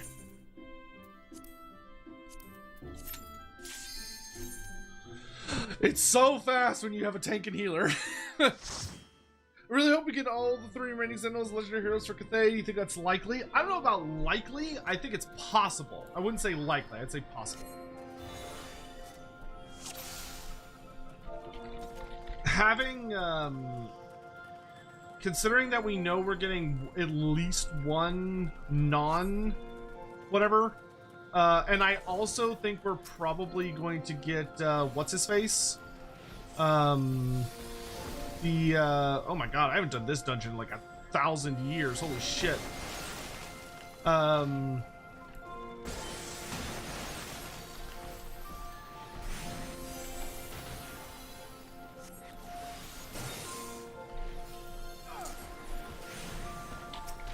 Considering that we know we're gonna be getting what's-his-face, the Cruel or whatever, the like human-looking dude. I also think we're gonna get Shihong. So that would result in CATHAY having like 6 legendary heroes if they're gonna adapt all of 4 of the big dudes, which I admittedly have a hard time believing that. That's an insane amount of legendary heroes who are all seemingly exclusive to Grand Cathay. Like, if they were available to multiple factions, I could see them getting up to 6. But 6 sounds like a lot. But, to be fair, we don't actually know if all 6 are still alive. It could be, it's very possible, that one of them dies during the old world storyline. Like, we don't know what the deal is with those guys. We don't know if they're all still around. We don't know if they're all still alive. Fair.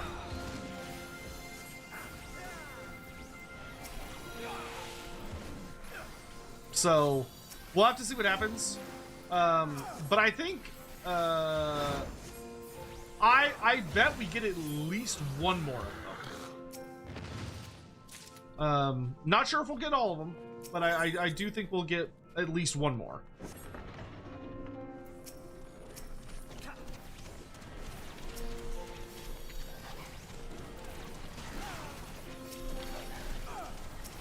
But hey, we might get all. Let's see. You know, if they're like, oh man, Total War just keeps printing money, let's just keep adding stuff, then yeah, I mean, why not, right?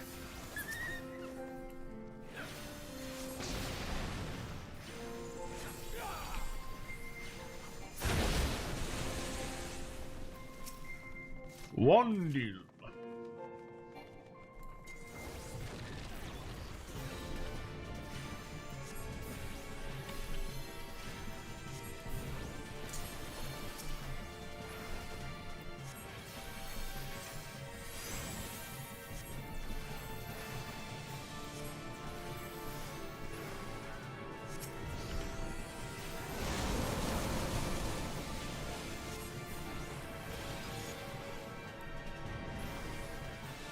Oh boy.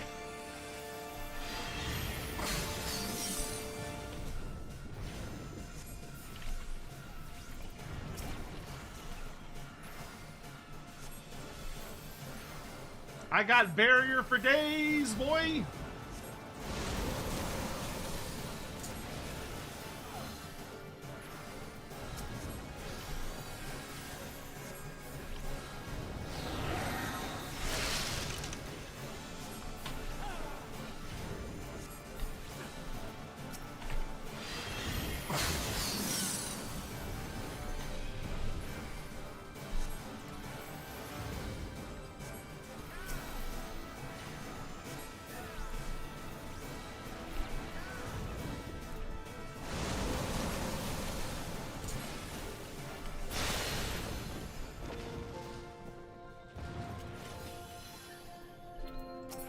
What level is this place? 50? Eh.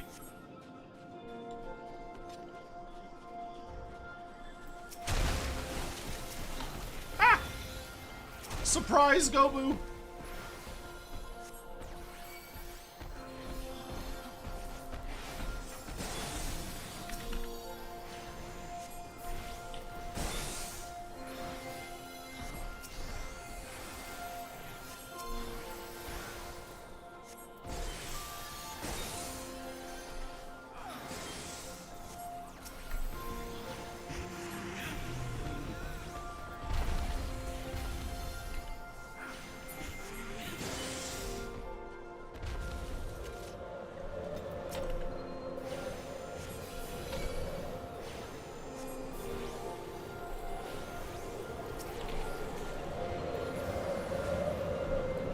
Rude.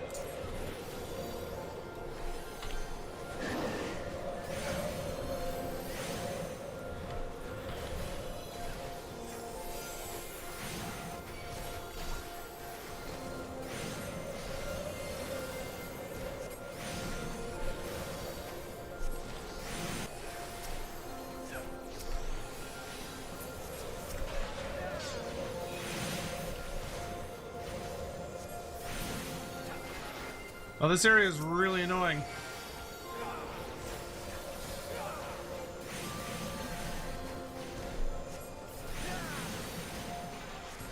Topic is, yeah, dude, the art of the Moon Empress is gorgeous. I love how the Moon Empress looks. She looks rightfully terrifying, which pleases me immensely.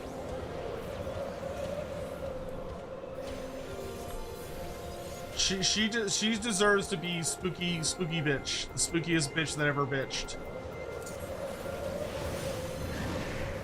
And I think they accomplished that quite well.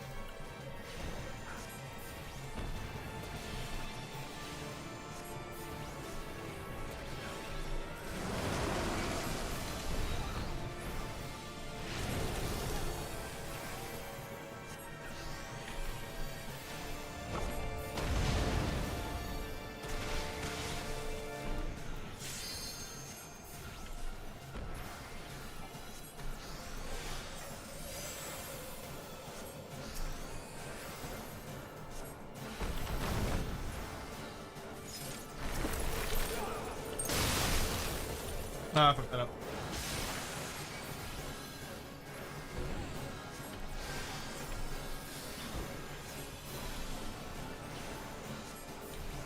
Yeah, GW is. I'm actually really, honestly, impressed at how much restraint Games Workshop has had in regards to the Monkey King. They have really, like, taken their time milking the Monkey King. That sounds wrong. They've taken their time with building up the character and not just like rushing him out the door to be like, oh look, here's the super fucking cool Monkey King. It's definitely much more of a slow burn, which is interesting because that's not something GW does very often nowadays.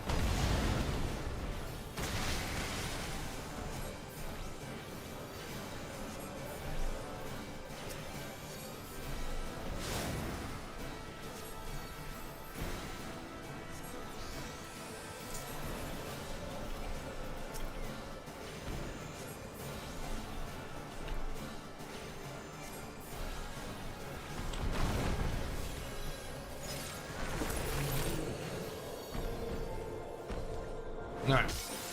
Down he goes. Nice thing is we got a first timer on this too, so I'm gonna be able to get some nice stuff. Or we're gonna get a ton of elegant tombstones because we have a newbie with us.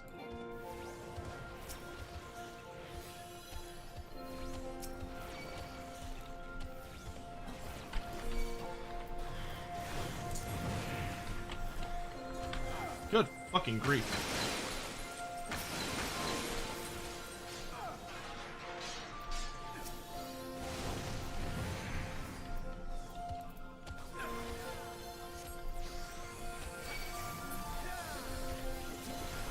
Excuse you.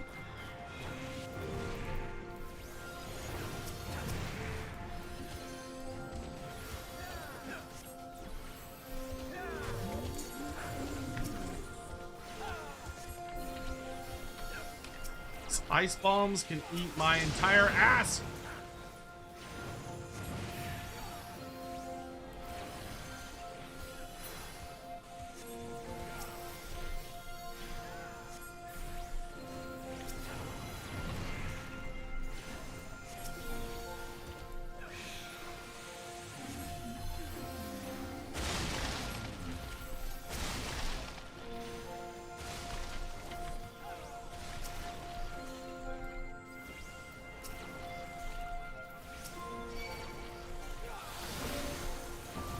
You get damage over time, and you get damage over time, and you get damage over time.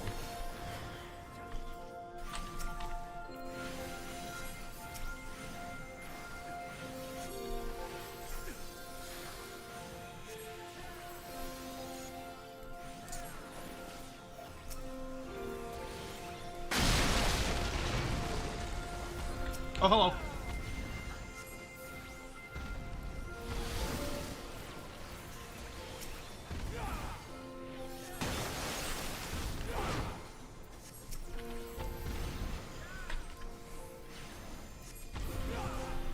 I love the yes. Did the new CATHAY timeline mess with anything? No, I don't believe so.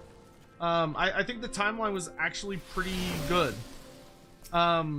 They even brought back the old failed invasion of the Southlands, which I really appreciated. I'd have to double check everything, but I'm pretty sure the new timeline they gave us didn't mess with anything, which is good. That's what you want.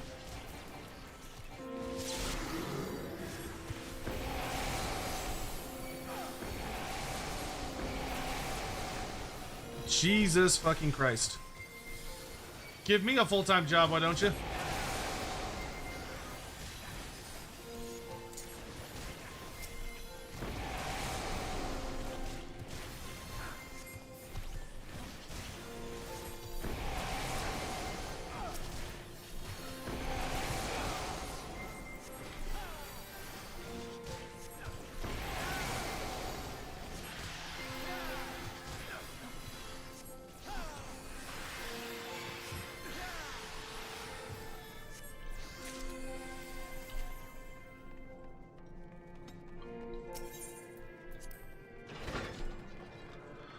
Okay. Good old Fenrir.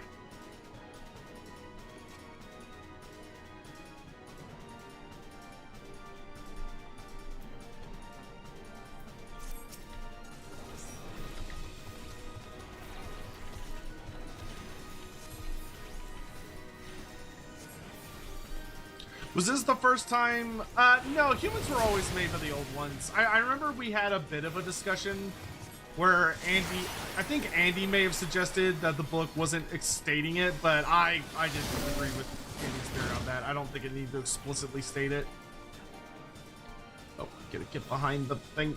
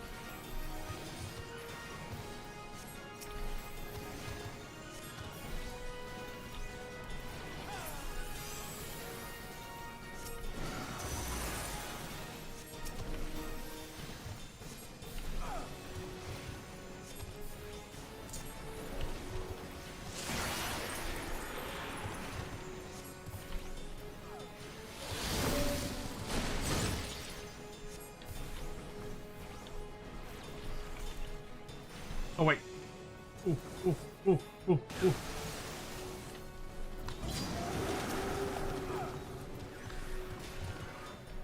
God damn it. How long does this last? No, I'm gonna miss my swift cast.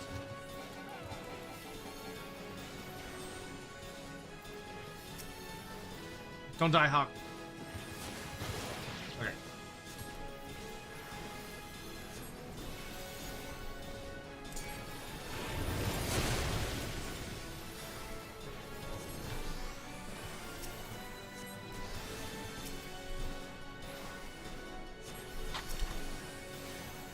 I don't like how you're looking at me, big boy. Ah! I had enough time to go, that's peculiar. Before I just get fucking frosted.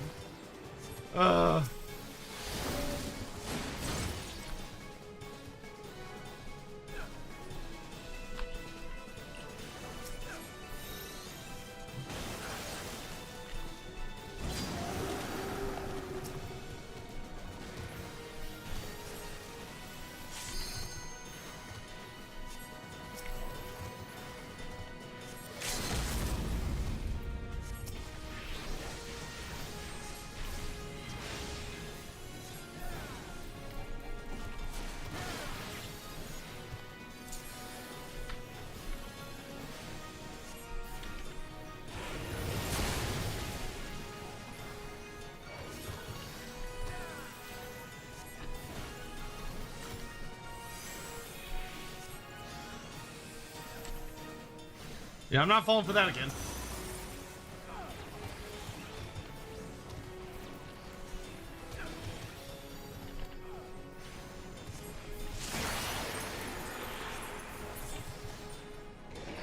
Down he goes.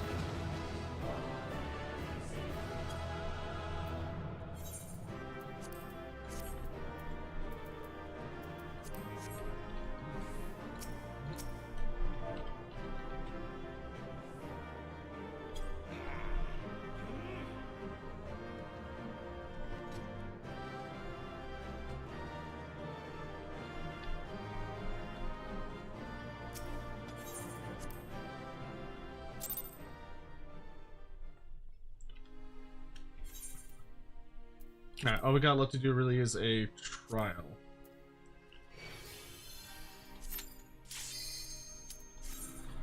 Alright, your Lord Fat. Can I tell you more about the voice Star Beast that Sigmar find AOS? I have an idea for reskinning of his existing army to something radically different, but I need more lore first. Oh god.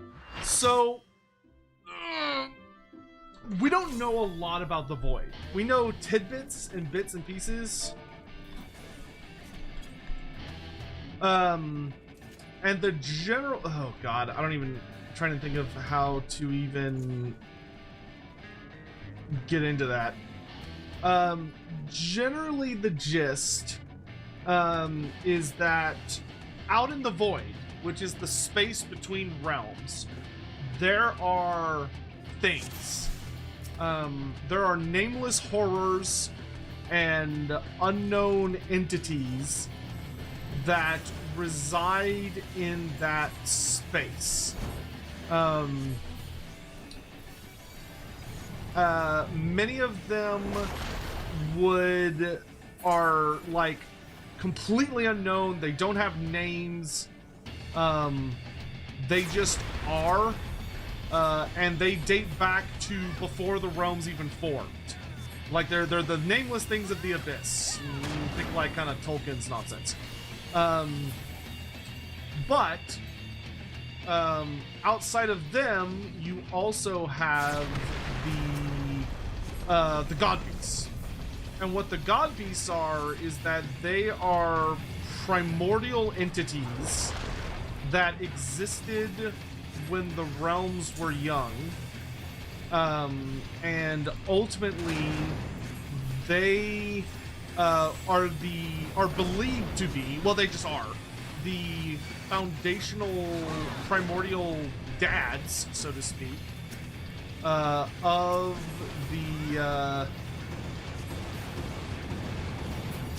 the various creatures of the realms.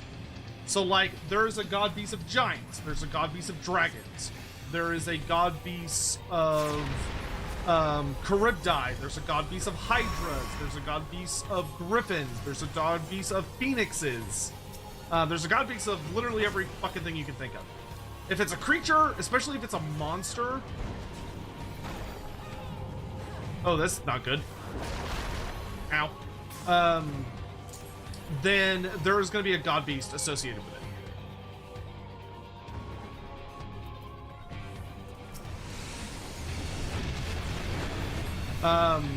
As far as the ones that Sigmar fought, what's the god beast of Squigs? Oh, I can't remember his name. There is a god beast of Squigs. He's a notable part of the he's a notable part of the storyline involving the what's it called? The storyline of the Gloomspike Kids, because he's a squig that tried to eat the sun. So he was this big old goober that attempted to devour the sun itself. Oops. That's not good.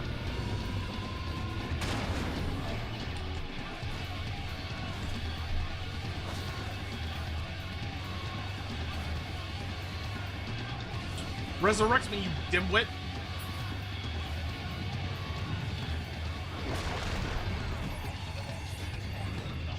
Where's the other healer?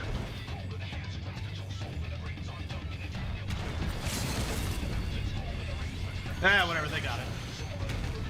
They got it, I'm not worried. I made the mistake of standing in front of him. Yeah, I think his name's like Boing Grub, yeah. But in the primordial times, the god beast that Sigmar fought, there were a couple.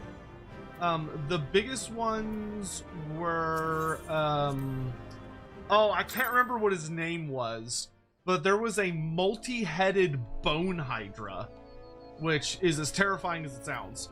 But there was a multi-headed bone hydra who was one of the guardians of the underworld. Oh dang, I almost have enough Alligans for the thing. Well, we'll get it next time. It is Boing Grub. There you go.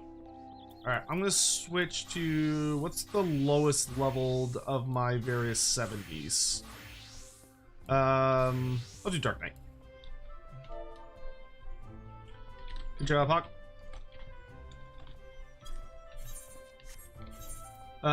We've done all the normal dailies, so not gonna worry about the rest. I'm gonna go do Beast Tribe.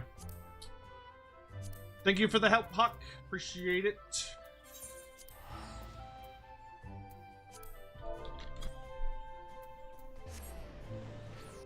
The other one, the big one that Sigmar killed was Ymir. Ymir, who was the father of Bahamut. X100. Where did god beasts come from, and do we ever know where were they in fantasy? They didn't exist in fantasy. Would be the easiest answer to that. Well, most of them did not exist in fantasy. You might be able to argue that all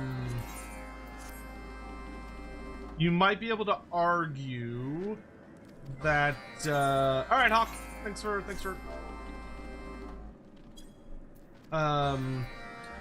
you could argue that Krakenrock the Black is a Warhammer Fantasy god beast, because he is without a shadow of a doubt the father of his entire race. That's like his title, is he's the father of the Dragon Ogres. He is the first and the mightiest. The same could be argued about I think his name's Draupnir. I think Draupnir is the father of the Ulthuani dragons. The Celestial Dragon Emperor is debatably god beast here. He's not actually a god beast, because the concept of god beast doesn't exist in fantasy. But he would be something similar in AOS. In fantasy, there's no such thing as a god beast. They don't exist. There are like the primordial ancestors of a species, and they tend to be really, really powerful. But in Age of Sigmar, the god beasts are significantly more powerful than most of the gods. Like the only reason Sigmar is able to throw down with them, overwhelm the Vundu dancers. Okay. With the sun drop dance. The only way Sigmar was able to beat some of them was because he had Galmaraz. If he didn't have Galmaraz, he wouldn't have been able to do it.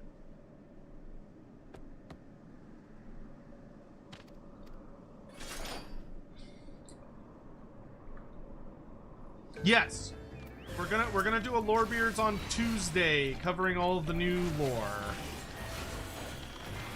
So if you're like, give me that sweet, sweet new CATHAY lore, but I don't just want to hear Sotek talk about it, I want to fucking see it.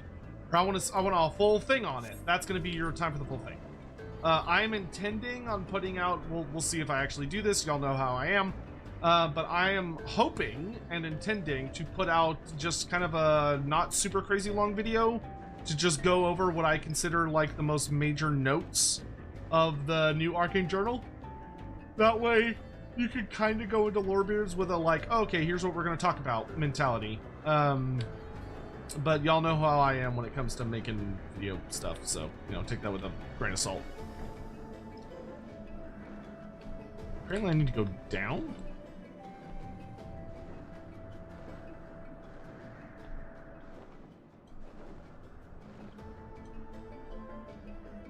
Nope, now I need to go up.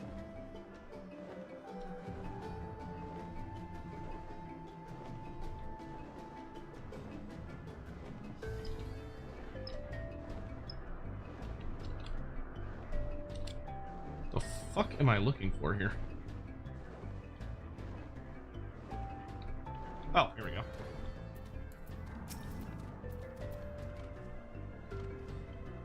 Was the Monkey King crown? Yes, the Monkey King's crown lore blurb is brand new info.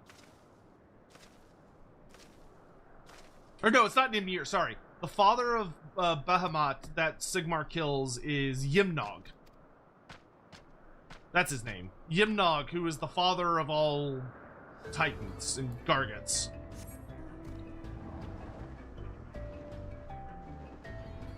Which Yimnog was like fucking ridiculous. Yimnog was a big motherfucker.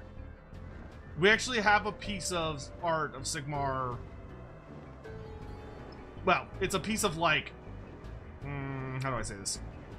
It's an artistic rendition of Sigmar fighting Yimnog, and he's a big boy.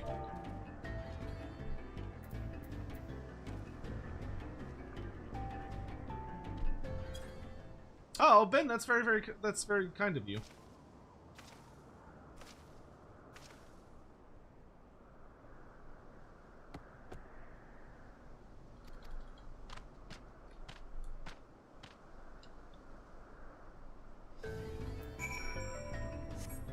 Skarsnik and Gobla are the rightful rulers of Carrick Peaks? I mean, yeah, sure. That's an argument that can be made.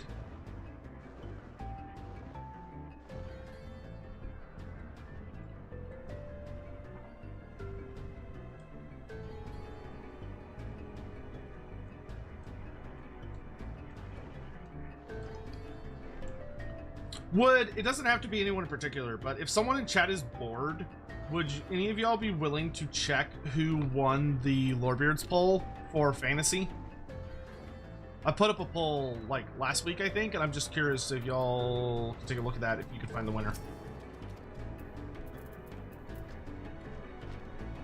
Hey, Vorn, good morning. How are you?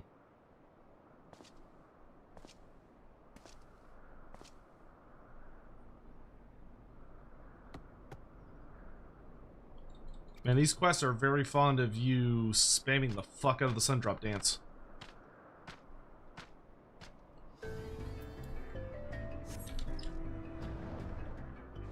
Have you considered sun drop dance?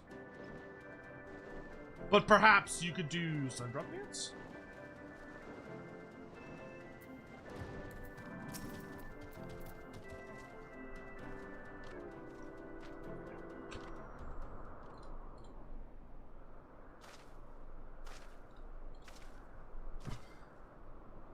Village is winning by 2%? 1%? Ooh. Listen, I'll give them until Lordbeard starts. But y'all know what happens when we get a tie. Though I am gonna fuck with the schedule a bit. Due to various bribes.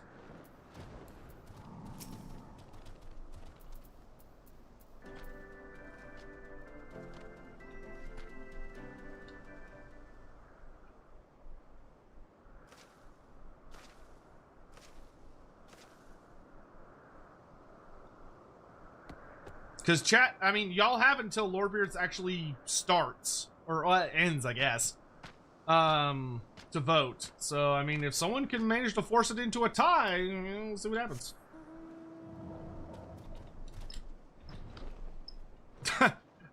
There's a part of me that's hilariously tempted to be like, all right, if y'all tie the poll, then we'll do a theoretical stream about what happens if a piggyback Noblar became convinced that they were Village the Curseling.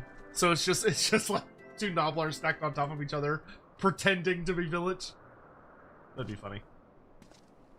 Yes, Lord Vorn, it has arrived, and I read. Well, it didn't arrive. I went and got it because GW always like takes for fucking ever to mail shit because they're assholes. And instead of mailing it so that it's supposed to arrive,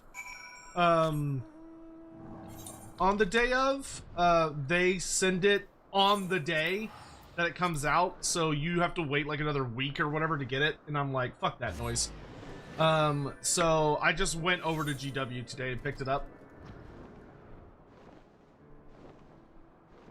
Because, like, it's pretty rare that they sell out of Arcane Journals, so I figured they would still have some copies. And sure enough, they did.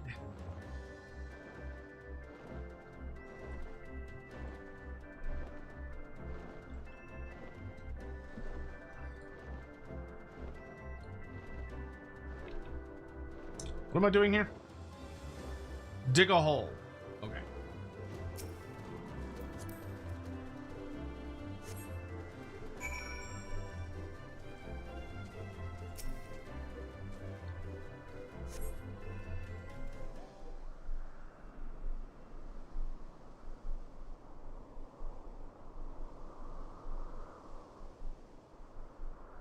Those things have the most terrified looking eyes.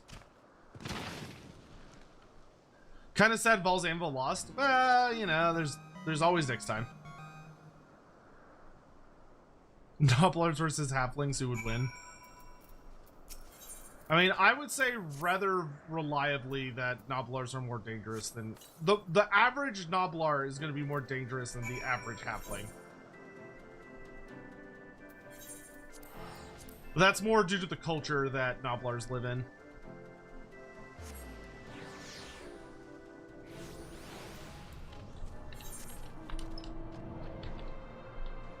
If you had, like, a really warlike tribe of halflings, or, like, a clan of halflings that was just fighting every day in, day out, they would probably be scarier than Nobblars.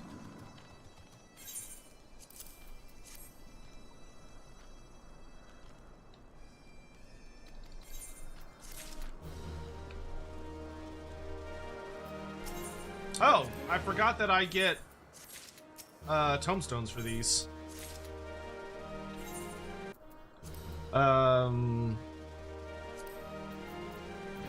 No, authored. We gotta go to the Ruby Sea.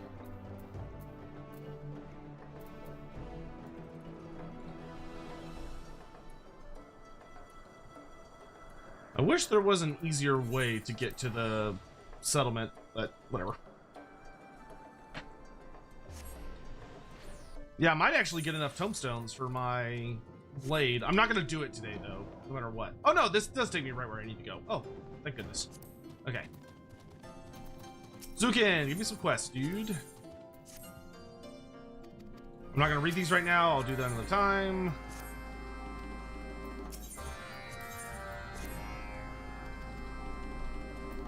Y'all on your freaky... Oh, do I get to ride the giant manta ray? Yo, let's go!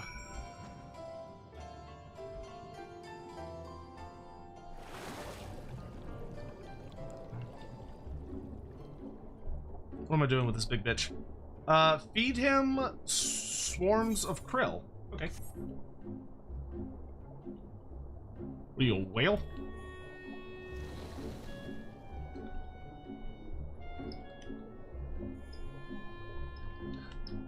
How long do we have until Adepticon? It's this upcoming weekend, isn't it? Or upcoming week? So I think GW will put out news soonish.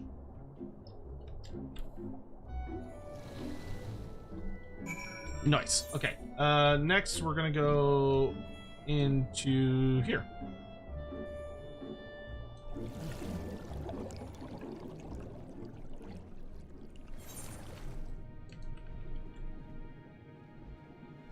Placid Priestess.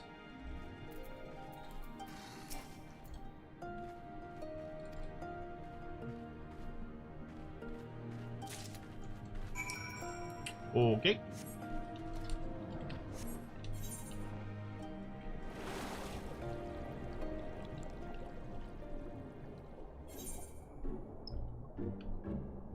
I'm gonna go over here for a real perler.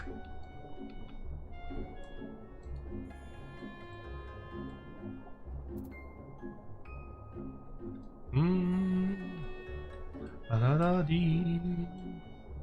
Da da da da.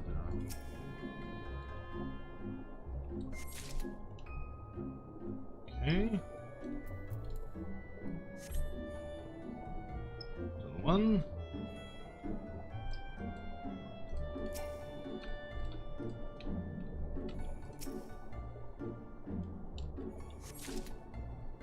Alright, and then the last one is in this weird...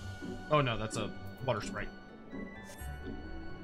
Why is there like this random spot? That's weird. Okay, here we are.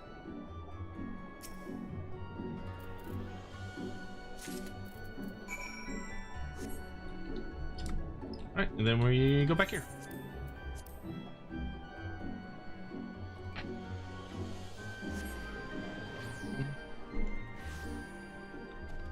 Because GW is only going to do a show on one of the days of Adepticon. I'm just not sure on which day. There we go. Consecrated Shell. Sprinkle. What?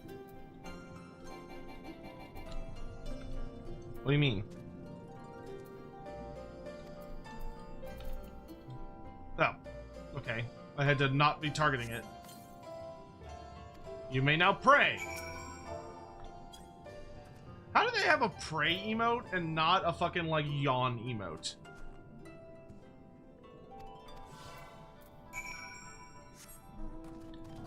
Got some weird priorities, game.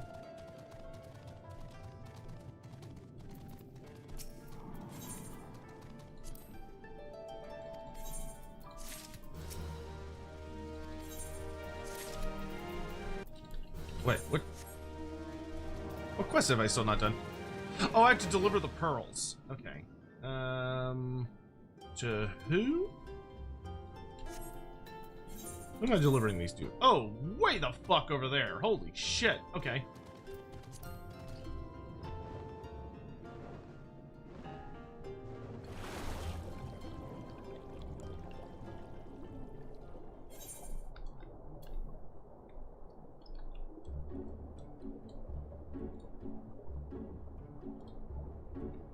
No, Adepticon is this next weekend.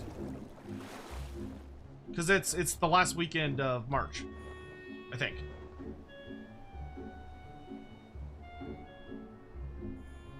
Oh wait, no. It's the next week. Because it's not on the weekend. It's like during the week. For some reason.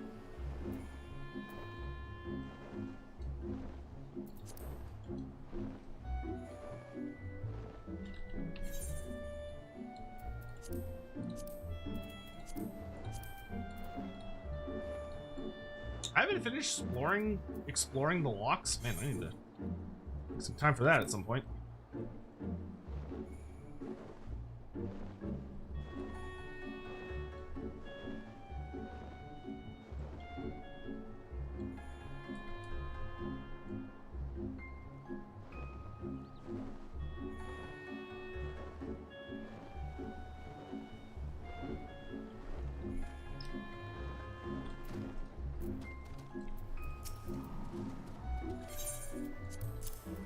Here's your silly ass pearls.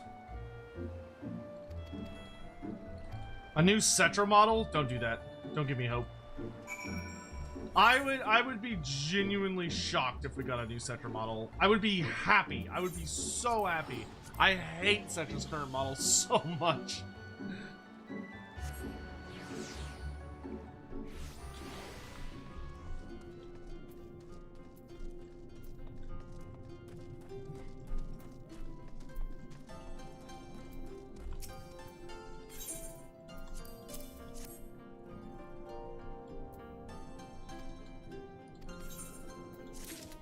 Okay.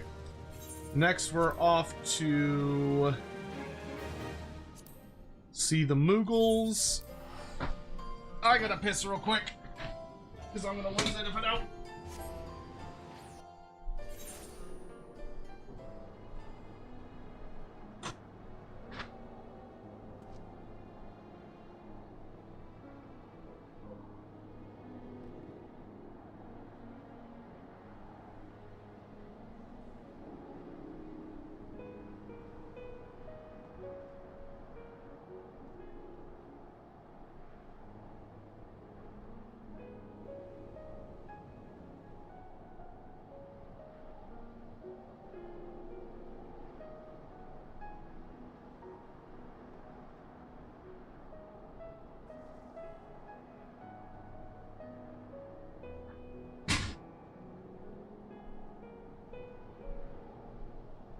Whew, okay.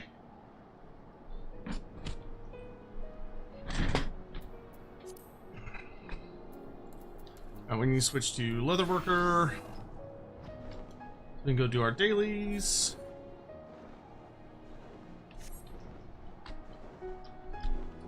Do I think ZA might want to give his chariot, give Cetron his chariot and Thorgrim ward save? I don't know if Cetra will ever get a chariot ward save. To my I'd have to check.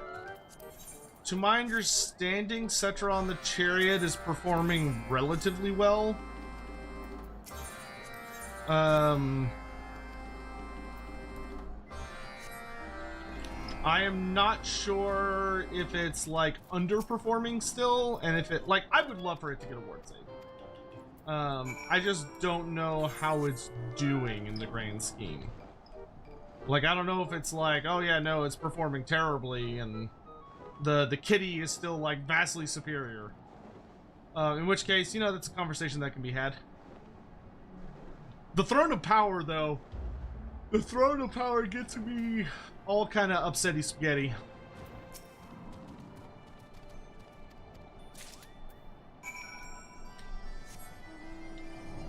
Oh, let me make that before I wander off.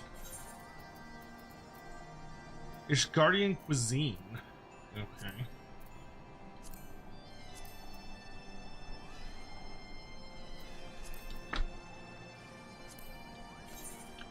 It does not need to be high quality.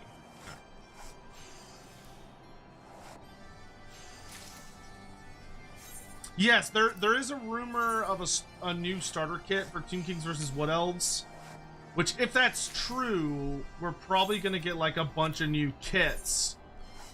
Like, I would bet you get new skeleton warriors, new skeleton chariots. I just don't know if we get like new special characters. Although I would sell one of my nuts for new special characters. Not new as in like new to the game, but new as in new minis. Like, if we could get a new Sisters of Twilight mini or a new Orion, dude, a new Orion would be sick. A new Cetra would be sick.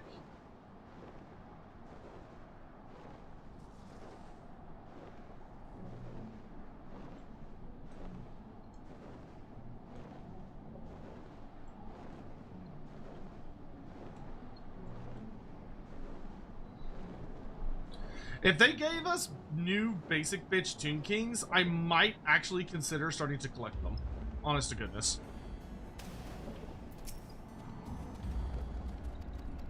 New Shopti would be nice too. What am I making for you? Tread wheel crane components. Alright. They do not need to be high quality.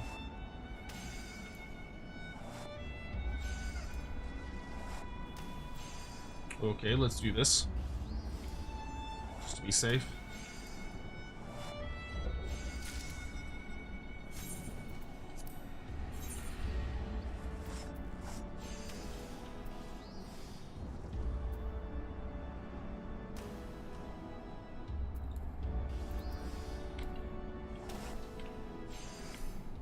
Holy shit, okay. New Prince of Office? Ah, I think Prince of Office is fine. His sculpt has held up well enough. I realize you're probably being facetious just to torture Vorn, but in case you're not.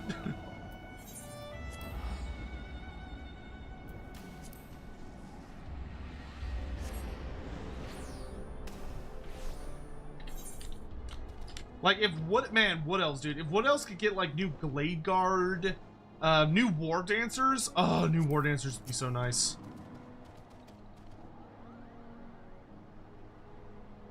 How's it going, senor? I'm doing alright. Actually doing pretty great, if I'm honest with myself. I've gotten back into, like, reading on a regular basis, and surprise, it's making me feel better.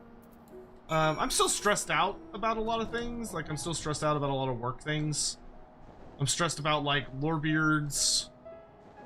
And, like, I'm kind of, like, struggling to try and figure out how to help, like, the other, like, the 40K show, like, find the audience.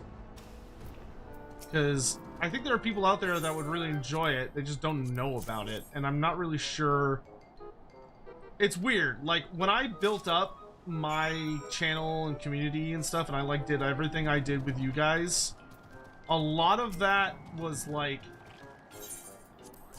a lot of that was like a slow gradual build over several years where I like went out and did a lot of like, I don't know, it was just different back then. Like, back then, it was like, I feel like it was a lot more acceptable to just go into, like, random forums and, like, subreddits and people's communities and be like, hey, I'm doing a thing. Please come watch my thing. And people would be like, oh, well, alright, I guess I'll come check it out. I feel like nowadays, it's not as welcome. Like, I feel like that's not only more difficult to do because the internet's like full of bots, but it's also like it feels like it's considered less acceptable. And like, I don't want to like go piss off communities. Like, I don't want to go annoy people, but I don't know. I don't know, dudes.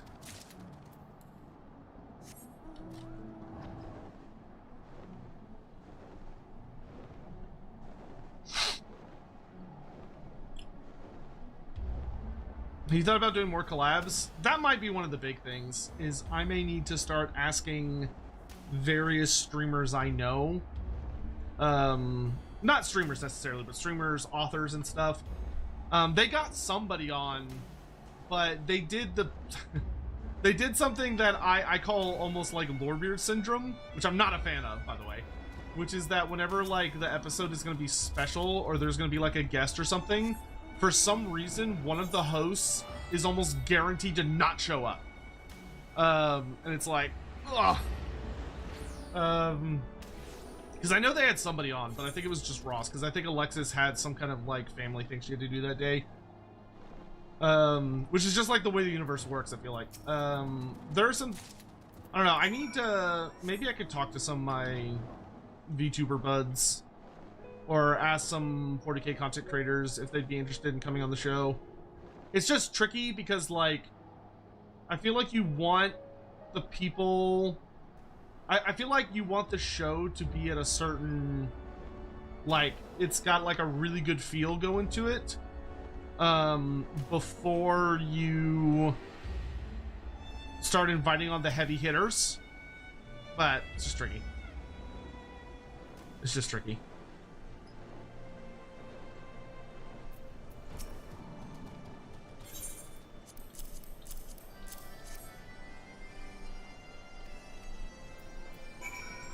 And it's also kind of a thing of like, I don't want to tell them what to do.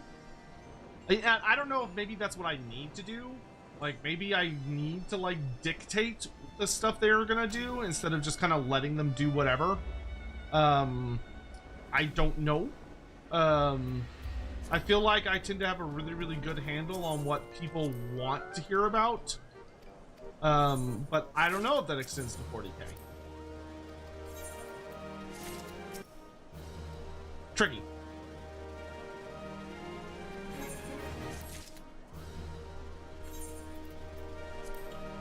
All right. The only thing I've got left to do is I gotta go see my stupid fish fuckers. They are in here. Sorry, they're not fish fuckers. They are fish who could be fucked. My apologies. I shouldn't mislabel them like that. I actually adore them.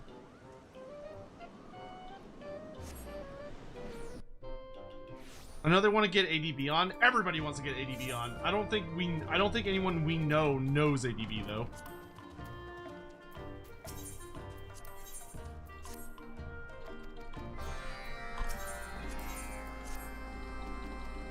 Shomek, what's up? How you doing, fam?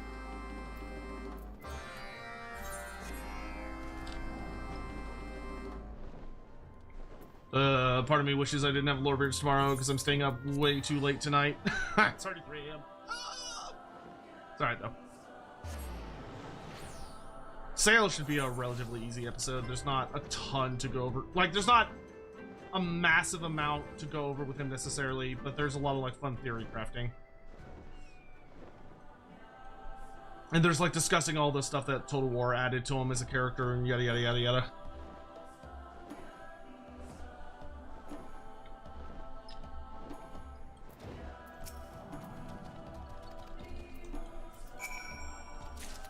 Alright, you need ritual paraphernalia. My silly little Namazu.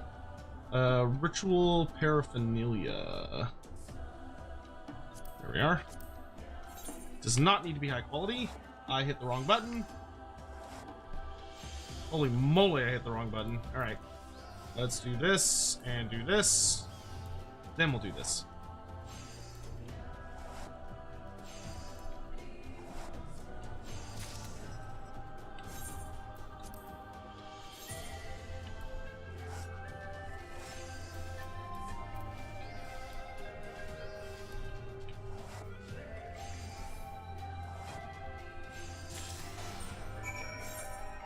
Voice. That's done.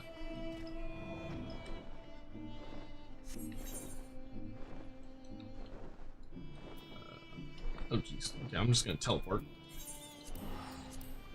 This is the last beast stripe for today.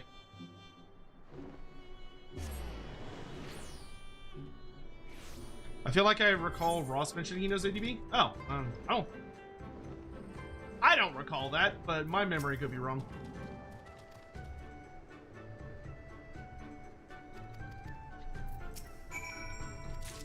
Okay, you need Azim Step souvenir components. They do not need to be high quality.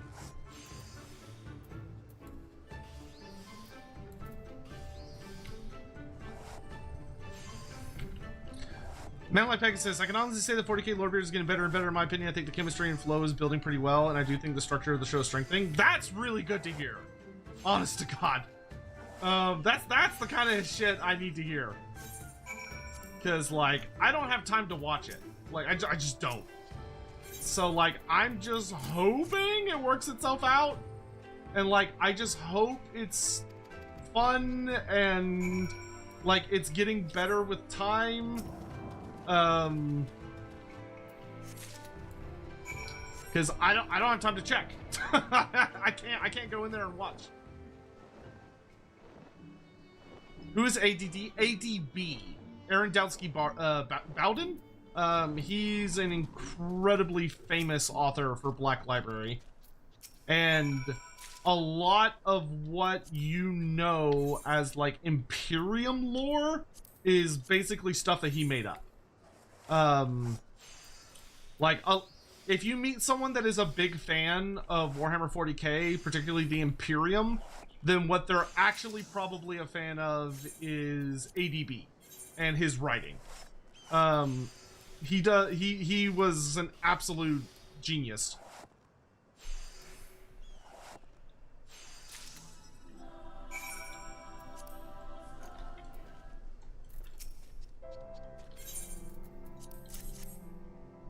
There you go. Okay. Cool. Now I can go back here and turn all this shit in.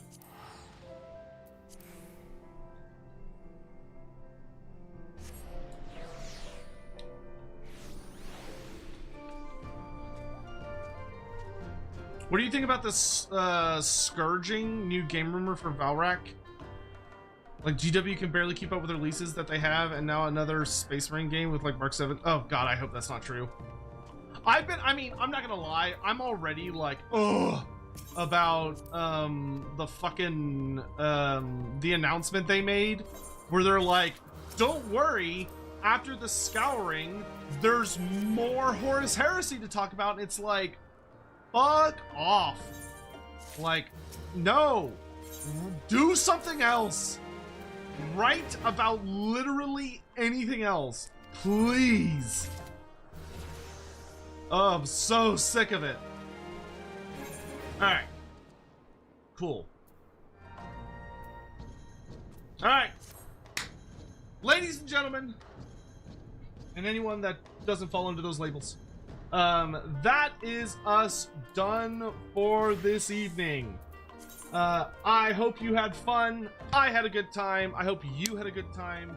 We got to level 20 on Rogue, which means I believe we only have like 2 or 3 more quests before we become a true ninja. And we just take off to the races. Oh, you know what? I have to check one thing. Oh, I have 500 elegant tomestones. That means we have a quick pit stop to make, because if I don't do it now, I'm gonna forget. Which is that we are going to go to Mordona, and we're gonna pick up the 500 elegant tomestone thing I need, which is the very last part of the quest for our sword. We're not going to do that right now because it's probably going to be a lot of text. Why did I go here? This is not where I wanted to go. We will be in position at the start of next stream of Final Fantasy to turn it in, and we're all good. Did you know if you're a ninja and you start Stormblood, Yugiri is proud of you? Don't tell me that. I'm going to be sad I didn't do it that way.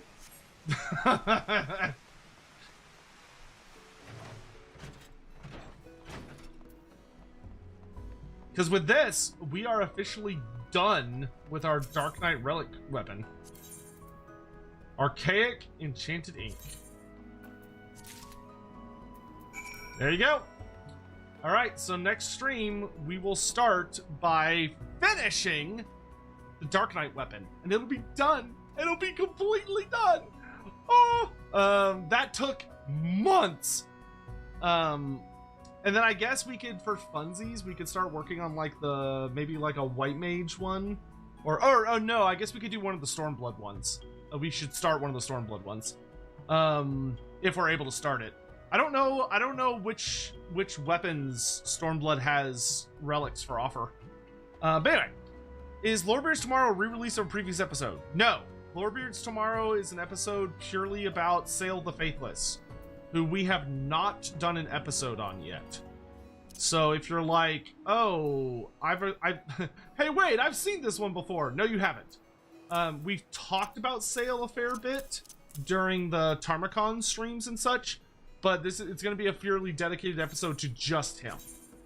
Yeah, thank you all so much for hanging out. I hope you had a good time as we continue to plow onwards towards stuff. Yeah, because I think before starting Shadowbringers, we're only gonna be doing ninja, and then I think I'm gonna level like a ranged DPS career, and then we're done. Like we're moving on to other things. Though I will still make time for stuff. All right, cool. So I'm gonna go ahead and rate out. I actually see that Twitch is being smart for once and is trying to recommend me other streamers that are playing Final Fantasy. So let me see if I look at any of them, if any of them look like they're fun. I feel like a lot of these people are like way further in the game than I am. Fuck it. Let's just go raid one of our usual haunts. But anyway, thank you all for watching.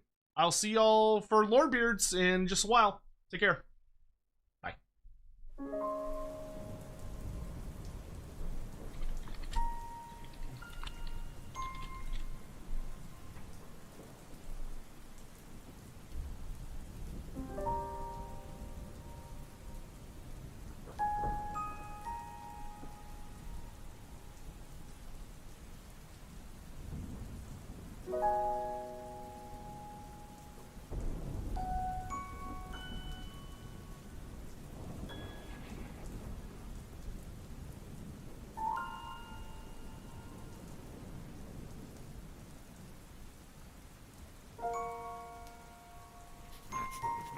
You bring a token trinket to give to Throt. Yes, yes.